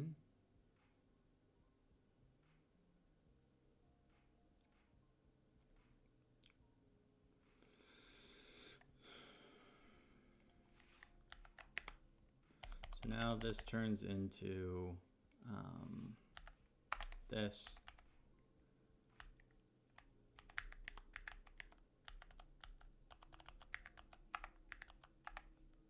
And let's bring the anchor point down to 140 probably.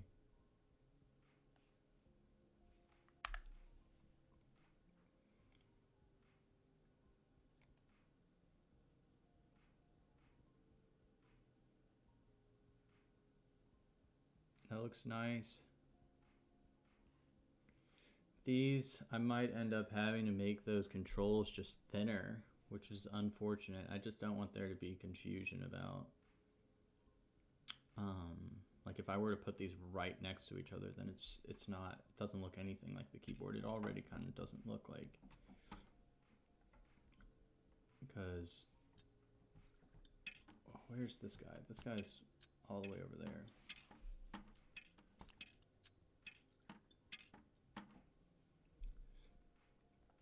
Okay, well, I do want to move this, whatchamacallit, the table, not the step, but the velocity. I want to move it, well, I first want to move the graphics, or the little highlighted sections. Columns, rows, I want to do 209. Is that what's going on here? 309.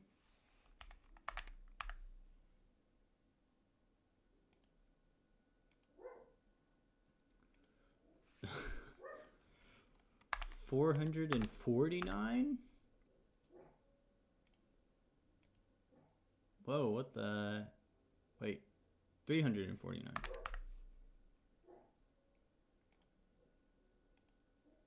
There it is. And then we are going to push. So how much was that? That was like, because it started off at 9, so I guess 340.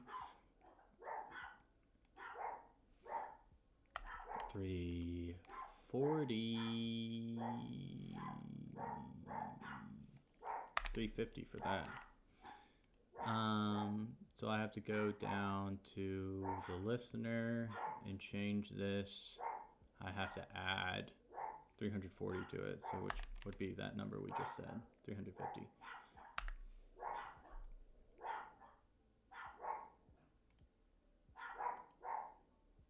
So now that's in the right position. I need to start turning on my lights.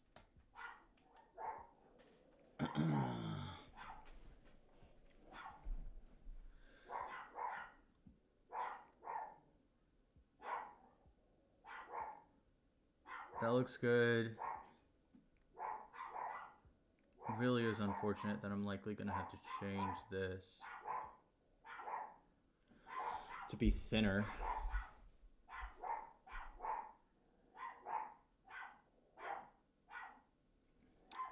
But let's move these keys over, see what it looks like.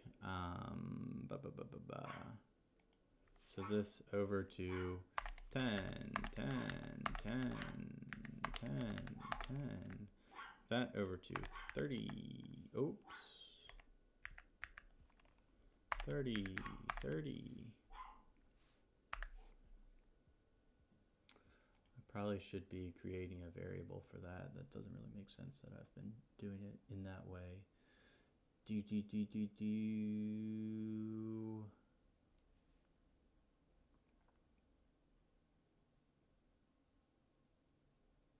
do wonder what the best way to do this like drop down for the presets. Still don't know what I want to do with that. Still don't know. Pattern load is going to be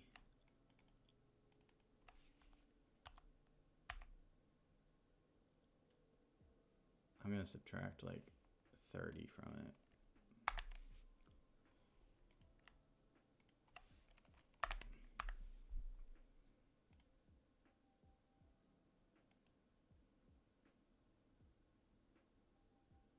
There is a separation right there, which kind of tells you what's going on.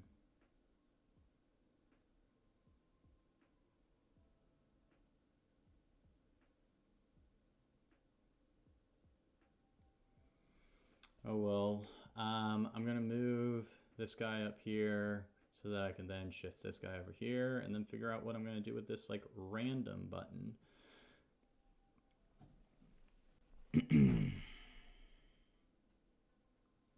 Save over to 50, this over to 50.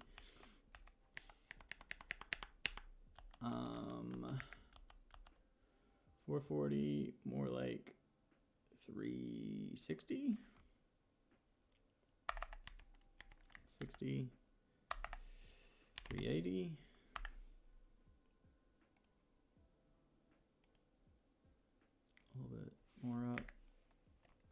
330.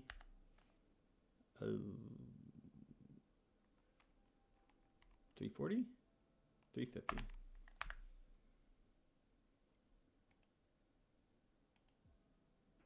That's a horrible location for it for now, but I need to move this sequencer over.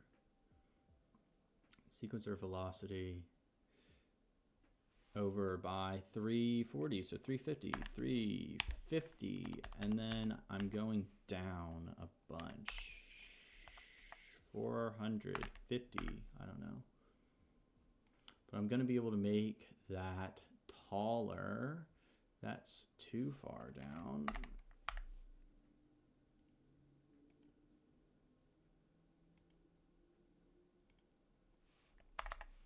$37? I feel like that's a little much. I want it to be the same height as these keys.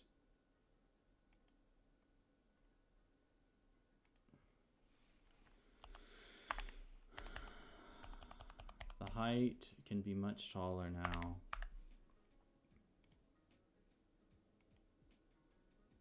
Wow, it can be a lot taller.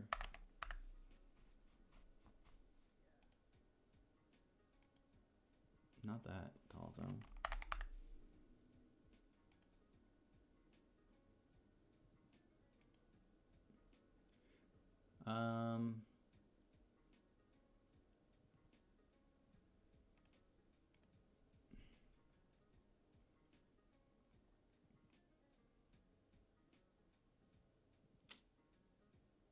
I need more space right there.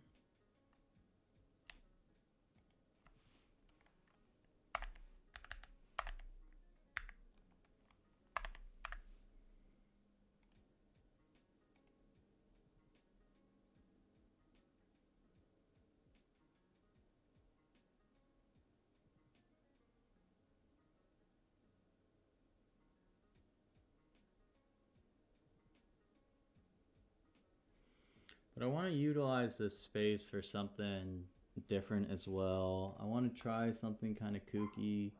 I have just 3 hours.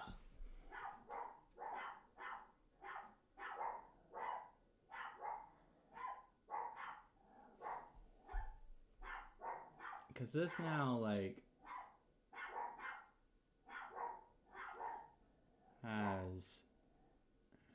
it's a little imbalanced.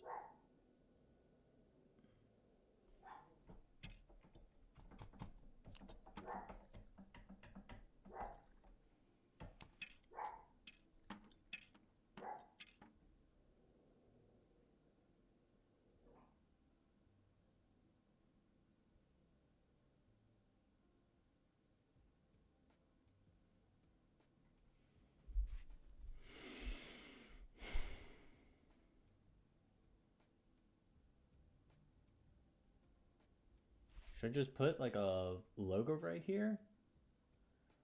That would probably make sense. But I also still don't know what I'm going to do with this guy.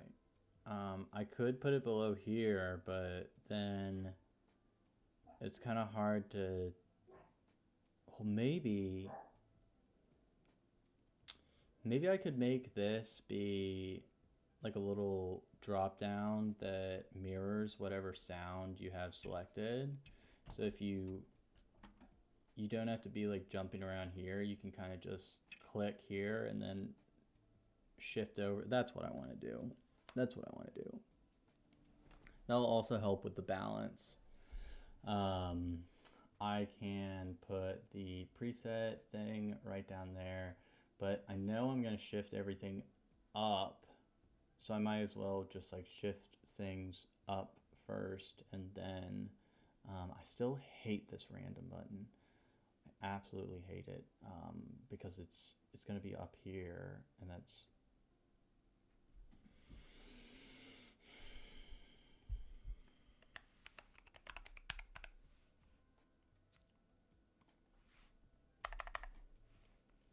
$200.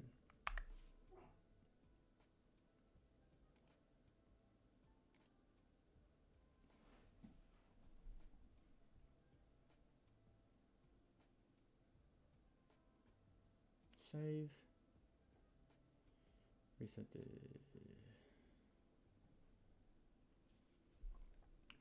Before I start shifting everything up, I probably should just check to see if that looks nice, if that balance looks good.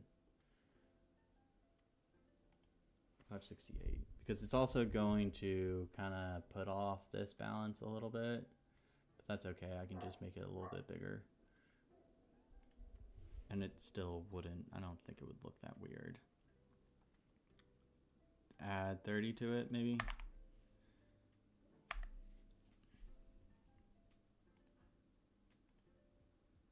Open and back.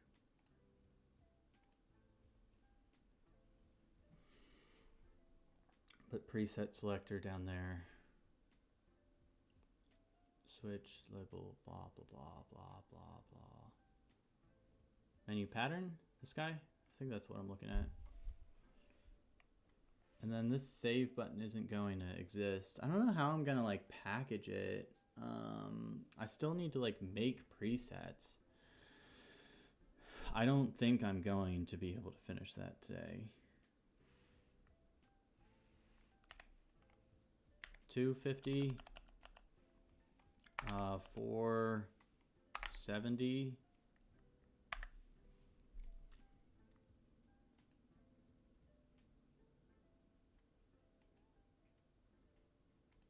Put that guy down lower and push it to the left.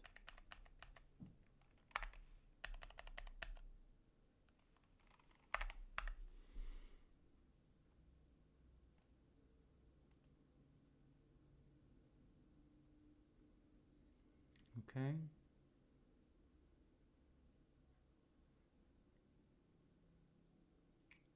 And create a new menu for right here.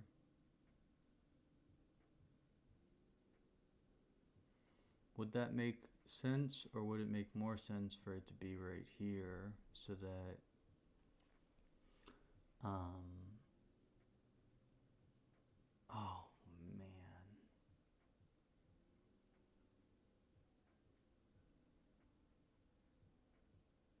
Do I think that's more balanced?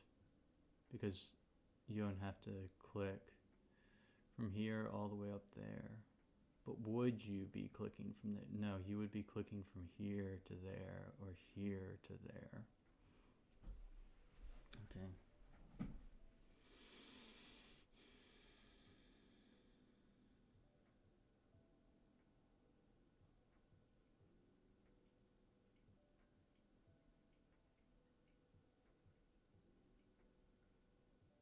Yeah.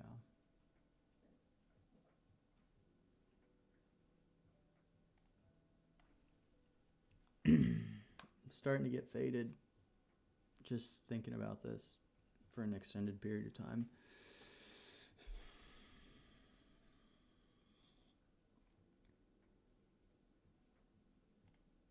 Okay, let's make one of these things. Luckily, I have a menu with arrows. I'm going to say call that key pattern load, not down there. We're actually going to put it right here. And I think, is this a number that we use? Let me see. Do we ever use that name as a number? We do not, so that's cool. That means I can put it over here. I don't care about that. I'm gonna put it down at 470 or whatever. 490, we found those, 490. 8725.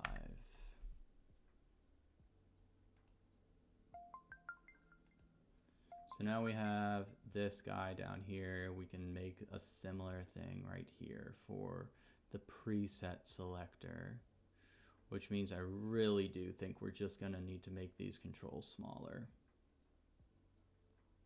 That's okay.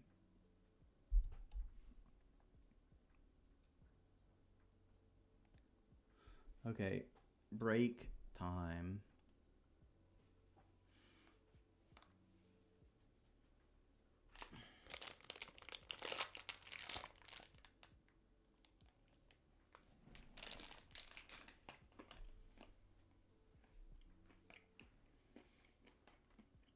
I'm gonna see if my other dog wants to go outside.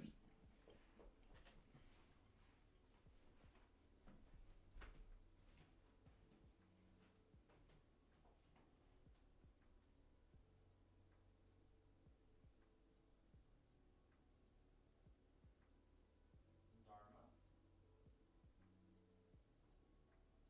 Dharma?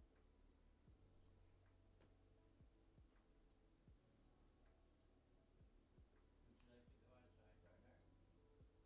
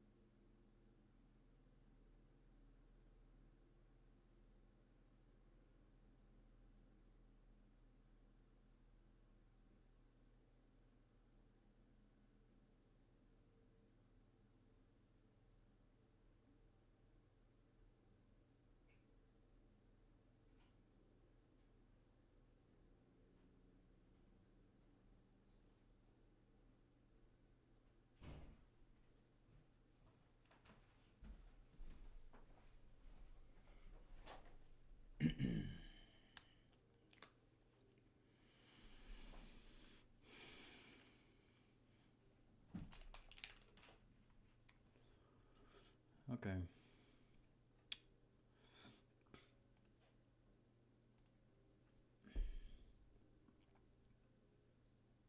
So we're going to have a sound selector over here.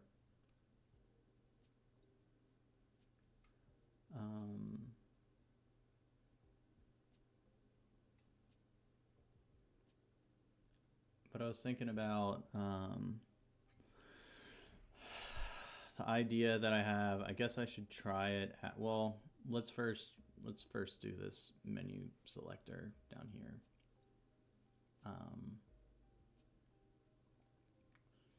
Yeah, let's first do the menu selector.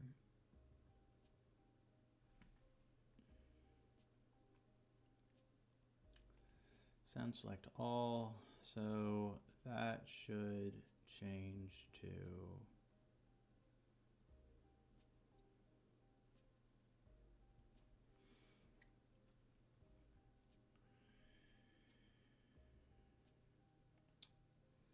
menu selector row. Let's make it change whenever you do a play note. If it is a trigger that's true.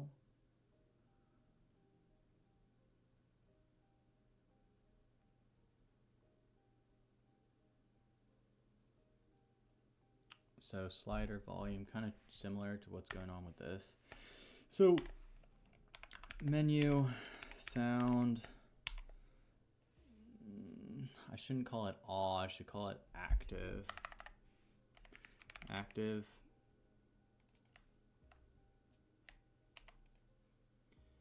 Menu sound active. Menu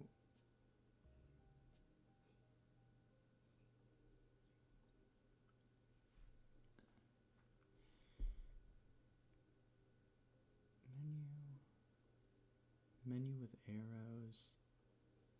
What am I calling that? Menu with arrows? Is it literally just menu and then 0?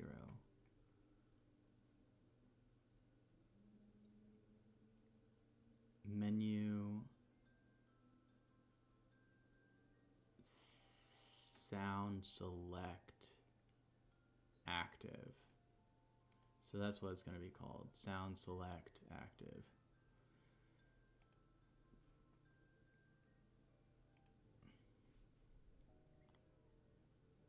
Menu sound select active equals whatever the menu is, which I feel like we have very likely gotten that variable before. It is this group. Is it group? Let's see. We'll try it out, see what happens.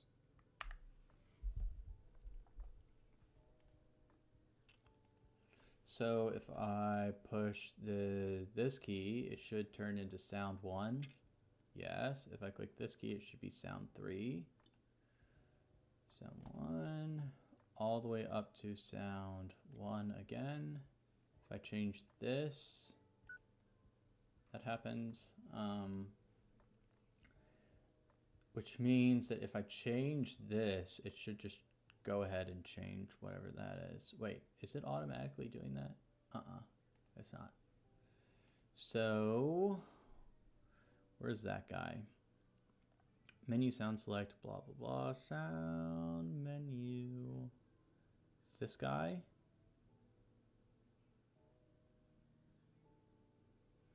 Oh, which means one of the things I forgot to do with this is, if I go down here, this pan is 0, 0, or it's mid, mid. Let's go up here. If I change this, does it change back to mid? It doesn't. So that's another thing we need to include on that. It's all this stuff.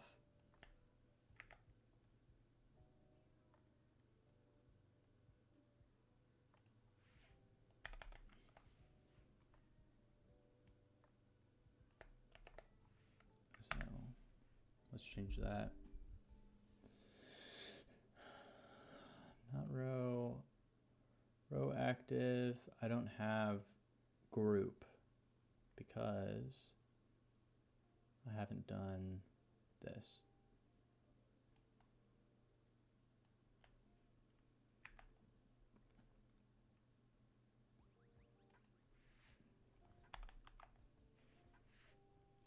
It really is a shame how much I am repeating code.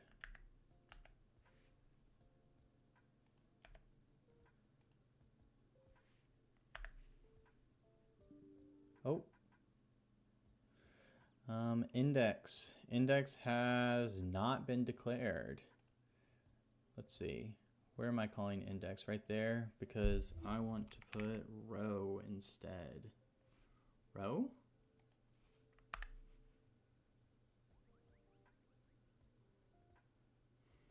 Of coding patterns per genre and save them as presets. Yeah, you could do that totally. I'm honestly not a so I set up a system. I haven't shown it for a while in this. I haven't shown it at all today in the stream. Let me see if this is working though. Yeah, that's working. So I'm switching this. Let me see if it's switching over here. It also does it. What if I go here and click 1? This should change to 1. Cool. Yeah, so I have set it up so that you can save the patterns. So pretend I were to come over here and I want to empty it out. And then I do click, click, click, beep, beep, beep, beep, beep, beep, beep, beep, beep, beep, beep. I do all of that. One thing I am interested, because this is a new feature. Well, this definitely is not correct, but so we have this. I want to see if I do this down and this up, if it saves it. So we can go in here, and once we've put all this in here, say save, and now this little guy pops up, and you can say preset 3. Save. So now I have a new guy.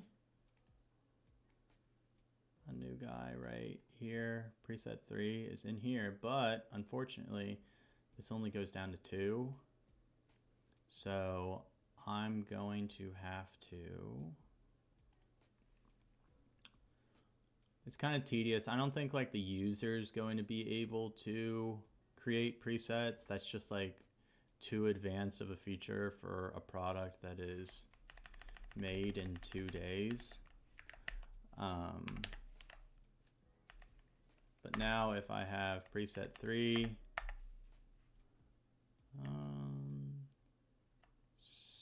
save this as 5.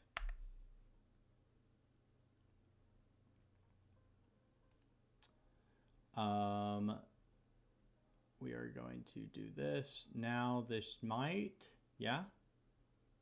Did we have 3 presets before? I don't even remember at this point. Or 4 data preset. Yeah, so 0, 1, 2, 3. Now we have 3, which is what this pattern is. So if I were to go over to preset 0, it goes to preset 0. If I go to preset 3, it goes back to like what we had before. And the thing I'm interested in is, did this? Yeah, it did save the velocity information as well. So in theory, I can make it so that the user can create their own presets. But there's like this big downside, and I haven't figured out how to like get around this. There's this, there is a control that's really ugly. Let me save this real quick. Save edited instrument.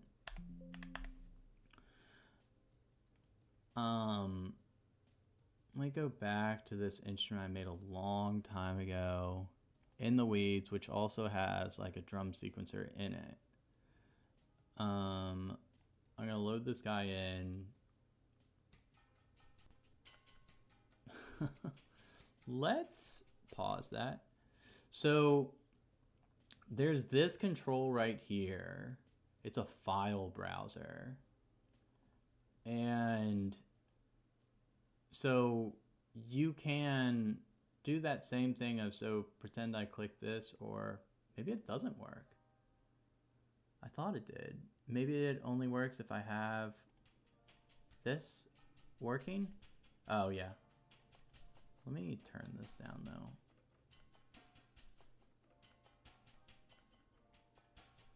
What is this? This is connected to there. Let me turn this off.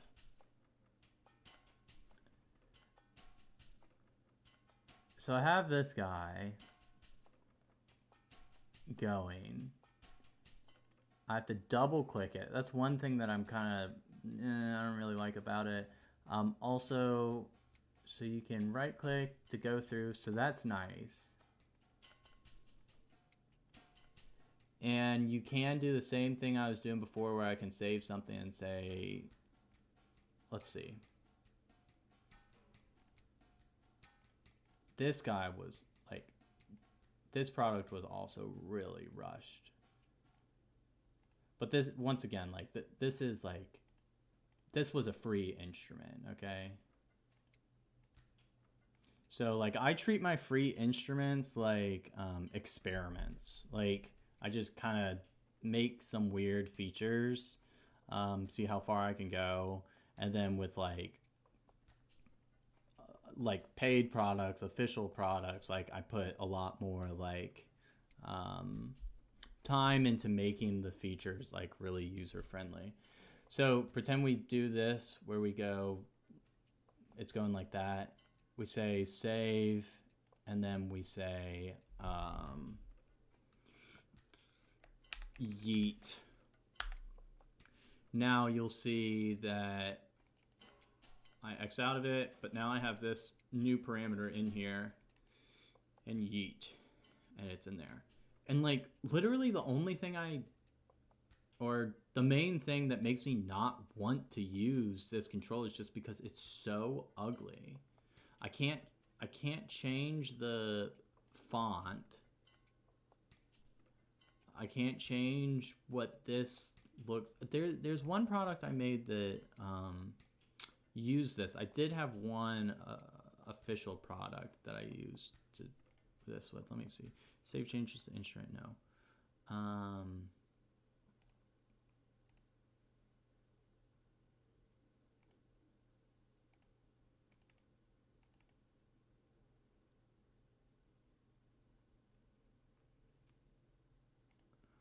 Browser. I think we used it over here. Yeah, see, I have the same control here, and it kind of just like sticks out. Like it just doesn't, like, we tried as hard as we could to make it blend in. And it's funny because I think that like Native Instruments has just like they haven't made an update to this control. It's called a file browser. They haven't made an update to it since Kontakt 5, I think. Maybe Kontakt 6. Maybe they did make an update to it. I think they didn't.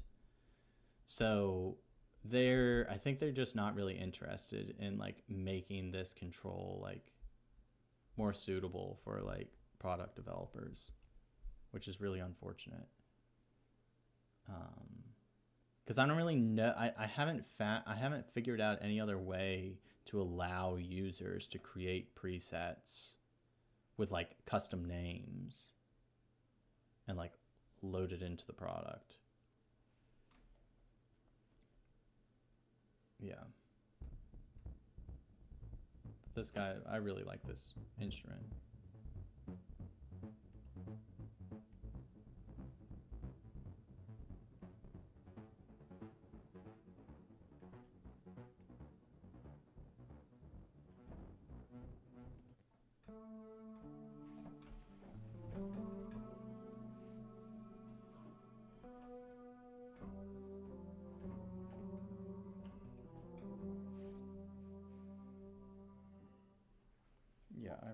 like this product.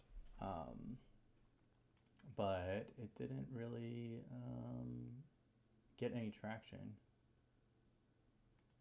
Let's see what this guy sounds like. Oh, wow. That's some crazy stuff. Maybe let's not do an experimental one, or...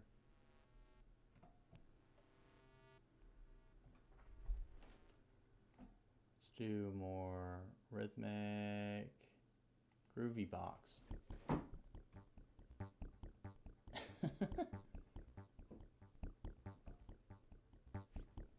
Then if I connect some knobs to this guy, or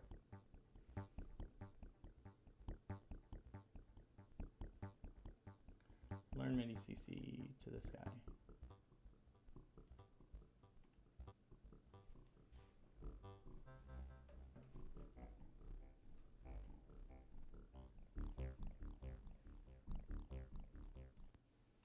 Let's do a different one.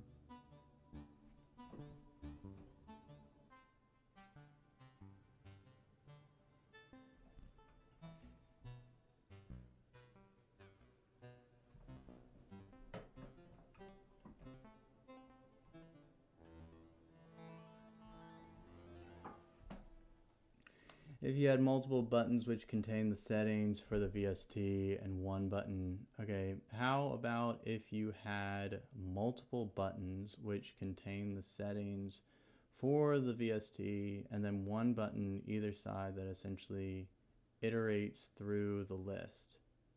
If you get me, kind of hard to explain. Are we talking about, are we going back to save change? No. Let me go back to what we're making.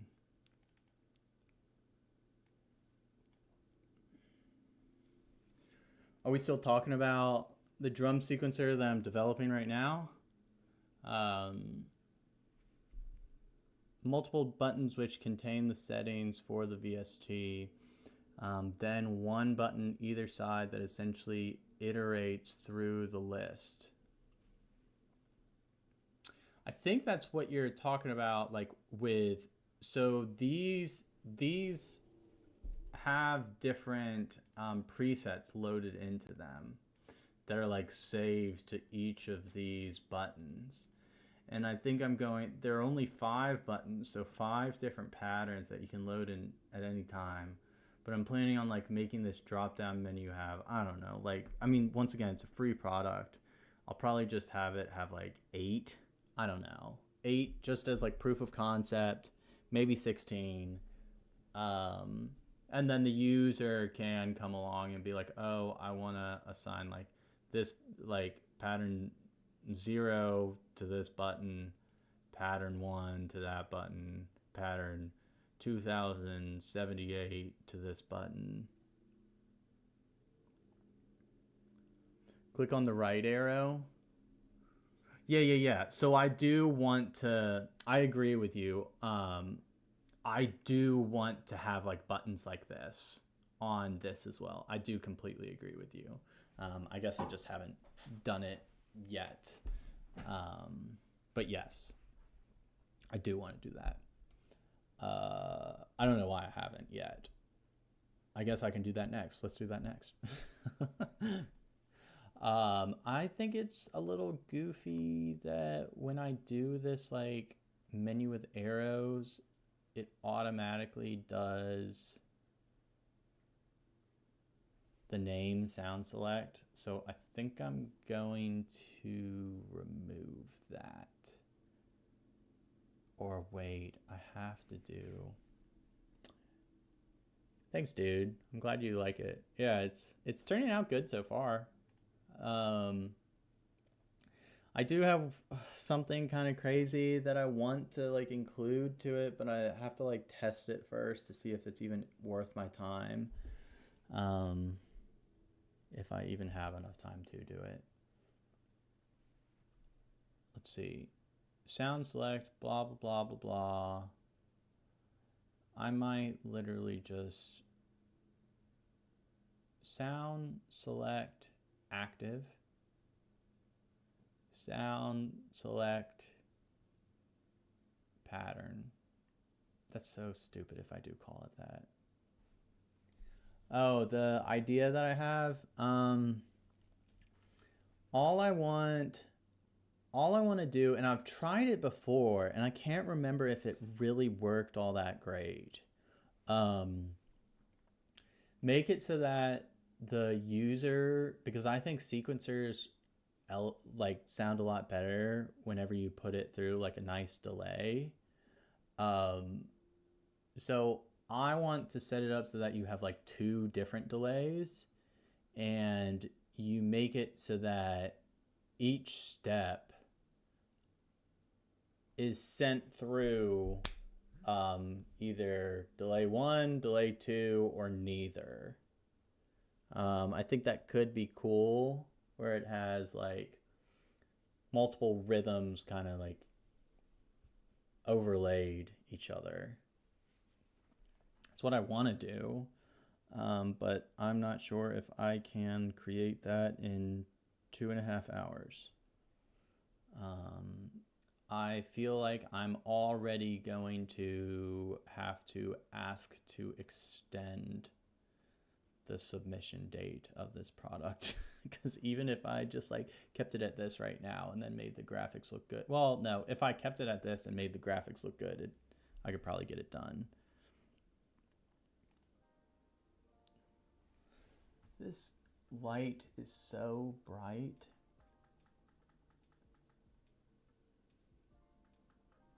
I don't know if I can turn it down.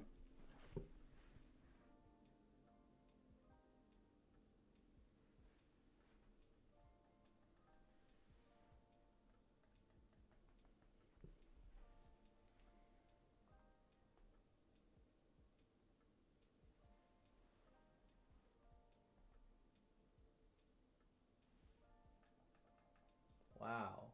I can't believe that. This is the lowest my light can go.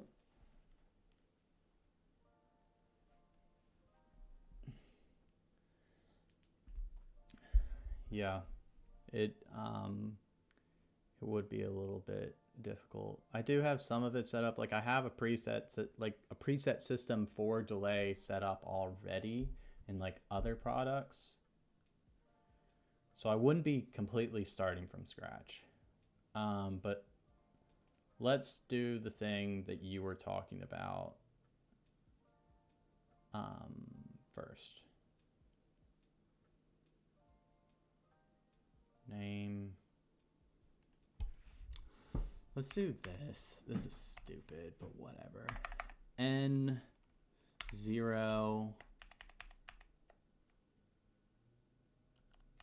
Or let's do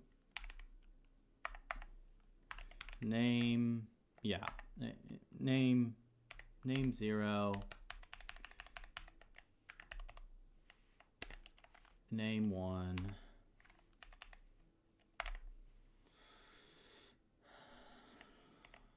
Just so I can do, so sound,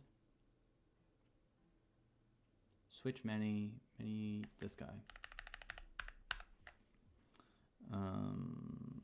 Sound.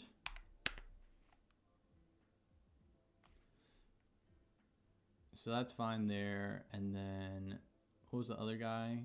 Menu, sound select active. That totally makes sense. That's fine. So let's now do sound. Let's make sure I didn't break something by doing that. Okay, I sure did.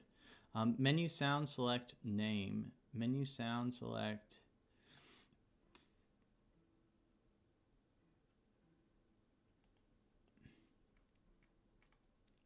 What did I do? Menu sound select, oh, this guy. Okay. Name 1. And then we're gonna go over here and say name 0. What the heck? What did I just do? Let's back this up. Oh, it's because I did that. Got it. Okay.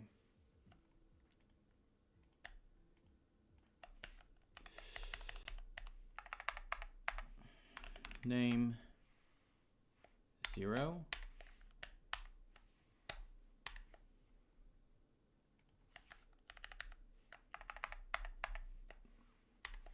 Name 0.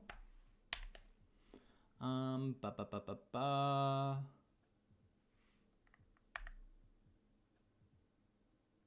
Okay. Does this still, is it throwing any errors at me? No, it isn't. So that means I can move on to doing what you suggested. Pattern.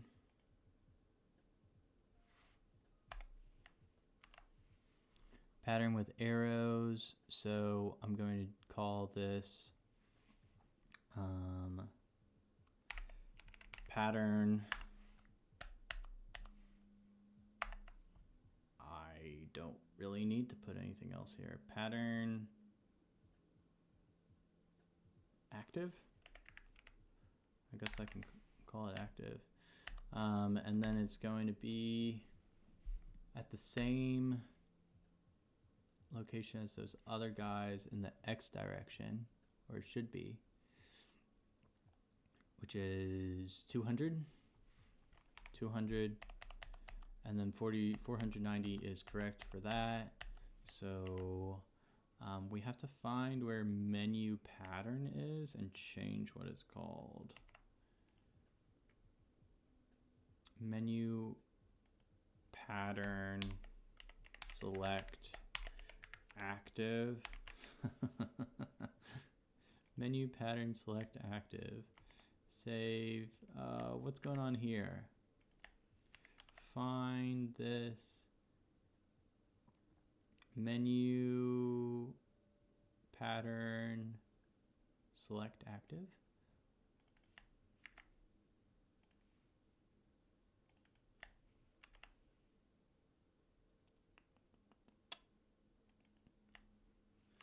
Place. Let's see what's going on here. Are we referencing that same guy? Maybe. Let's see. Did I break it? No. But we now have what? Why is it? Huh? Oh, because I already created this guy. Menu pattern. Yep. Find menu pattern. And every time I have that. That's fine. Did I call it that somewhere else? No. Okay.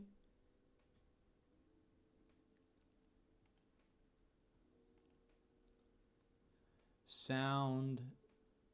Oh, I'm gonna have to fix that. Damn. Menu pattern, sound names. I need to put in an array.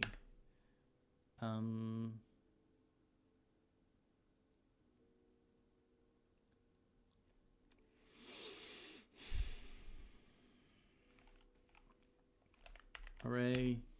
What do I call it usually? String array.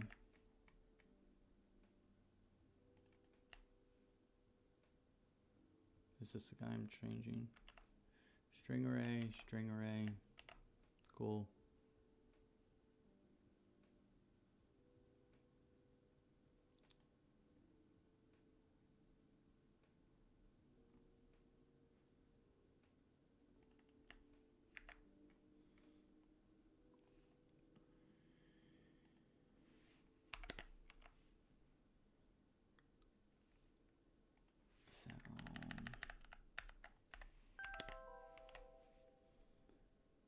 Sound names. And then do I have something for this?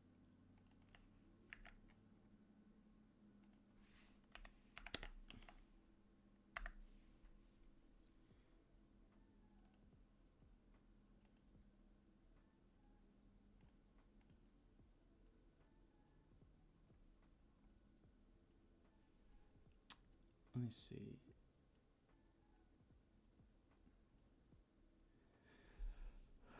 Could I just do...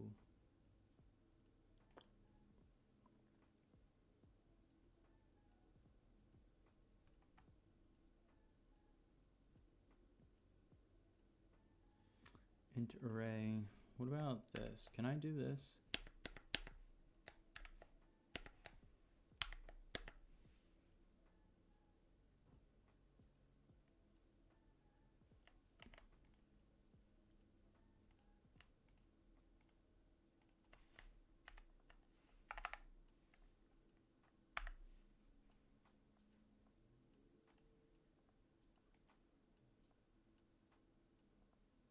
Cool. Okay, I've got this going. Let's see if this loads in. Does it? Pattern 3, that's the thing we made before. Cool.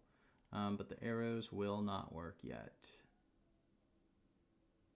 Arrows won't work.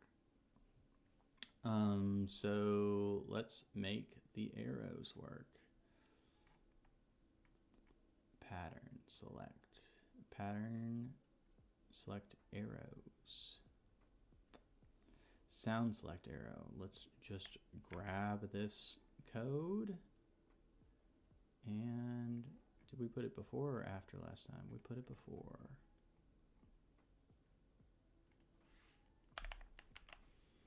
So now we're doing pattern. Pattern select arrow. Select pattern via menu arrows. And we don't need to do this. We don't need row because that doesn't apply in this case. Get this. I don't need that.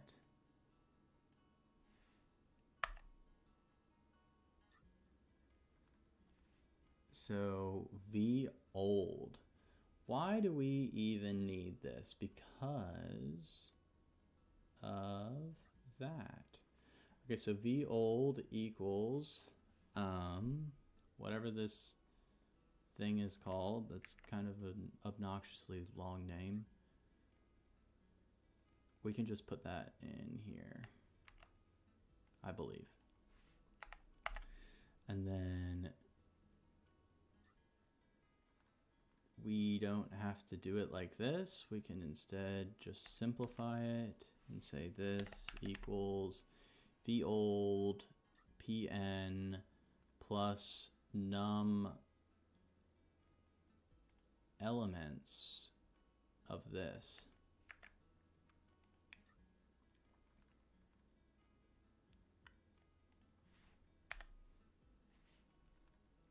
I think we should probably figure that out. It doesn't really matter. Declare num patterns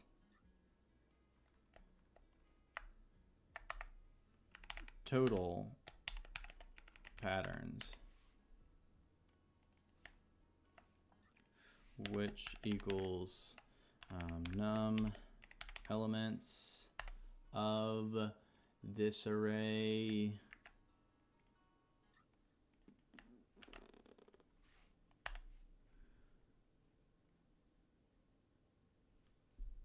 total patterns. Copy num sounds, this guy, replace that.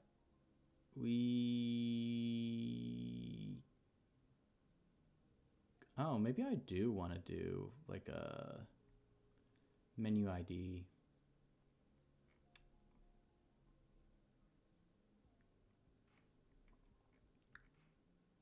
I kind of do want this now. I think I can use it, make it kind of cleaner. Get this guy, menu ID equals this guy. Copy him, paste him. Then menu ID, this will just turn off this. This will turn off the arrows. And then once we have that, pattern select,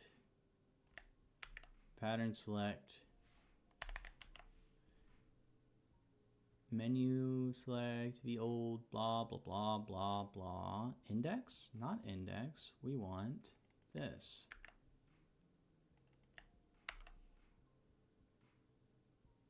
Was that worth doing that for? I don't think so. Going back on what I said. I don't want this extra line. Menu pattern, select active. Will that do it? Let's see. It won't. I wish I could make this like pop up in the center. So menu pattern, select active, syntax error. We don't need that parentheses.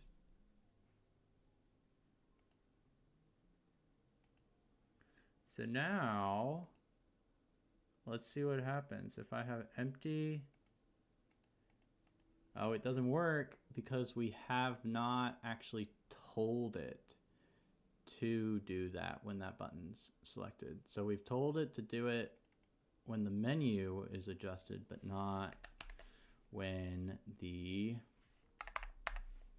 switch pattern next or previous. So we have to grab this command, put it over here, put it there, say -1, say 1, and then next.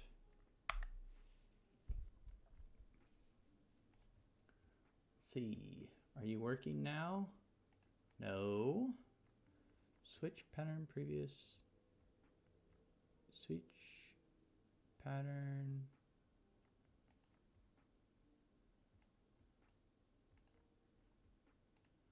What's going on here? Index. What is index? Oh.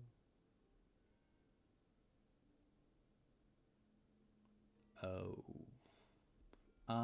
That means I need to do pattern active. Is that a thing? Oof.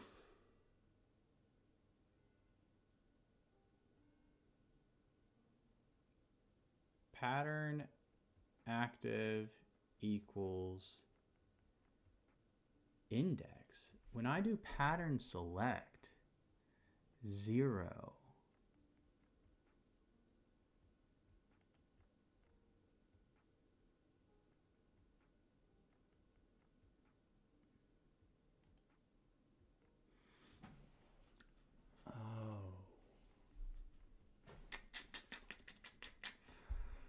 So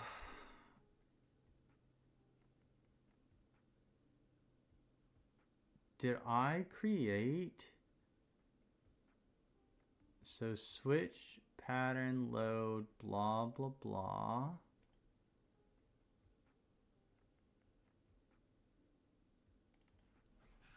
What's going on here? What if I were to do that? Is it simply that? I don't think that makes sense. Yeah. So this works because that's what's going on.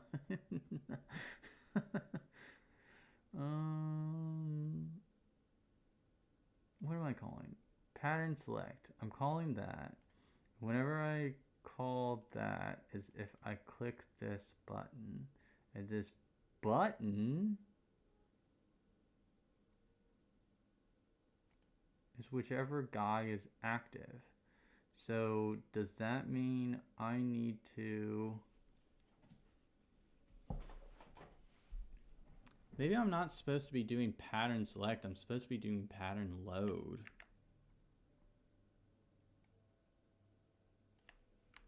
I should be super familiar with all these functions because I made them 3 days ago, but supposedly not.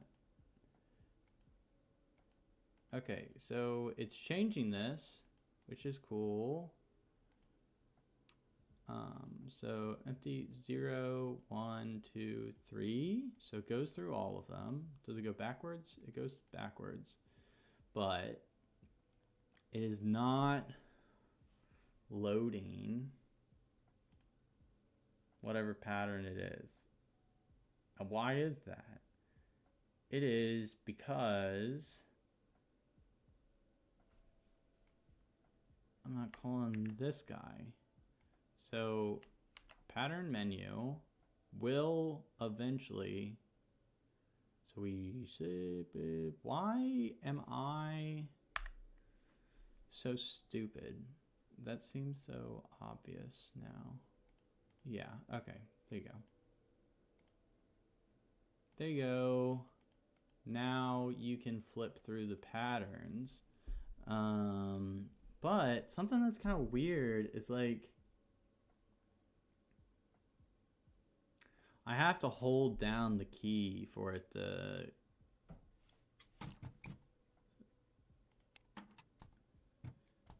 Is that okay? Is that okay to like, because if I pick up my finger, it's not playing the pattern. I just like find it like in a real world scenario, if you're actually making music, like the whole latch feature where like you click and then it like just plays the pattern over and over again, it's annoying. Like if I'm like just in the instrument in Kontakt, like latch mode is nice, but like in a DAW, it's really annoying.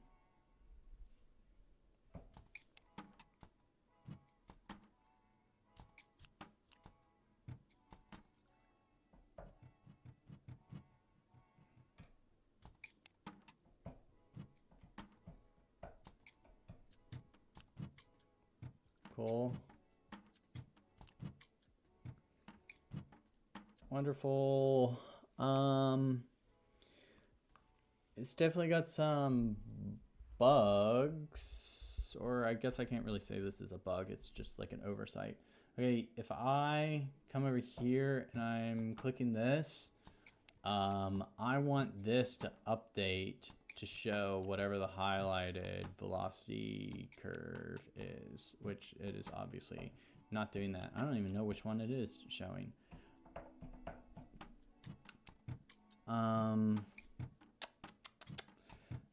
So I'm going to make it so that whenever I change the pattern, I also look at this guy. So that should happen regardless of if I do it with an arrow or just like with the menu in general. So I should just do it here. Should I do it in pattern load? I guess having the option to turn on and off latch would be, yeah. What I've done before, this is what I've done in scenarios like that before. Because in Kontakt, there is a way for you to, with these, so right now I'm using a listener to hear whenever I go like a quarter note forward, and that's how this is like triggering forward. This is happening every quarter note. So every time that happens, it just moves forward. I can also set up a listener that sees whenever the person presses play in their DAW, or when they stop their playback in their DAW. So what I've done before is I have a latch mode, And if you click the latch mode, then of course it like just continuously plays. But then the moment someone pushes play in their DAW, it automatically turns off latch mode.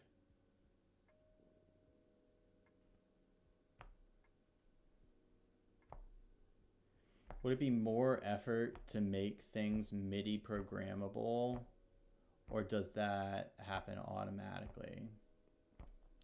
Some of the things you can connect to your like MIDI keyboard.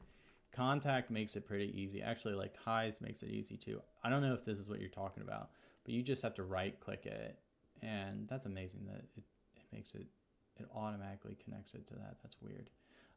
So learn, and then I turn my knob and it just turns it. Is that what you're talking about?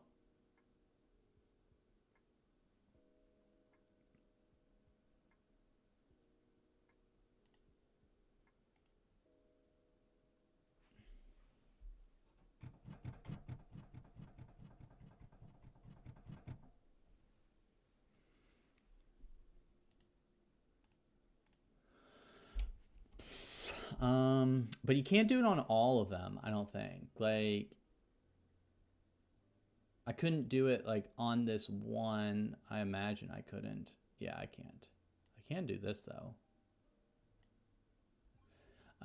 But I can't make a MIDI controller connect to one of these graphs. I don't know if I can make, yeah, I can't make it connect to a menu. I can make it connect to a button.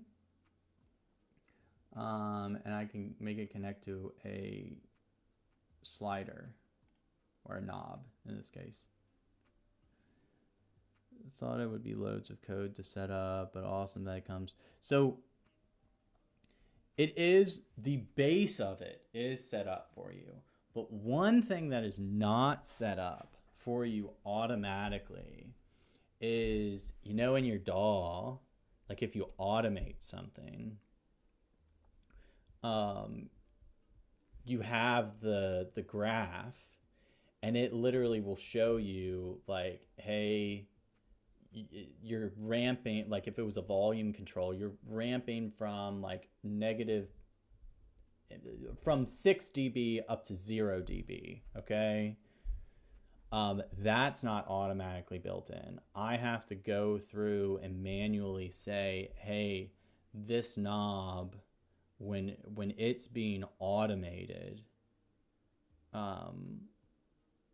when it's at this value, it's this many dB. When it's at this value, it's that many dB. And you have to go through every single control to do that. It also, like, you can connect it to your MIDI keyboard, but also like automation in general is not automatically put into the instrument. I have to set that up myself. And it looks like,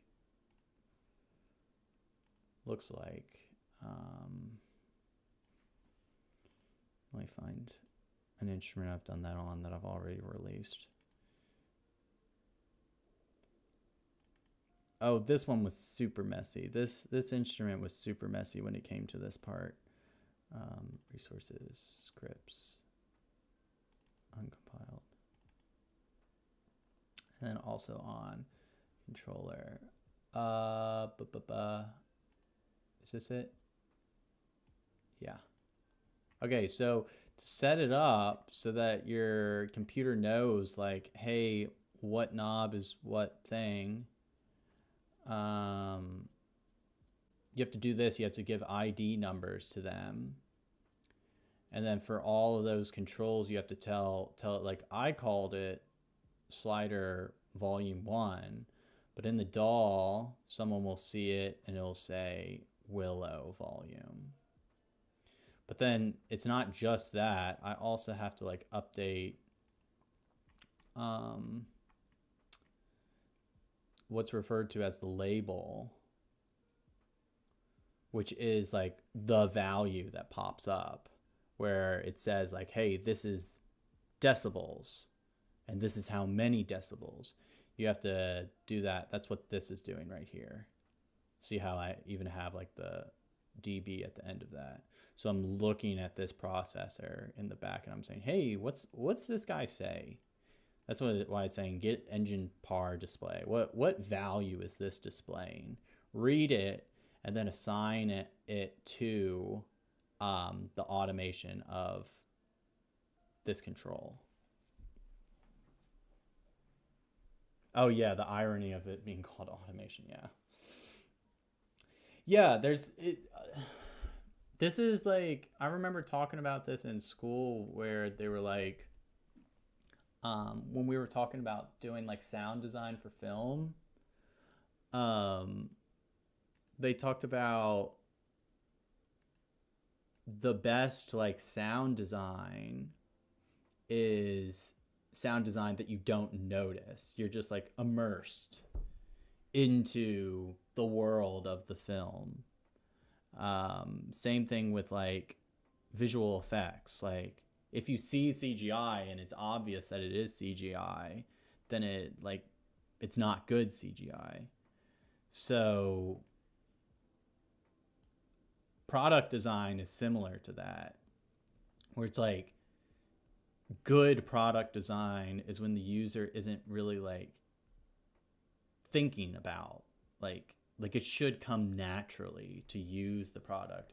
Of course automation should work. Of course, like I should be able to control this MIDI thing, and yeah, that's what good product design in my opinion is. Like it should work as the user expects it to work. Okay, let's stop yakking and do that thing that I think I probably need to start this again, yeah.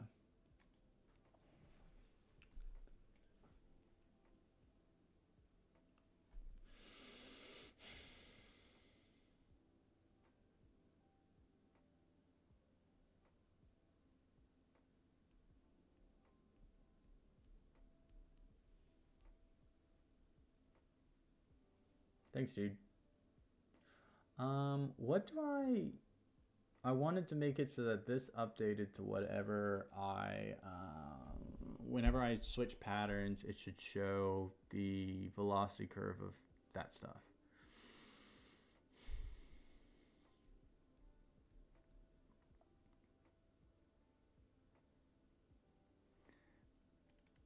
Pattern load.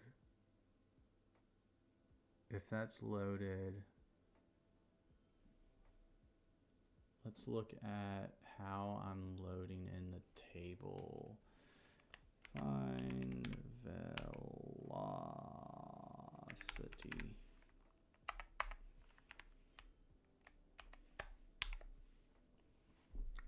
Table sequencer, blah, blah, blah.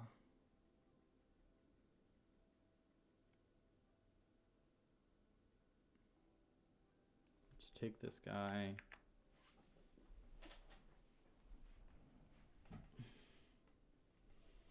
I feel like this is a function that, how many times have I called this now?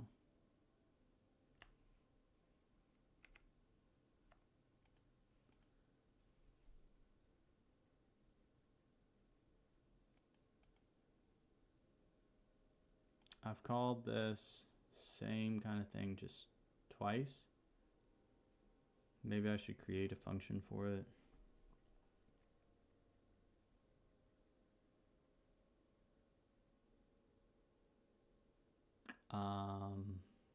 Just something that says like update velocity table sequencer.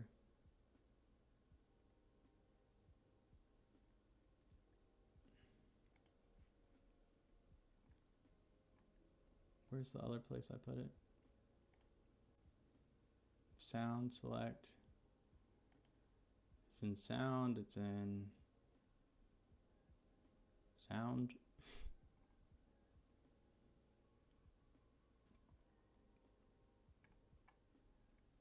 Maybe I should just put this in miscellaneous, I feel like.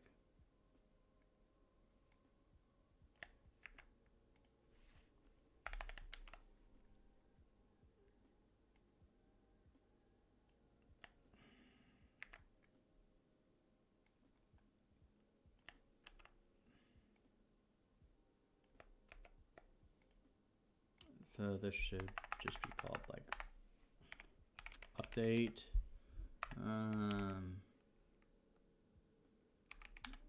velocity table. We should probably just call it table velocity. Is that what the control is called? Sequencer.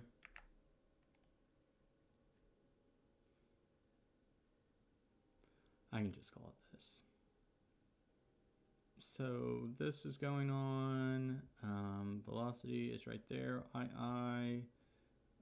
Let's see if I can literally just take this and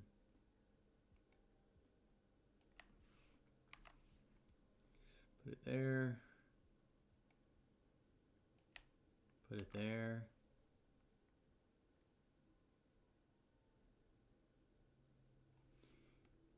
Let's see if this still works.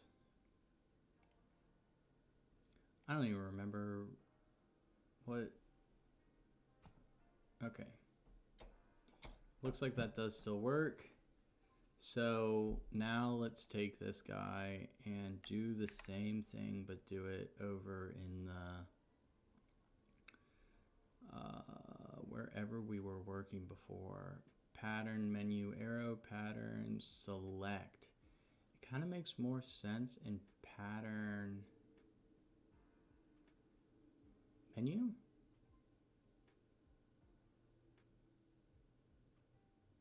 Pattern load. I guess it kind of makes most sense in pattern load.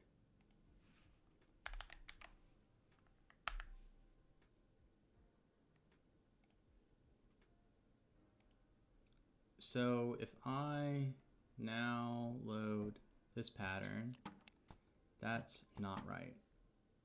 Well, I don't know if this is correct, to be honest. I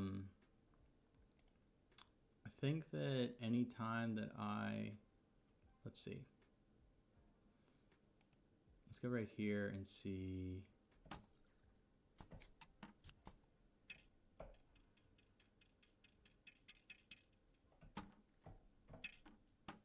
Yeah, so it's actually just that graphic is in the wrong location. So I need to just update that.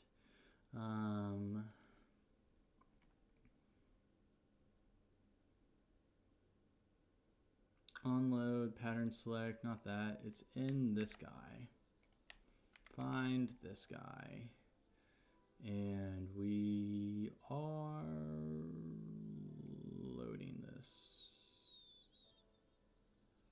Row active. Row active is probably called in that location.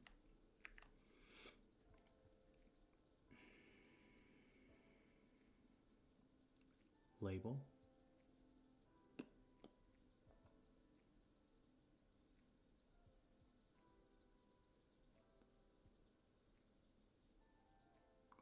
X, Y, this guy. Let's see.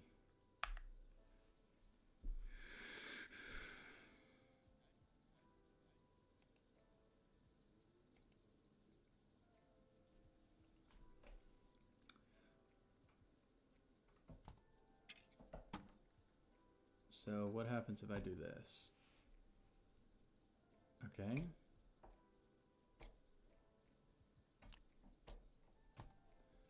Oh, I've been meaning to make a white version of that. Did I not make one? I don't think I ever did. Okay, let's make a white version of that little thing moving across the screen.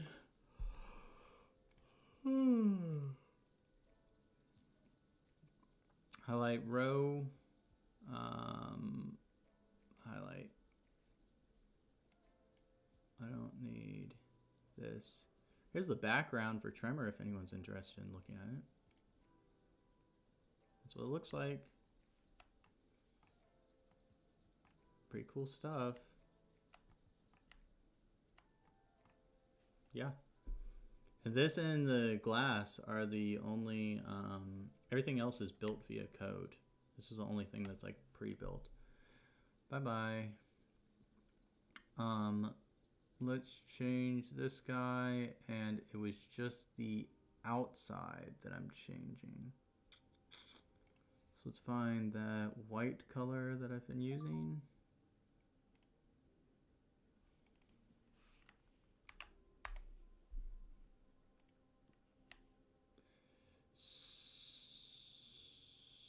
I don't need to save it.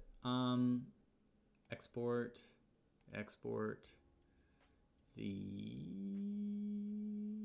this guy. What did I call the other guy? Off.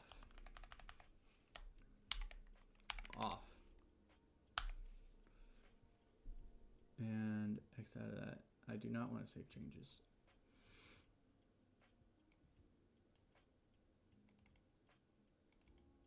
Pictures.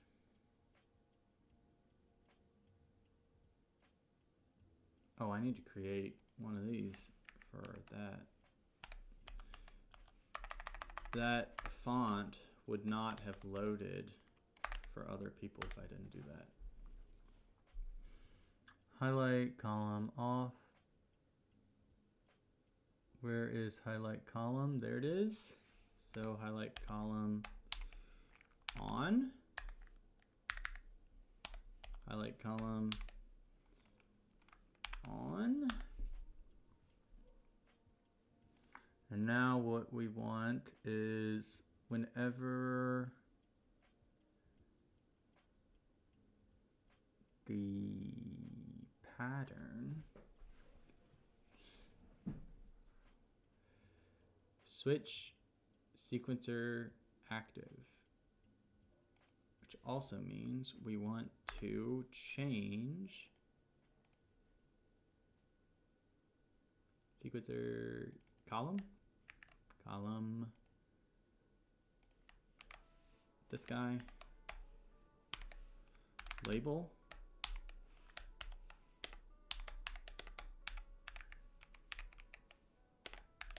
picture, equals whatever we just made.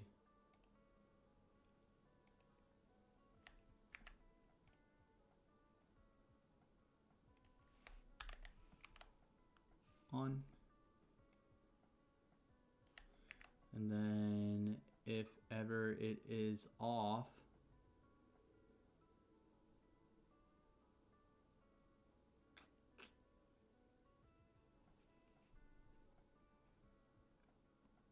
switch sequencer equals true.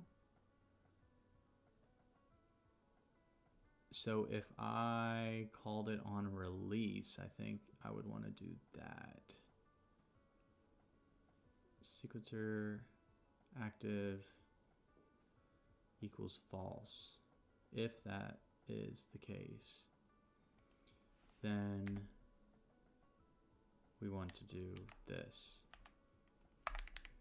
So if we conclude at the end of, like, if we release the key, that there aren't any other keys pushed for the patterns, then we want to make it go back to the off graphic, which is the white one.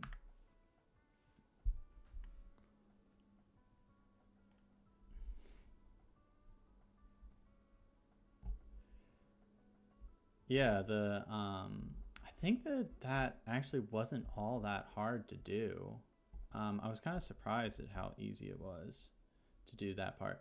But Hunter Rogerson helped me with like the all the scratches all over it. I couldn't get that to look good. Like, I thought I made some good progress, and I sent it to him, and he was like, "Yeah, it could look a lot better." What's going on here?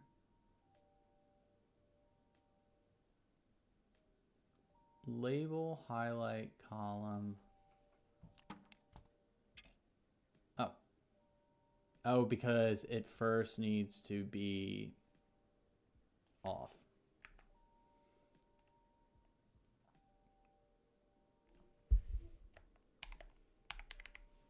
Let me make sure. I see. So now it will only be red if it's active. I release. Cool. If I hit and then I go somewhere else and then I release that other guy, it's fine. Okay. Same thing if I push down the key, push it, shows that it's active. Cool. Just visual cues of, hey, something's happening. That's why it's red.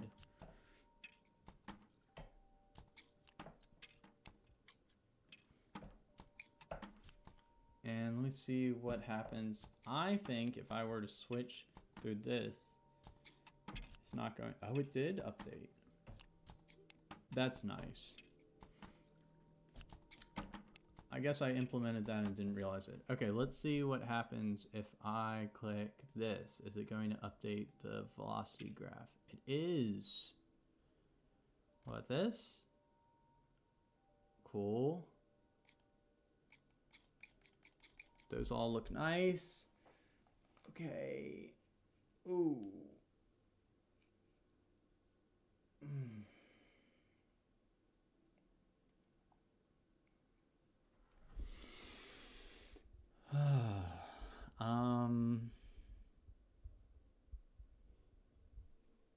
Is it time for me to do the delay thing?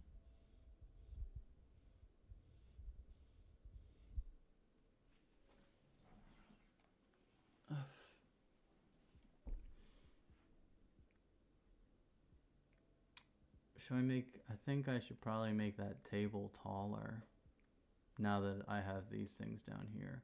I should also make this more centered. That is pissing me off so much. How off-centered that is.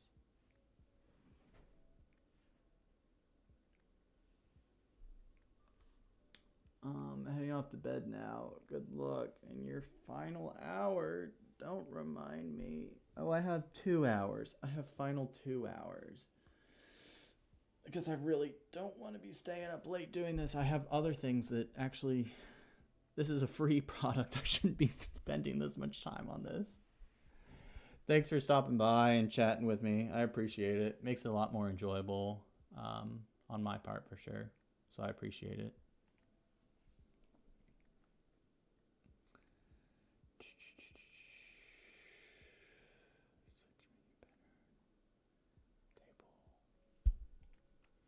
Find table.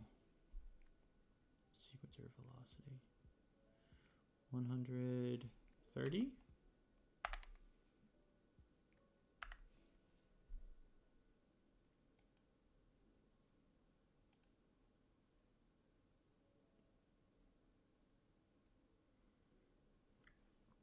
Yeah, that looks okay.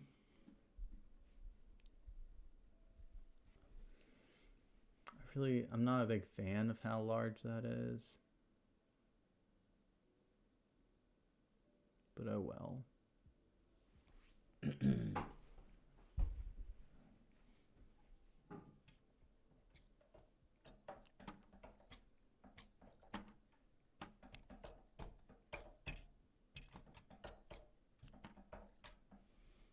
Okay. Oh, man.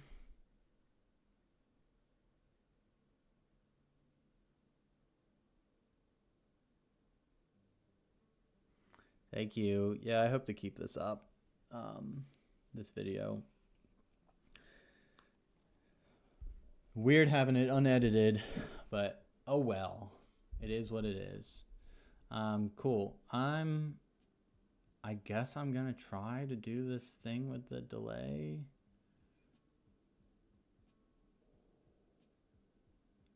It's a little crazy. Let me see how it sounds first before I start going down this route.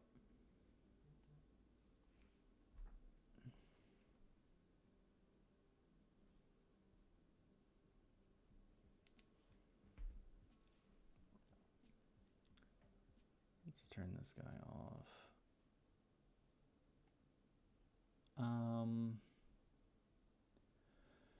So how am I going to do this? pretty simple. Just do a send effect. Modulation, not modulation. Utilities, send levels, and I'm going to create 2 different delays. Just using replica delay. Okay. And let's bypass this first. Let's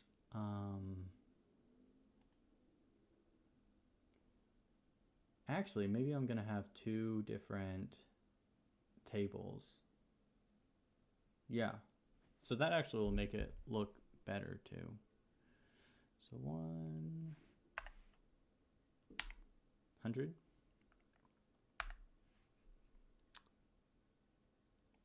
And then let's create another one. Oh, that's not what I wanted.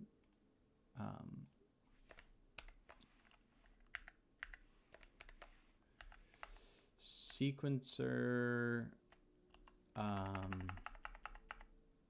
table delay send. Table delay send? Is that the best way to put it? Sure. We're rolling with it. 385. We're going to do 485. And we're not going to have it quite that large. We're going to have it at 30. And we are also going to make it a different color. Let's just land on our trusty white color.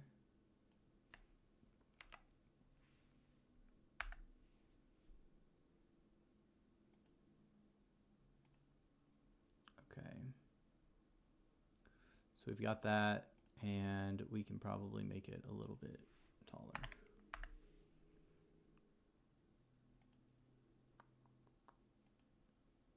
Cool. So what we're going to do with this is we are going to have it, it doesn't need to be that tall. It only needs to go up to 2.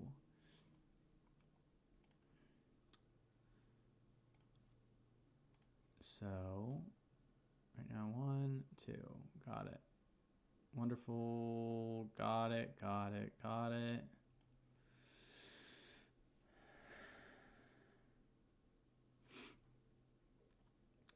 So what is this going to do? It's going to switch which delay it's going to send to.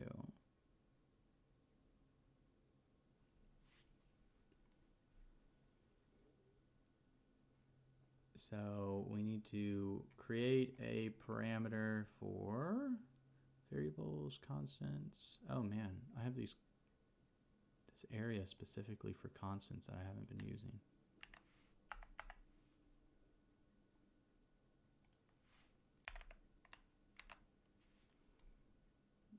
Turn the music back on.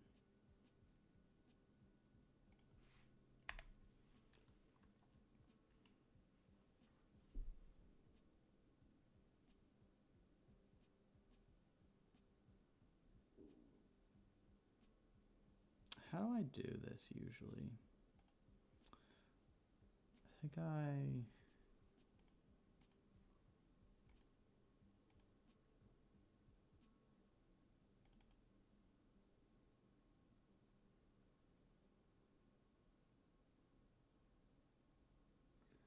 what did I do on this other guy? Elskavan. Samples.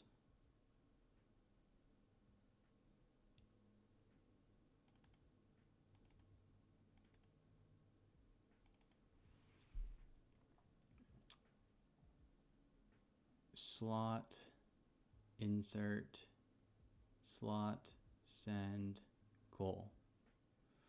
It's not slot bus, probably.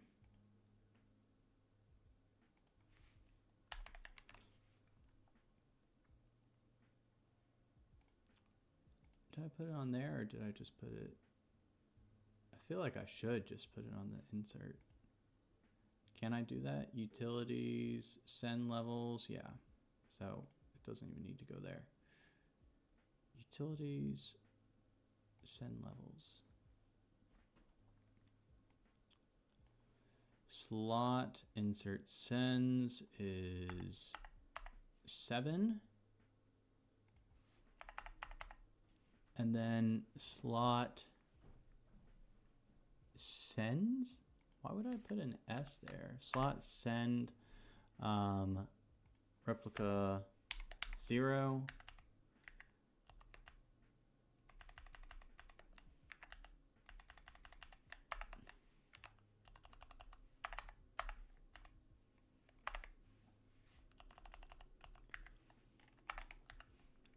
Zero, 1.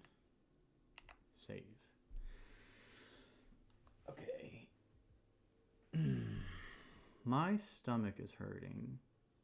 I think it's probably because I haven't eaten. How much longer until my next break? Okay, coming up very soon. I think I'm going to take a break right now.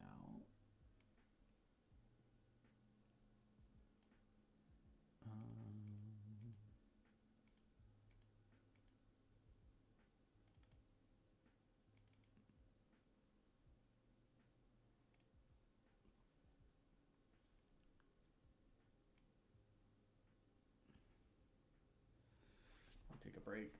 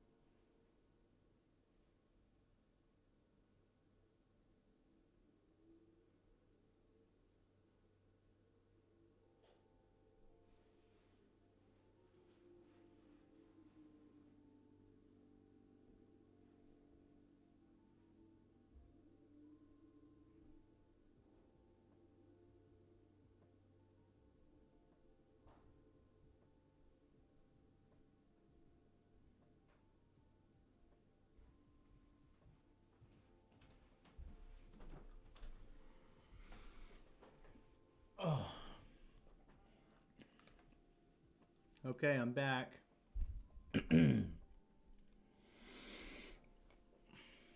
Let's test out this feature with the delay and see if it's even worth pursuing. Does it sound cool? We'll see. So we have these set up. We have these variables that show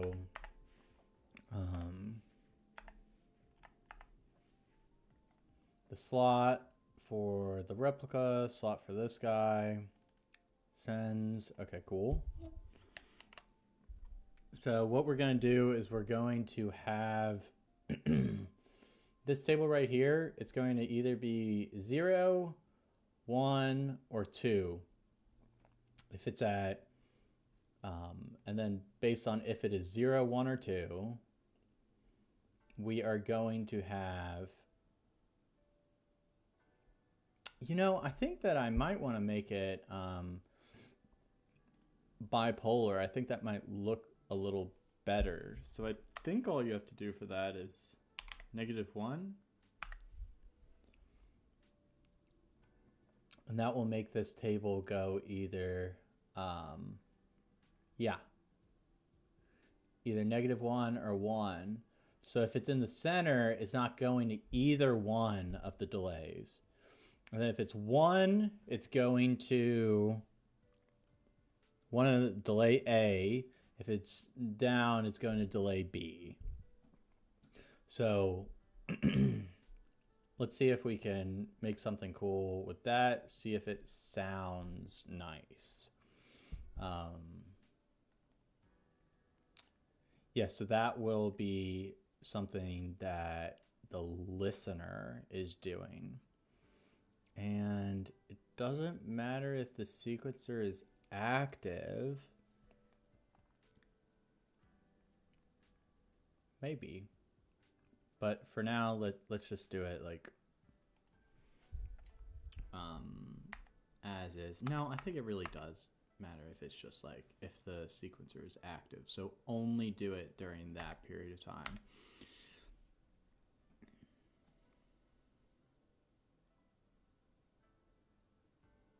Yeah. Okay, so we are going to set engine parameter, and what that is send level, I think, is like send level, something like that. What is that? I know one of them is 7, so let's see if I can find, yeah, there you go.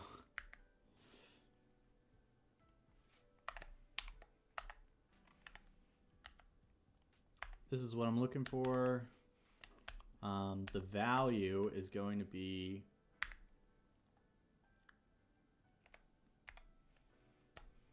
we'll use LJ equals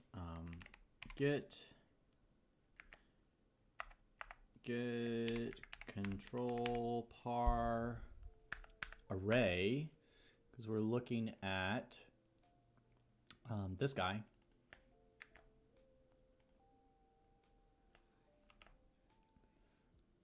So delay send table delay send. We're getting the I do this all the time. I don't need to do it like this. I don't need to get values like that from a table. And this is going to be for which guy? Sequencer step.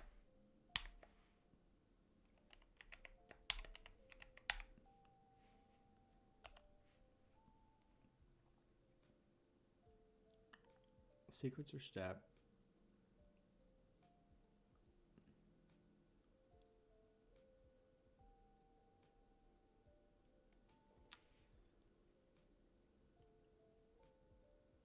Let's see if I can do this, and I'll just do the simplest way. switch? Do we use switches? Do we use case? I don't know. If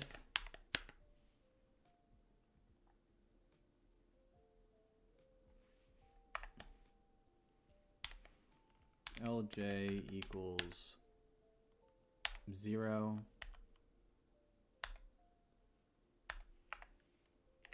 else if LJ equals -1, and then we can just do else. I think it might be cleaner if we do -1, 1, and then this would be 0.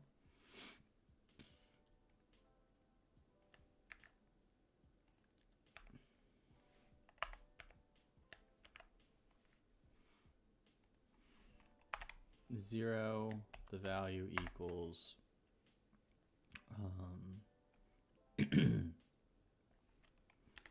630,000. Group is -1. Slot is whatever we made this.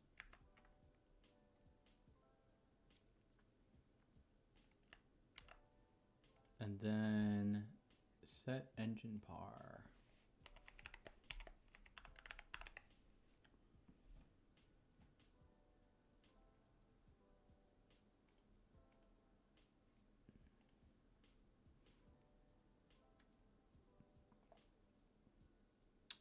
Insert.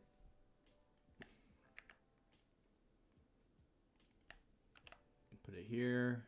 Insert that guy. Duplicate. I feel like, let me see, there's something in here that I've just never used before, but maybe I should start using.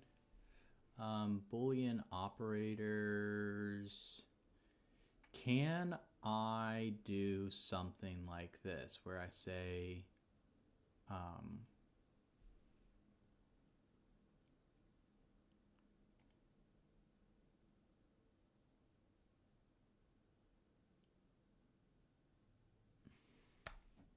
I do LJ equals -1. I put that in there and I say times. And then I do the same thing. LJ equals 1. Can I do that in this language?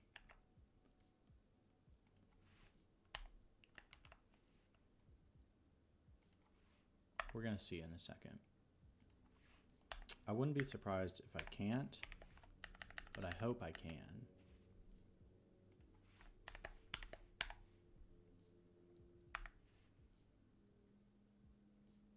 That's promising. That's not promising.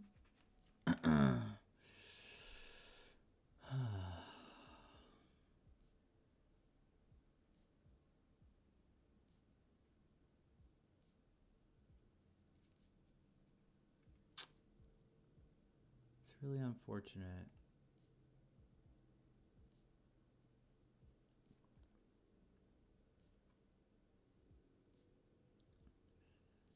Can I do something like Boolean operators are used in if and while in the list? So it always does true or false. It doesn't have like 0 or 1. That's the part that kind of is unfortunate. Let me see if I type in this, is there some other way to call? Maybe not that. How about less than or equal to?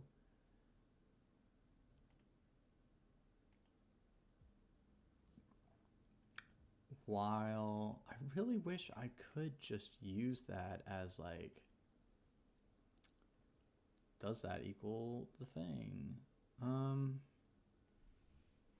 Conditional statements, Boolean, user interface controls, basic operators, real rounding, bit operators. I think this might be what I'm looking for.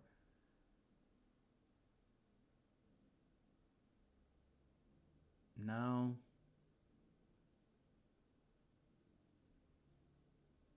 That's not what I'm looking for. That's truly unfortunate.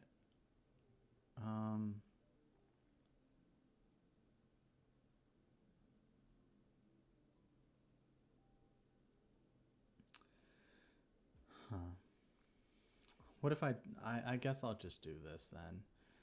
I'll say this. Oh, I can't even do that. That's so stupid.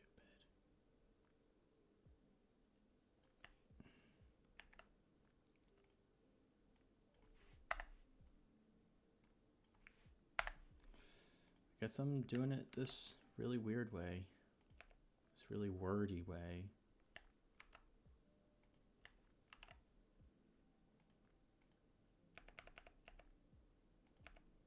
I don't like how this looks though. So if it's that, then this is that. It's this. Then we're going with that. This. 0. This. That. This is 0.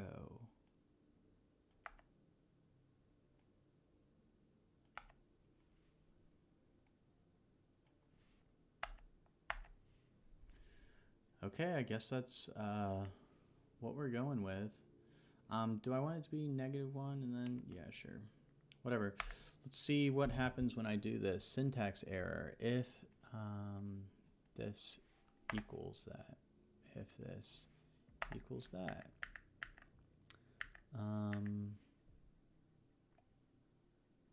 LJ equals table blah blah blah.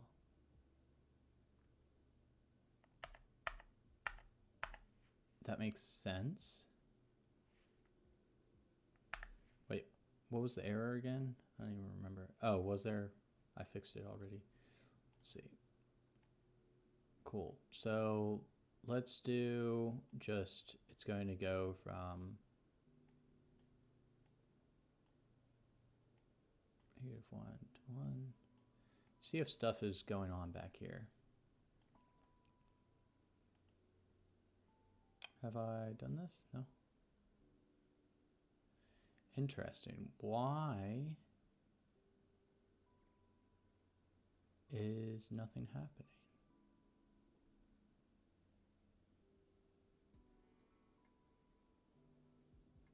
Is it if it's active? That's why. So let's actually just get that out of there. Even though we're probably going to do something similar to that.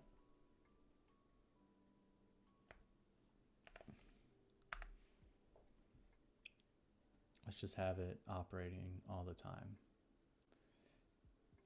So right now, what we're trying to look for is like these two knobs should be moving. Cool. There you go. Now let's turn off these. Let's say presets, factory, analog. Or I'll just do this, this.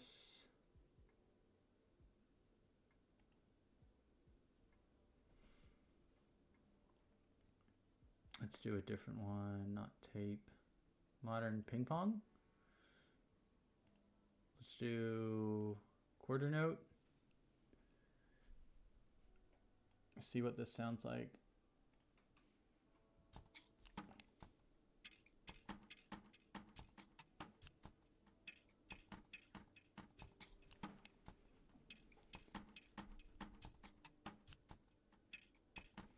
I think that's pretty cool.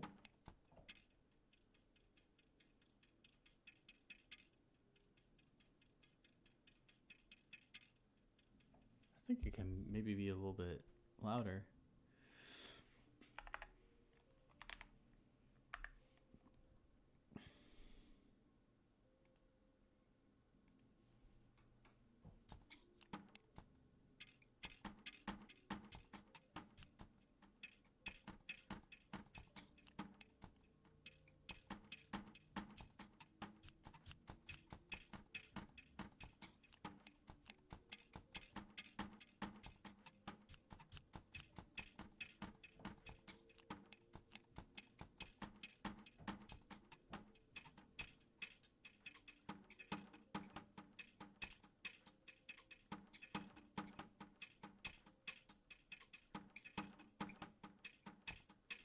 I think that sounds pretty cool. Let me see what's going on with this guy.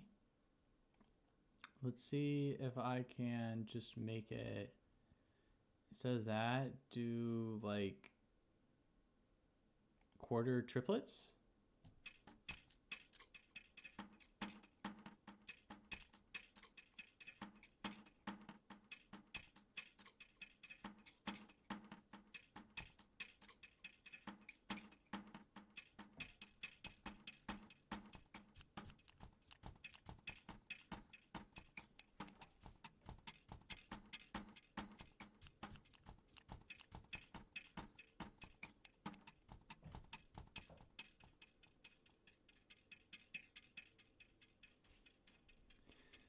Let's see what happens if I do this.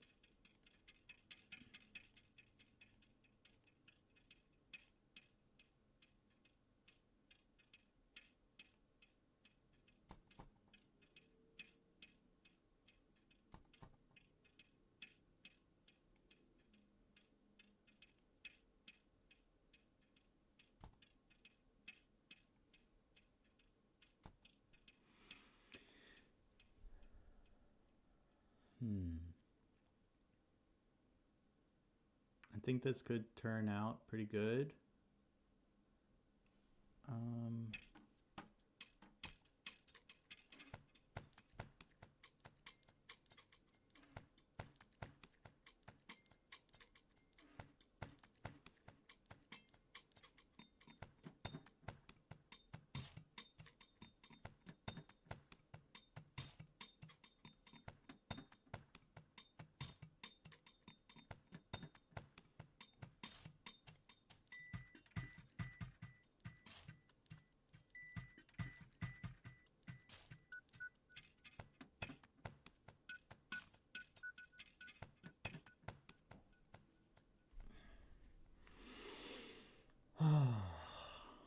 This seems like a really good idea. I'm just kind of exhausted. I'm just really exhausted right now. Let me put this guy in. Make this not quite as bright. Yeah. That feels better. I honestly think that I could just put in this. Let's see if this works.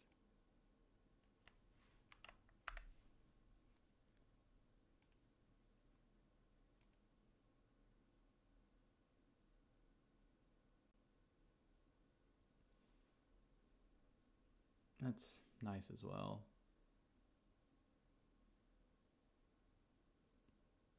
I think it might blend in a little bit better.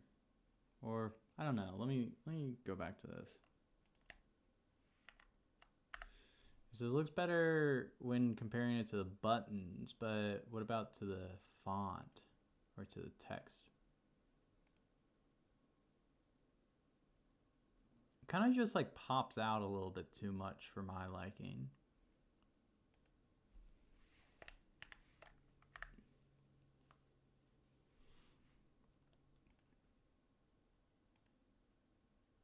Yeah. I also want to push this down by 5 pixels and then reduce the height by 10.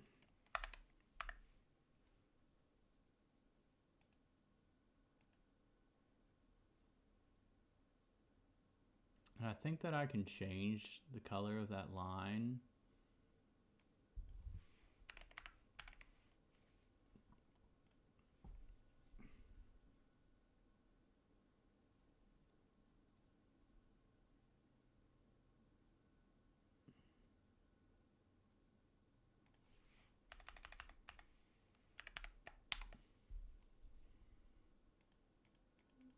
Where is that? I think it's like near the end of the documentation.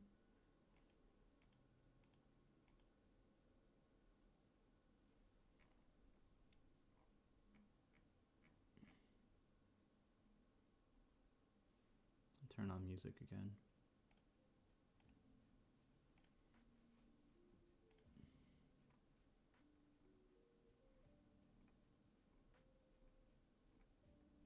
There's some section that talks about like, oh, you can change the color of this stuff but just for these controls.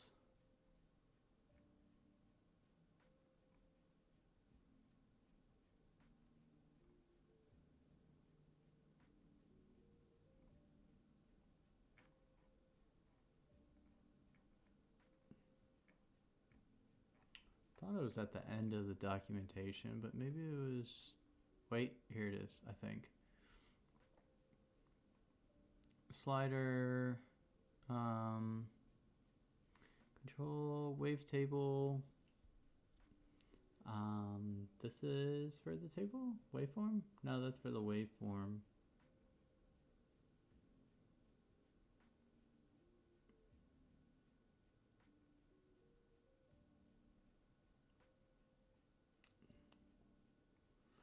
I really thought that you could change the color of that line. I'm talking about this line in the center.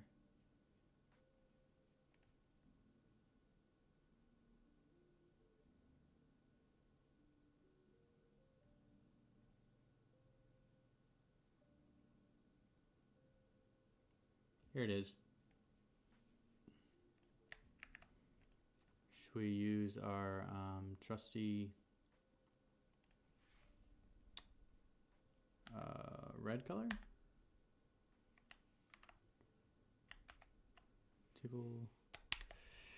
Table delay send.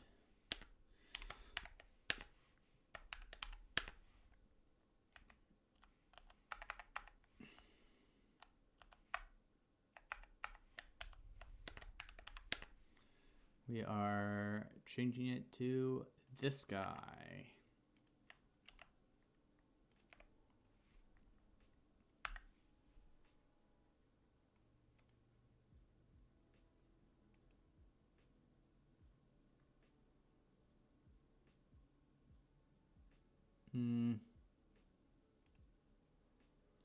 I don't like that.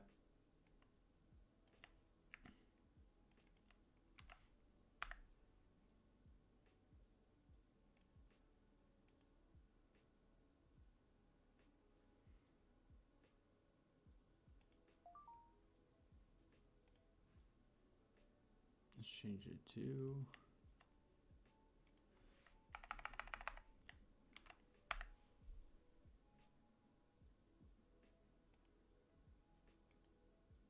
there you go. I don't even know why I'm doing that because I'm very likely going to, man, my ears hurt from these headphones. I'm very likely going to change it to like a button or something. I don't know. Way it works right now is not ideal.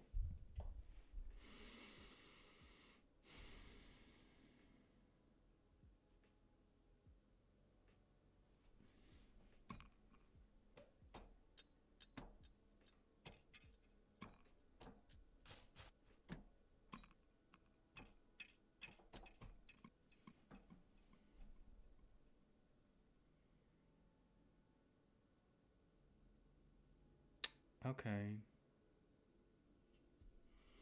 This is gonna take a bit. This is gonna take a while.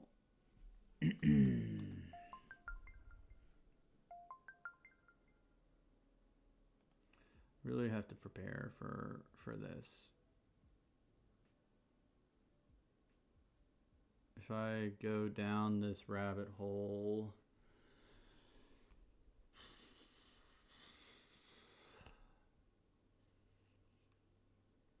it's gonna be a little rough. I mean, it's not really that rough. It's just like continuing to work on this for another 2 hours or so just to get this one feature in. I'm going to take another break. Yeah.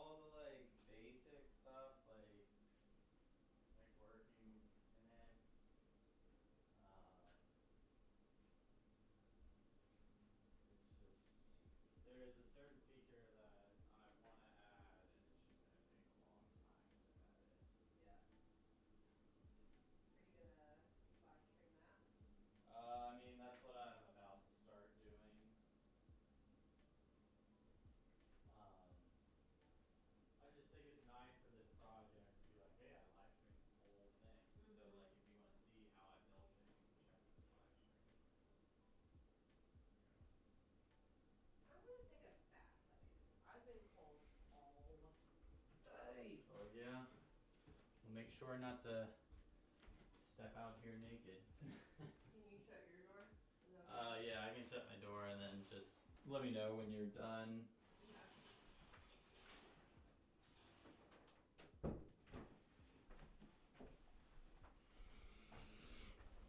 Oh. Okay.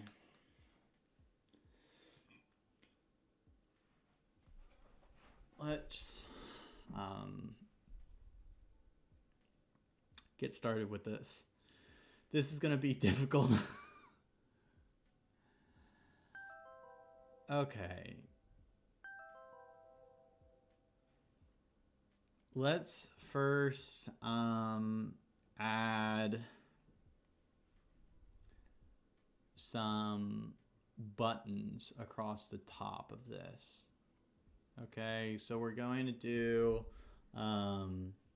3 different pages. We're doing the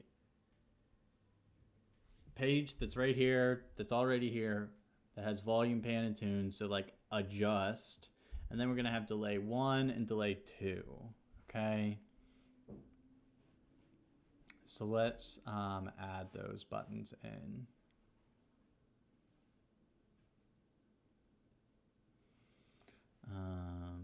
Miscellaneous, I guess it kind of...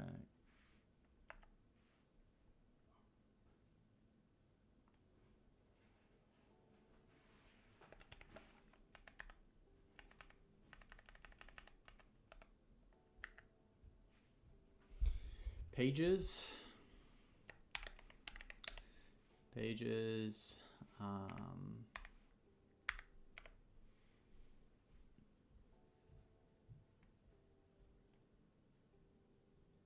Let's have this.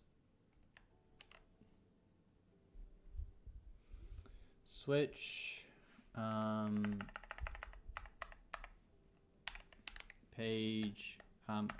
Page view. View. Page 0.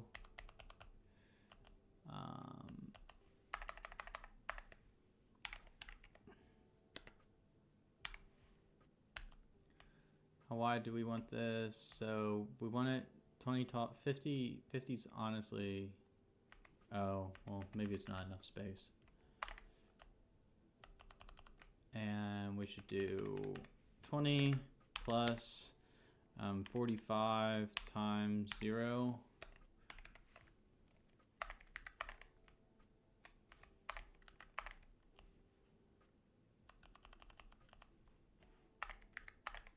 Well, this is going to be adjust.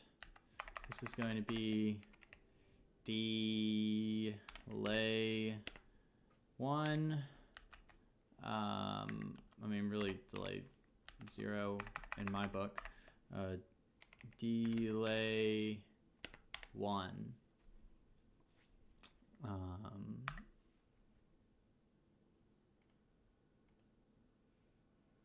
Okay, I can make it wider then. Okay.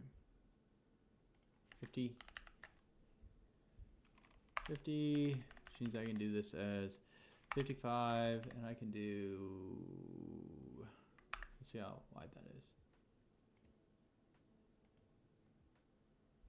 Man, we can get a lot more space out of this. Wait. Oh, I just moved that down. That's what I did. 70. Random is down at 70. That's where I want it. So if I were to make this 50, I might be able to make it 60. 60.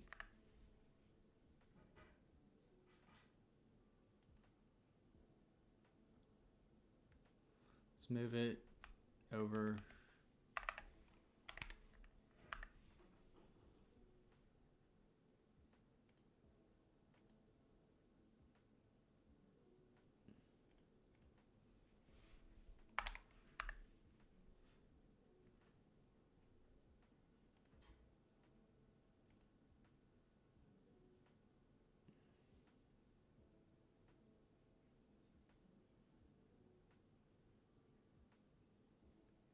This is still very annoying for me, this save button. Really just want to toss it somewhere so it's out of the way. I'm just gonna, for now, push it down a little bit more. Find, save, 350, no, 370.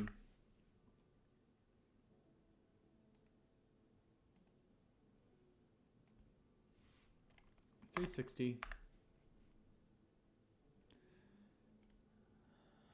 Okay, you can live right there for now. And for now, we are going to start making... Are we going to do panels? I always try to do panels, and then it kind of like messes everything up. But we'll see what happens this time around.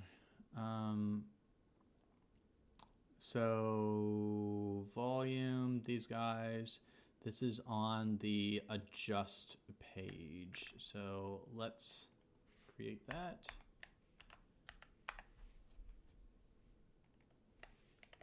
Adjust, and those go over there. Let me see how I usually do this. Drum sequencer dev, I very likely did it on this project. Scripts, uncompiled. Panel, there you go.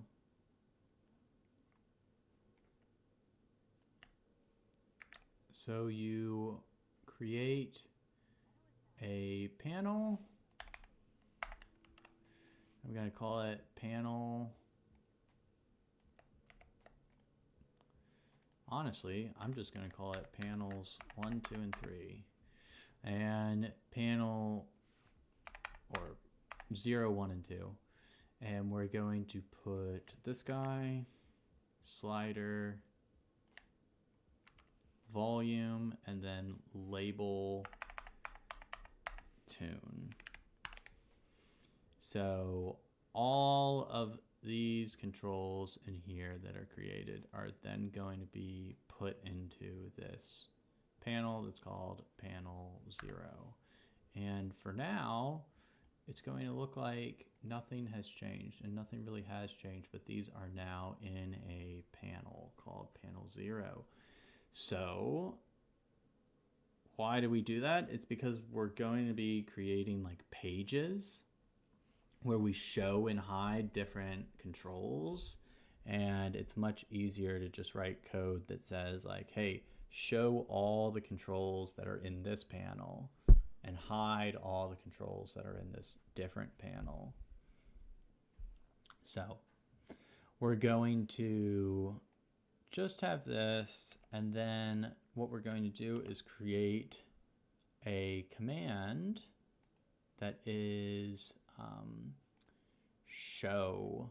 It is my show and hide commands. So I'm going to create this. I have this section in all of my products. Show, hide.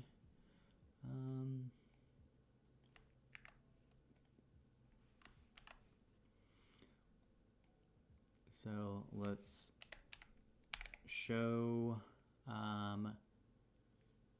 show a panel. Show a panel of controls. I mean, it's pretty self-explanatory. Panel show panel. Yeah, Simeon, I'm still going strong. It looks pretty different. You want to see the things that we've done that are different? We now have this guy. So if I click this sound, and then there's also a delay going on. Let's bypass that for now.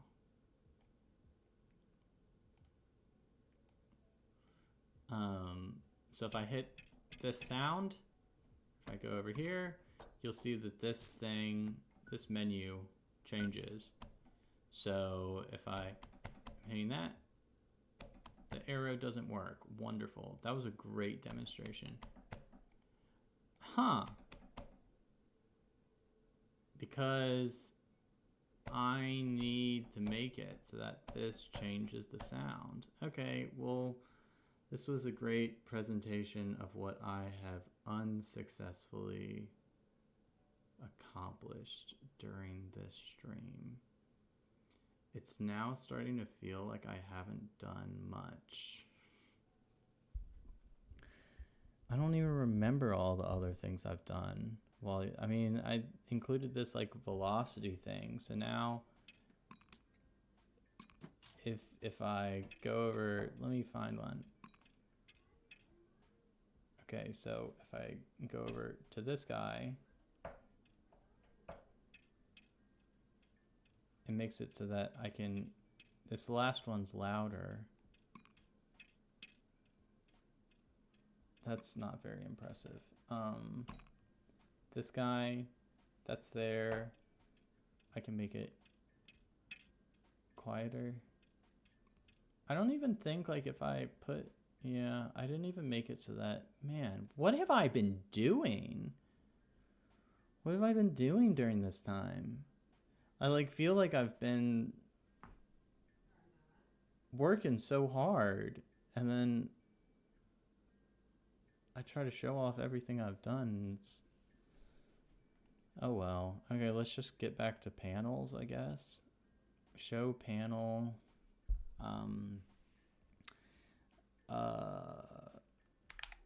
Control panel. Is that how I do this? I think it is. For declare. I moved a bunch of controls around. I know I did that. Declare II for II equals 0 to 2. I don't even feel like climbing that mountain one step at a time. Yeah. I feel like I shouldn't be learning anymore at this point. I've been doing contact instruments for far too long.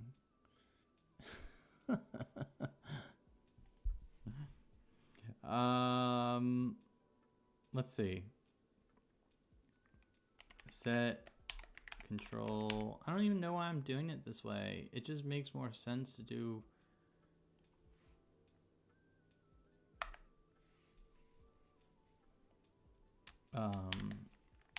Panel 0 hide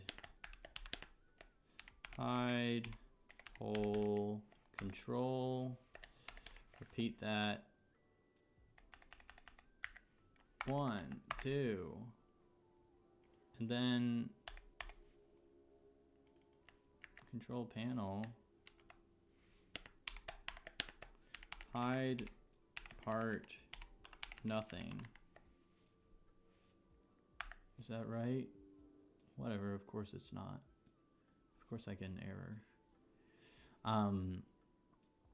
Hide part nothing?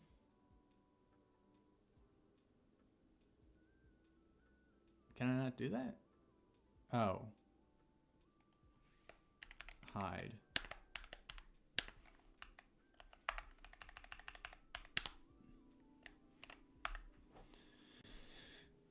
So now we have to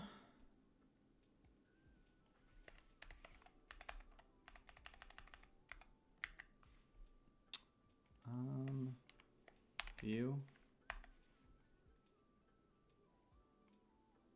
See what's going on here.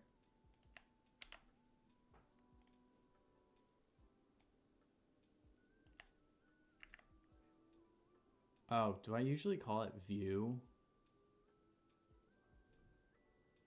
Show and hide? View and hide? What do I usually call it? No, I didn't want that. I wanted this. Oh, I always call it view hide. I need consistency.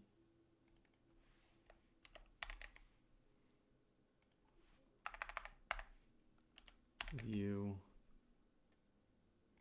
panel.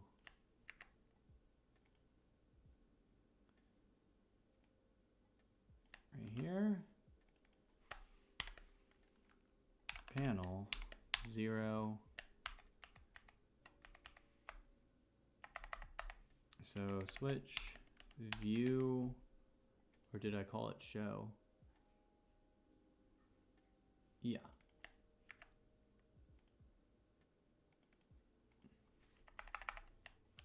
Switch view page. 0, 2, 1, 1, 2, to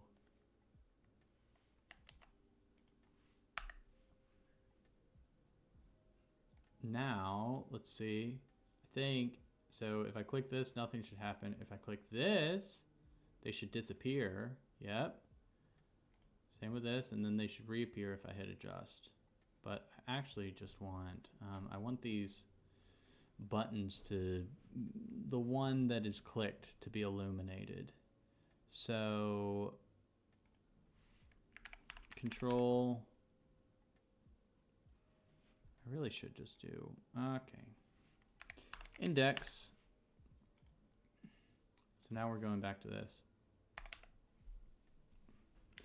For declare II for II equals 0 to 2.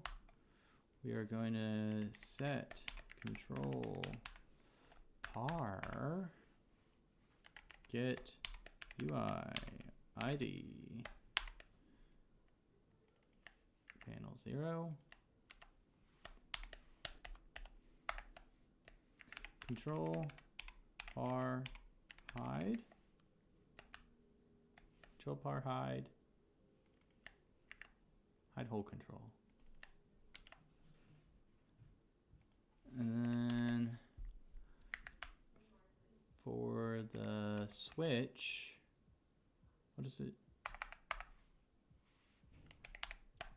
Switch.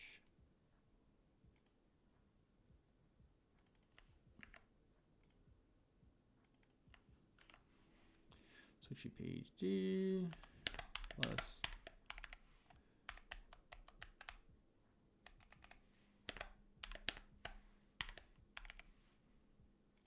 this is not control par hide, it's just control par value, and it's going to be false. So if I get this out of here, and then I do this, and I say, now I'm looking at this, and instead of off of I'm doing index. Index, this is going to be true, and this is going to be hide part nothing. What's up? That's cool. Oh, you're done with your bath already? Yeah. Okay. That was fast. I'm a fast lady. Just wanted to heat up. Yeah. So basically what this is doing is it is first going through all three of them, and it is turning off the button of all three of them, and then it's hiding all three panels, and then it is turning on the one that we're interested in, and then viewing the one that we're interested in. So all we have to do over here, instead of putting in controls, we just put in numbers. See if that works. It doesn't, of course. Index.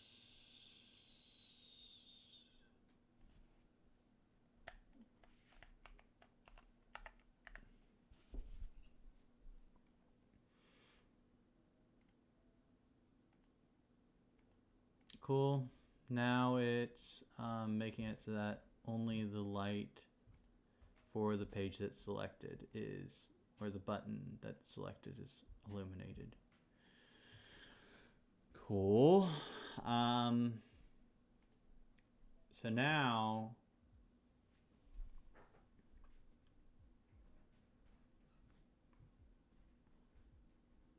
do I really want to make controls that are exactly the same?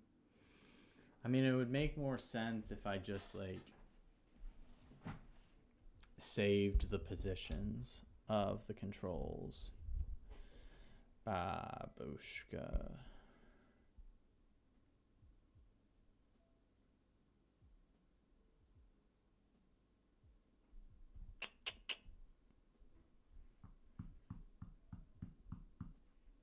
what do I want to do? I don't like making people have to like jump into pages to select the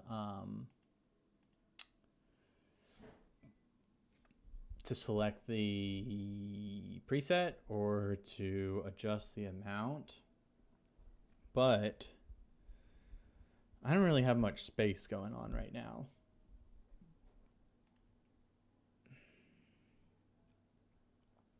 So, cool. Let's go over to this same instrument that we were looking at before and create a bunch of controls. So where is the delay section? Here's the delay section. Switch power, slider delay. Let's copy all of this. This is what's so fantastic about doing so many projects. I can just come over here and say, hey, I'm just going to copy and paste. Miscellaneous. That's not what I want that to be.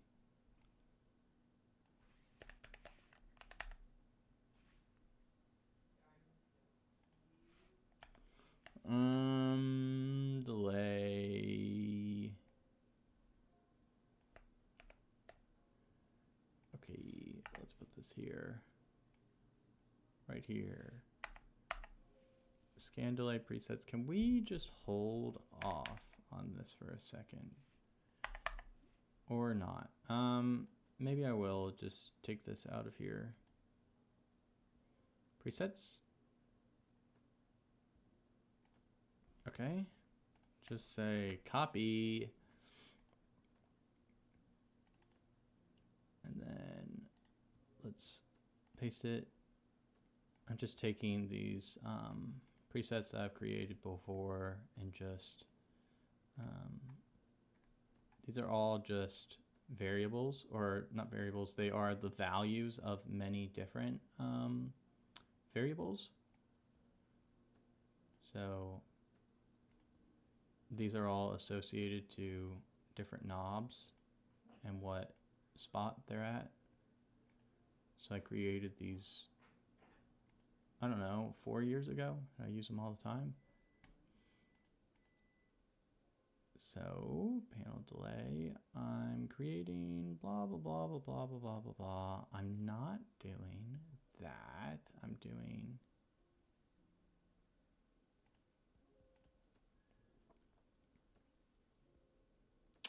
so where is the knob main? Okay.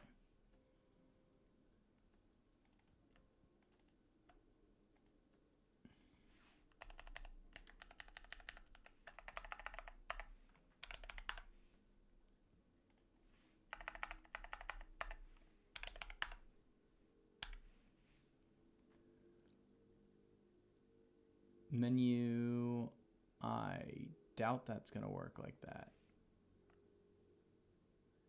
Type, delay time, we are using panel 1 instead, so get rid of that.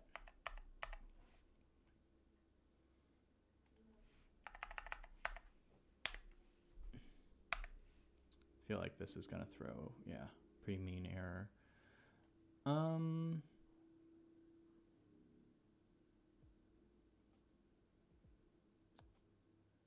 Has not been declared.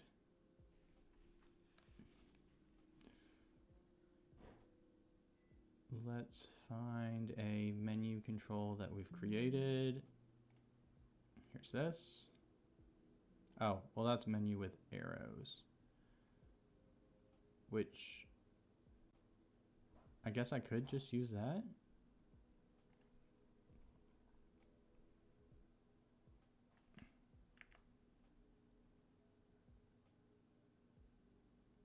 So delay,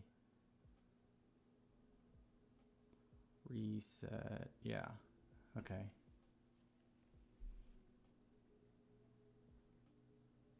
Let's actually, oh shoot. Did I just erase something from my other code?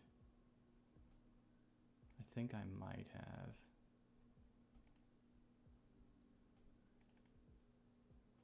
Resources, scripts, uncompiled.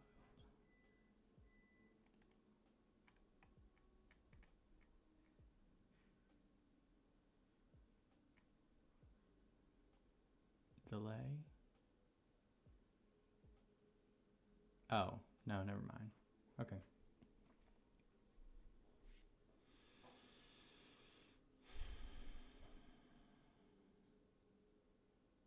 Let me just load a menu control.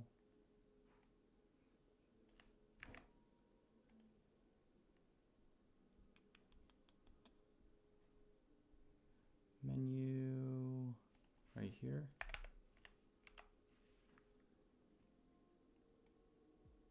Delay preset.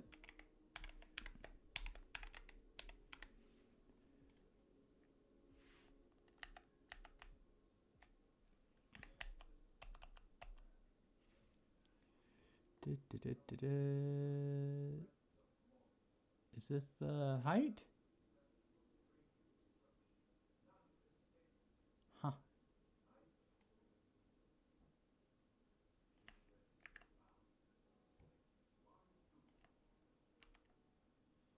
That's going on. The picture.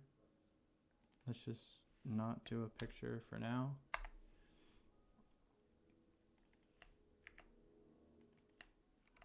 Scan delay presets, and then what is the, we made some array a while ago, count.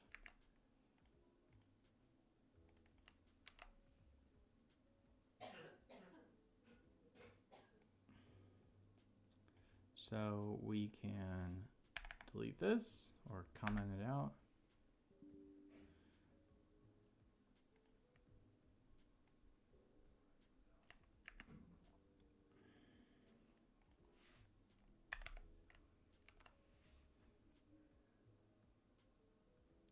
I think the main thing is just the height is omitted. And then count.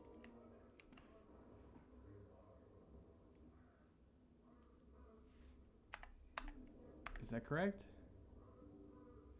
Delay types has not been declared.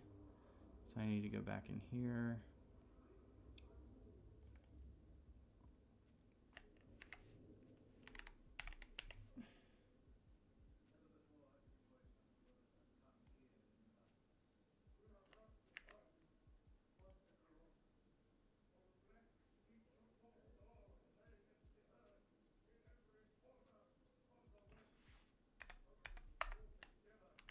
See,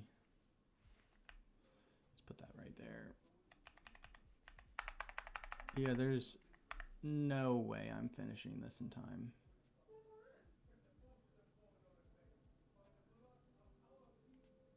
Let's see all these controls pop up on the screen. Look at that. Look at all those controls. There's so many of them.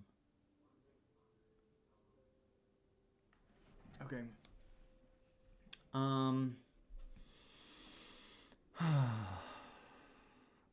So obviously I have to make smaller knobs. So they're all, you can't even see them because they're like behind these other things.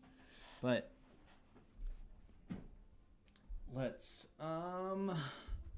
start making some smaller controls. It shouldn't be that hard because we can just change the size of the guy we were using before. Bar drums, knob main, knob main. We don't need to make it that much smaller. Maybe 50. That would be nice if 50 works.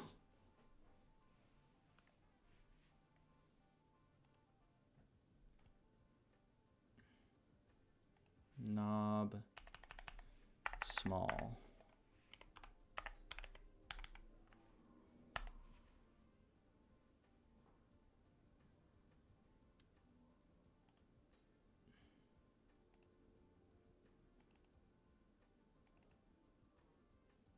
Knob main. Where is knob small? There it is.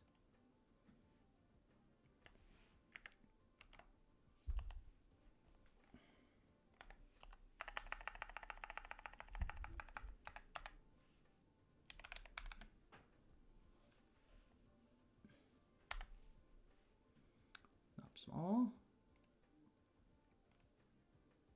Let's exit that. Yeah, I don't care about saving it. And X out of that. Which we're gonna keep on opening up that document.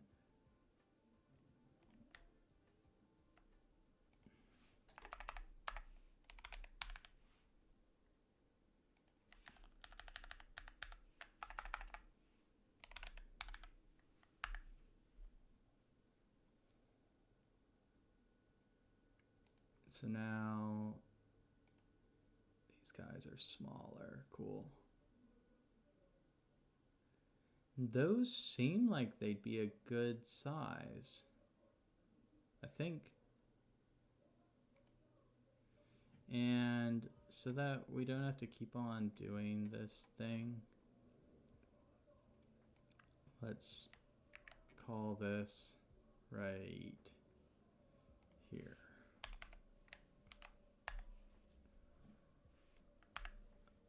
So that it just opens up that page every time. Cool. Now let's rearrange all those controls.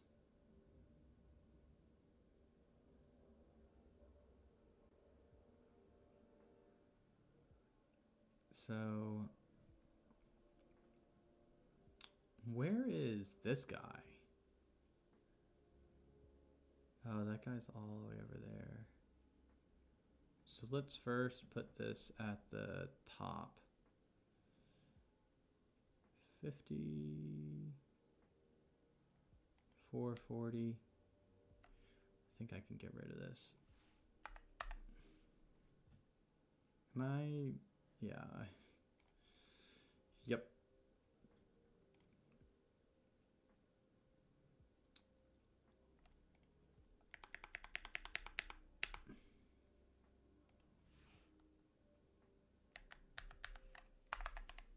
$100. This doesn't need to be here.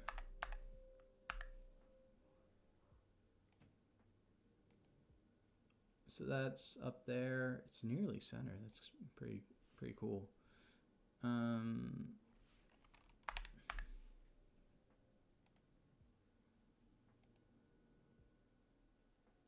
Cool.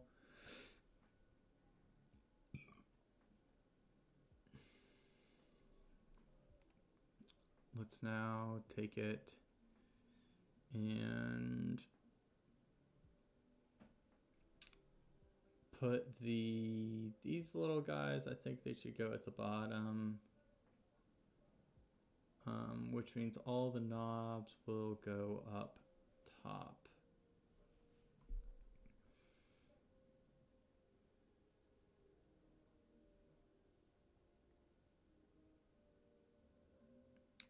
Time. Let's see, we can't just take off 100, or I guess we can.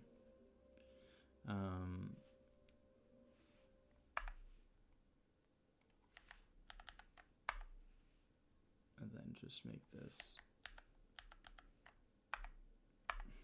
20. And then we're going to bring these guys up 180.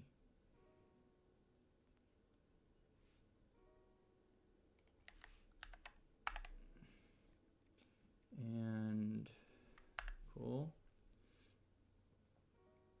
We're just trying to cram all of these knobs in, like, up here.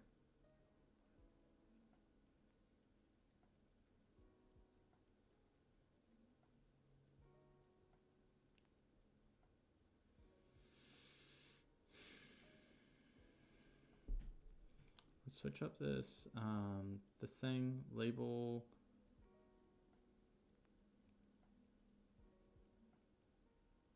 X, Y, picture, let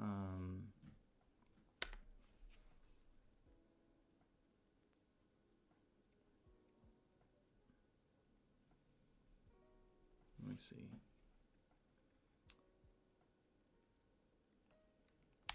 Offset X, offset Y. And that's just going to be these variables that we can use to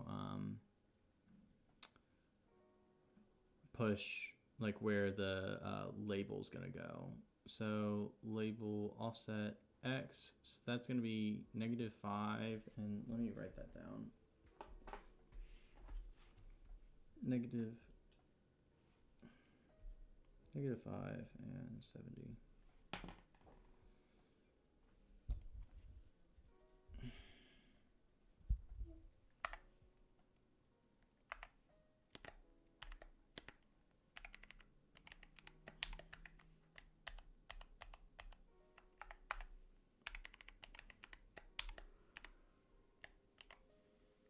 Let me go over to where I make the volume. Yeah. So these guys are going to be -5 and 70, while these guys are going to be a lot less. It's going to be more like 0 and, well, I guess we can still do -5. Well, -10 and I don't know, 50.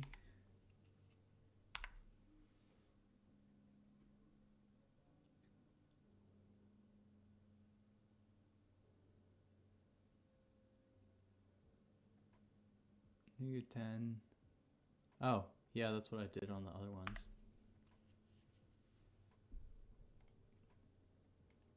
So now the labels are closer to it, but they're still, they're not looking good.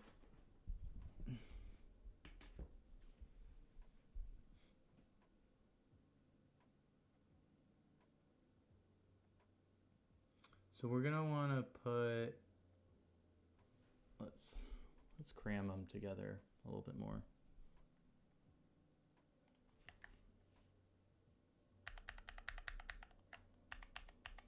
A little bit more, a lot more actually.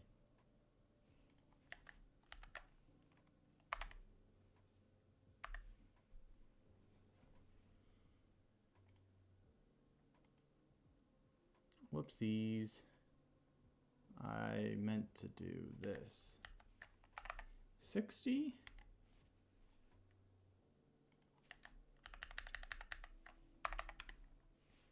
So this actually was good.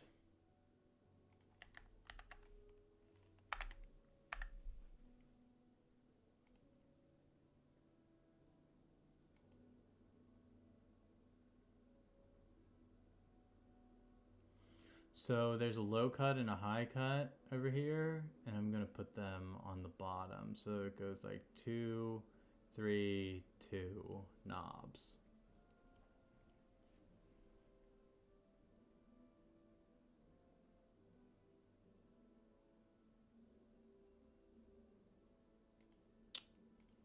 So where is low cut, high cut? Take these guys. Oh, well, I don't want to shift them off like that.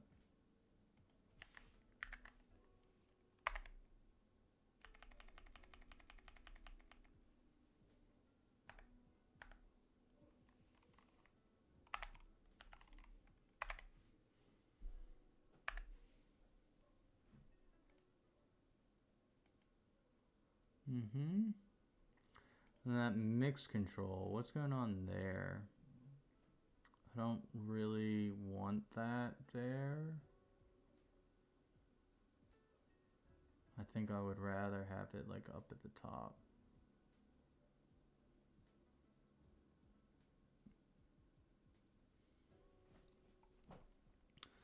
going on with this?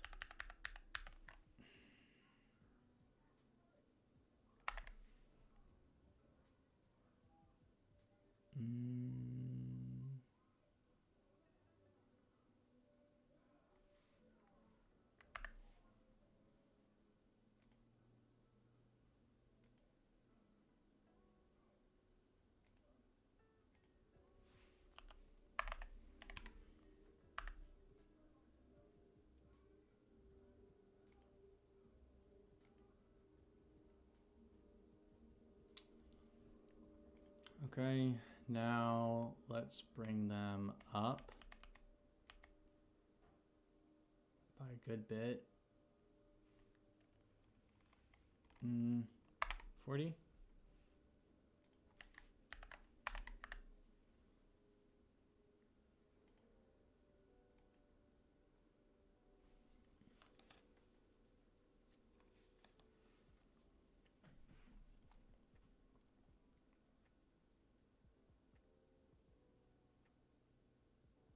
We can separate them a little bit more vertically.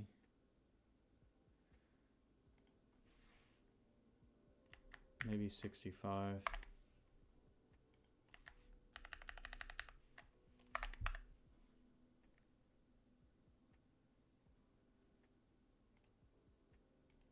I really want to get rid of this save button. Fine, save. I'm putting it all the way over 350 and 20. It's going all the way somewhere else because it's not even going to be available for the user, so I don't need it down here. I do have to make a smaller font for this scenario. So if I were to do 8, that's pretty small.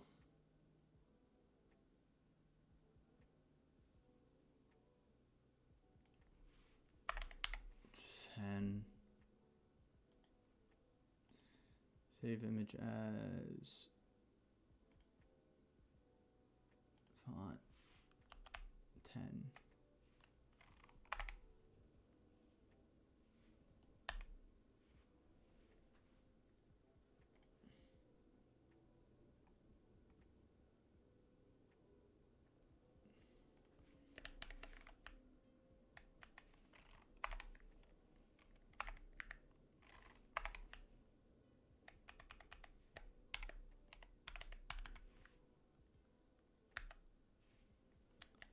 For now, I'm just going to do that and then go through these guys and say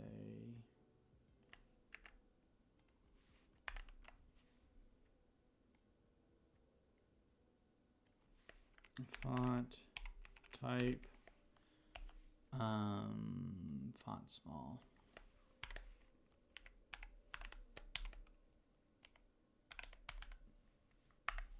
I should change the font on all these labels that are in that panel.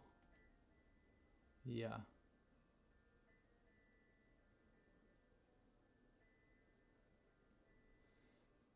Just low cut and high cut down here, those words are just really hitting each other. So I guess I need to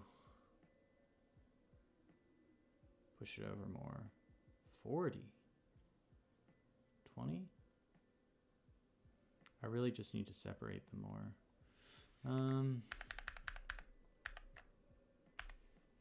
70. But I believe that means I'm going to have to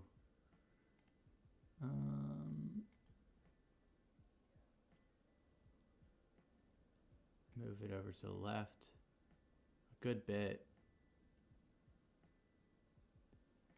Maybe it is just 10. We'll see.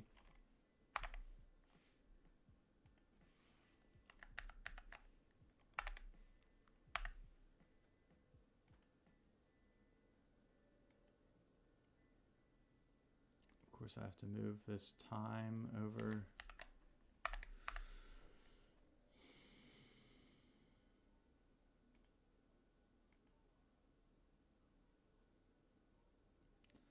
I have to move these guys over more. Might be 5.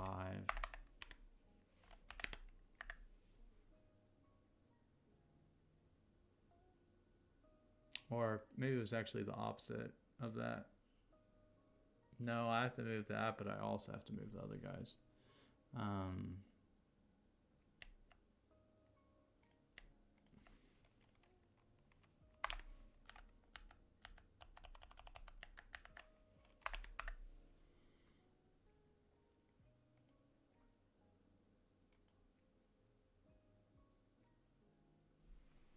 Is that centered? I don't think so. But I think 40 is too far over.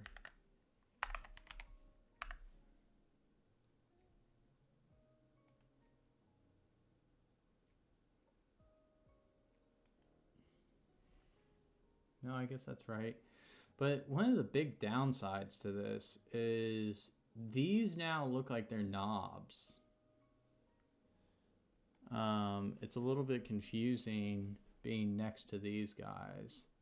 But I guess it's not that big of a deal because these are going to have like this going on. It'll probably be like set in as well. So it'll be separated from that. This mix control, I need to make a slider.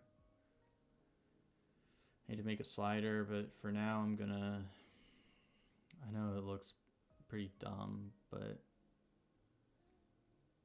mix, I don't even want it to be called mix. Delay level.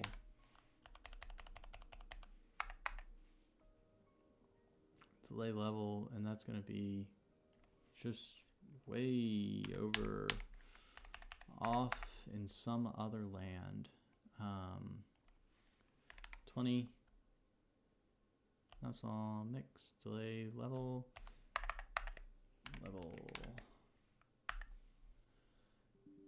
It's delay mix delay level.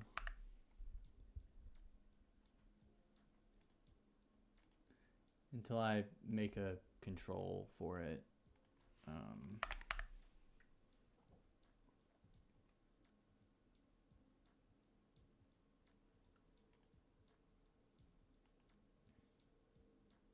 So that's over there, but we still need to find a place for ping pong and modern.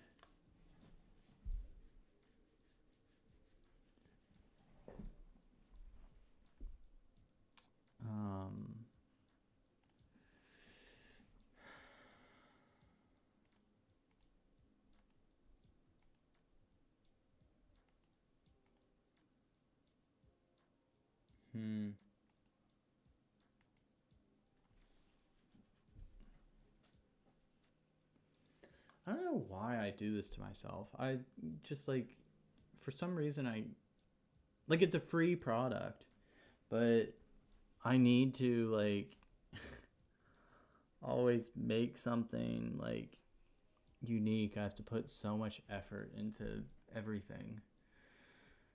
Oh man. Put this ping pong over at 10. 55 is just a little bit off, so 40. This guy is also the same thing, but instead of that, it's going to be like 200. Well, not 200. It's going to be 140. 140.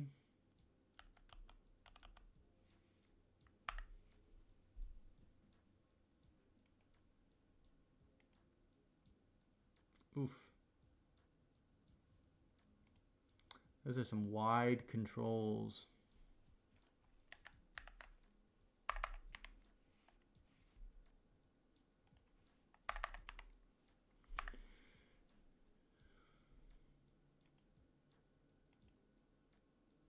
Well, it doesn't have to be that drastic.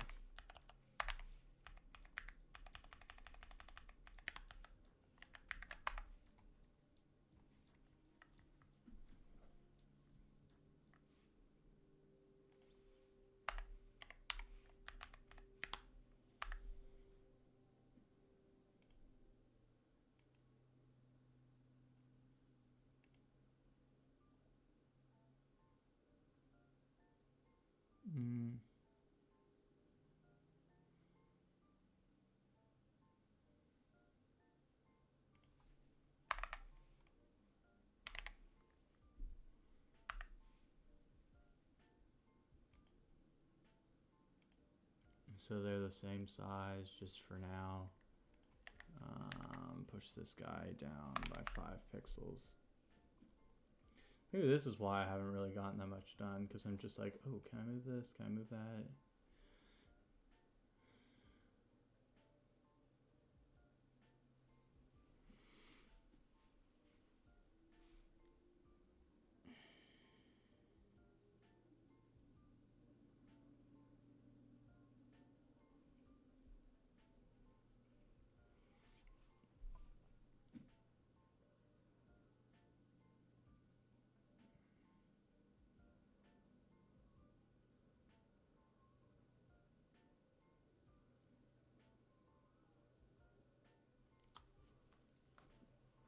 I have been going for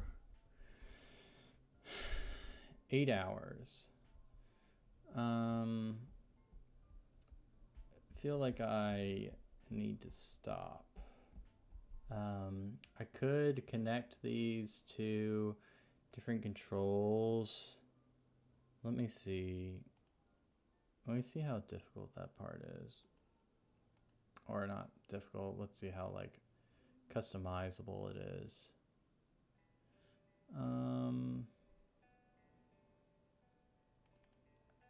Yeah, my brain is starting or stopping functionality. It is not working. Drum sequencer dev. Where is the delay section?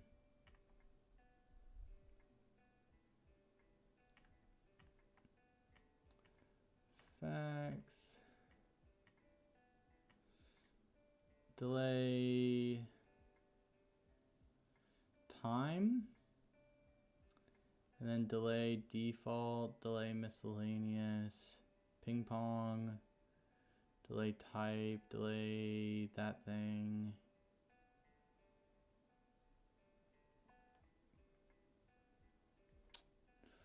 It's not that bad. But it's not really going to like come across as like I would have to get it. I would have to work for another like 2 hours to get the delay feature to work. And that kind of just seems like too big of a hill to climb right now. This is exhausting. I don't know how people stream for, I know some people like stream for days. I think this is a good spot to finish. I'm going to message the client, I don't know, message the platform that this is supposed to be published to probably tomorrow, show them a demo of this and be like, hey, can I have like some more time? It's supposed to be like released like throughout. There are a bunch of different instruments that are being released throughout December, and they asked me to make one for it, so this is my submission for that. So maybe I can ask them to let me be one of the people that has a product released at the end of the month. Because I'm at the point where I'm like, I don't think that it would take just like one day. It would take me like 2 more days to finish this. I know I sound a little bit bummed, but I mean, I'm actually really excited about this project. I think it's turning out really nice. I'm really happy about the balance of colors. I'm looking over at the screen recorder. I like the balance of colors. I think it fits really nice. At the end of the last stream, I talked about how, like, I think UIs look nice when they have like a distribution of like 60% is like the background color, which is like black in this case. 30% is the primary color, I guess, which is like this like gray that you're seeing like here on these buttons. Just the font itself is kind of like in that same wheelhouse, and then red is like the accent that's like 10% of the interface. Yeah, I think it looks nice. It works, like in theory it works well. It's pretty buggy right now.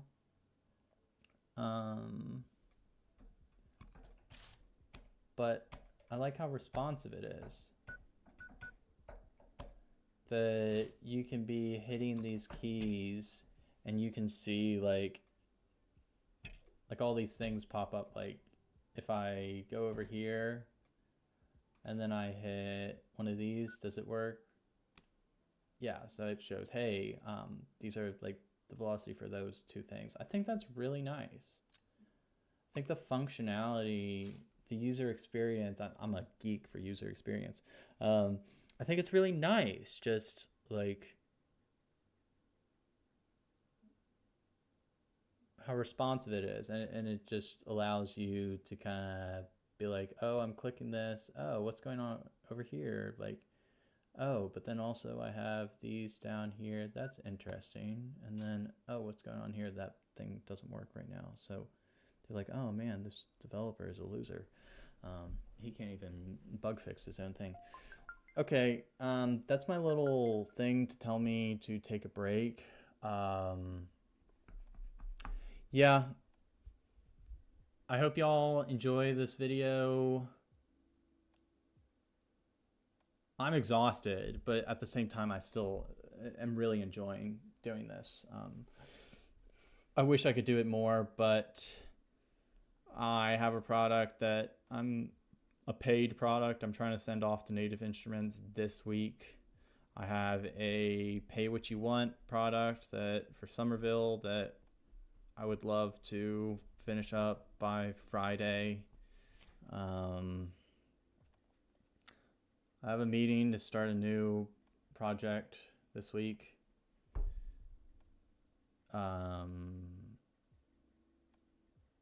One of these days I'm going to quit my day job so I can do this more. Yeah, I have another job. I'm a bartender. So, yeah, and that's why that's where all these sounds came from. Listen to that.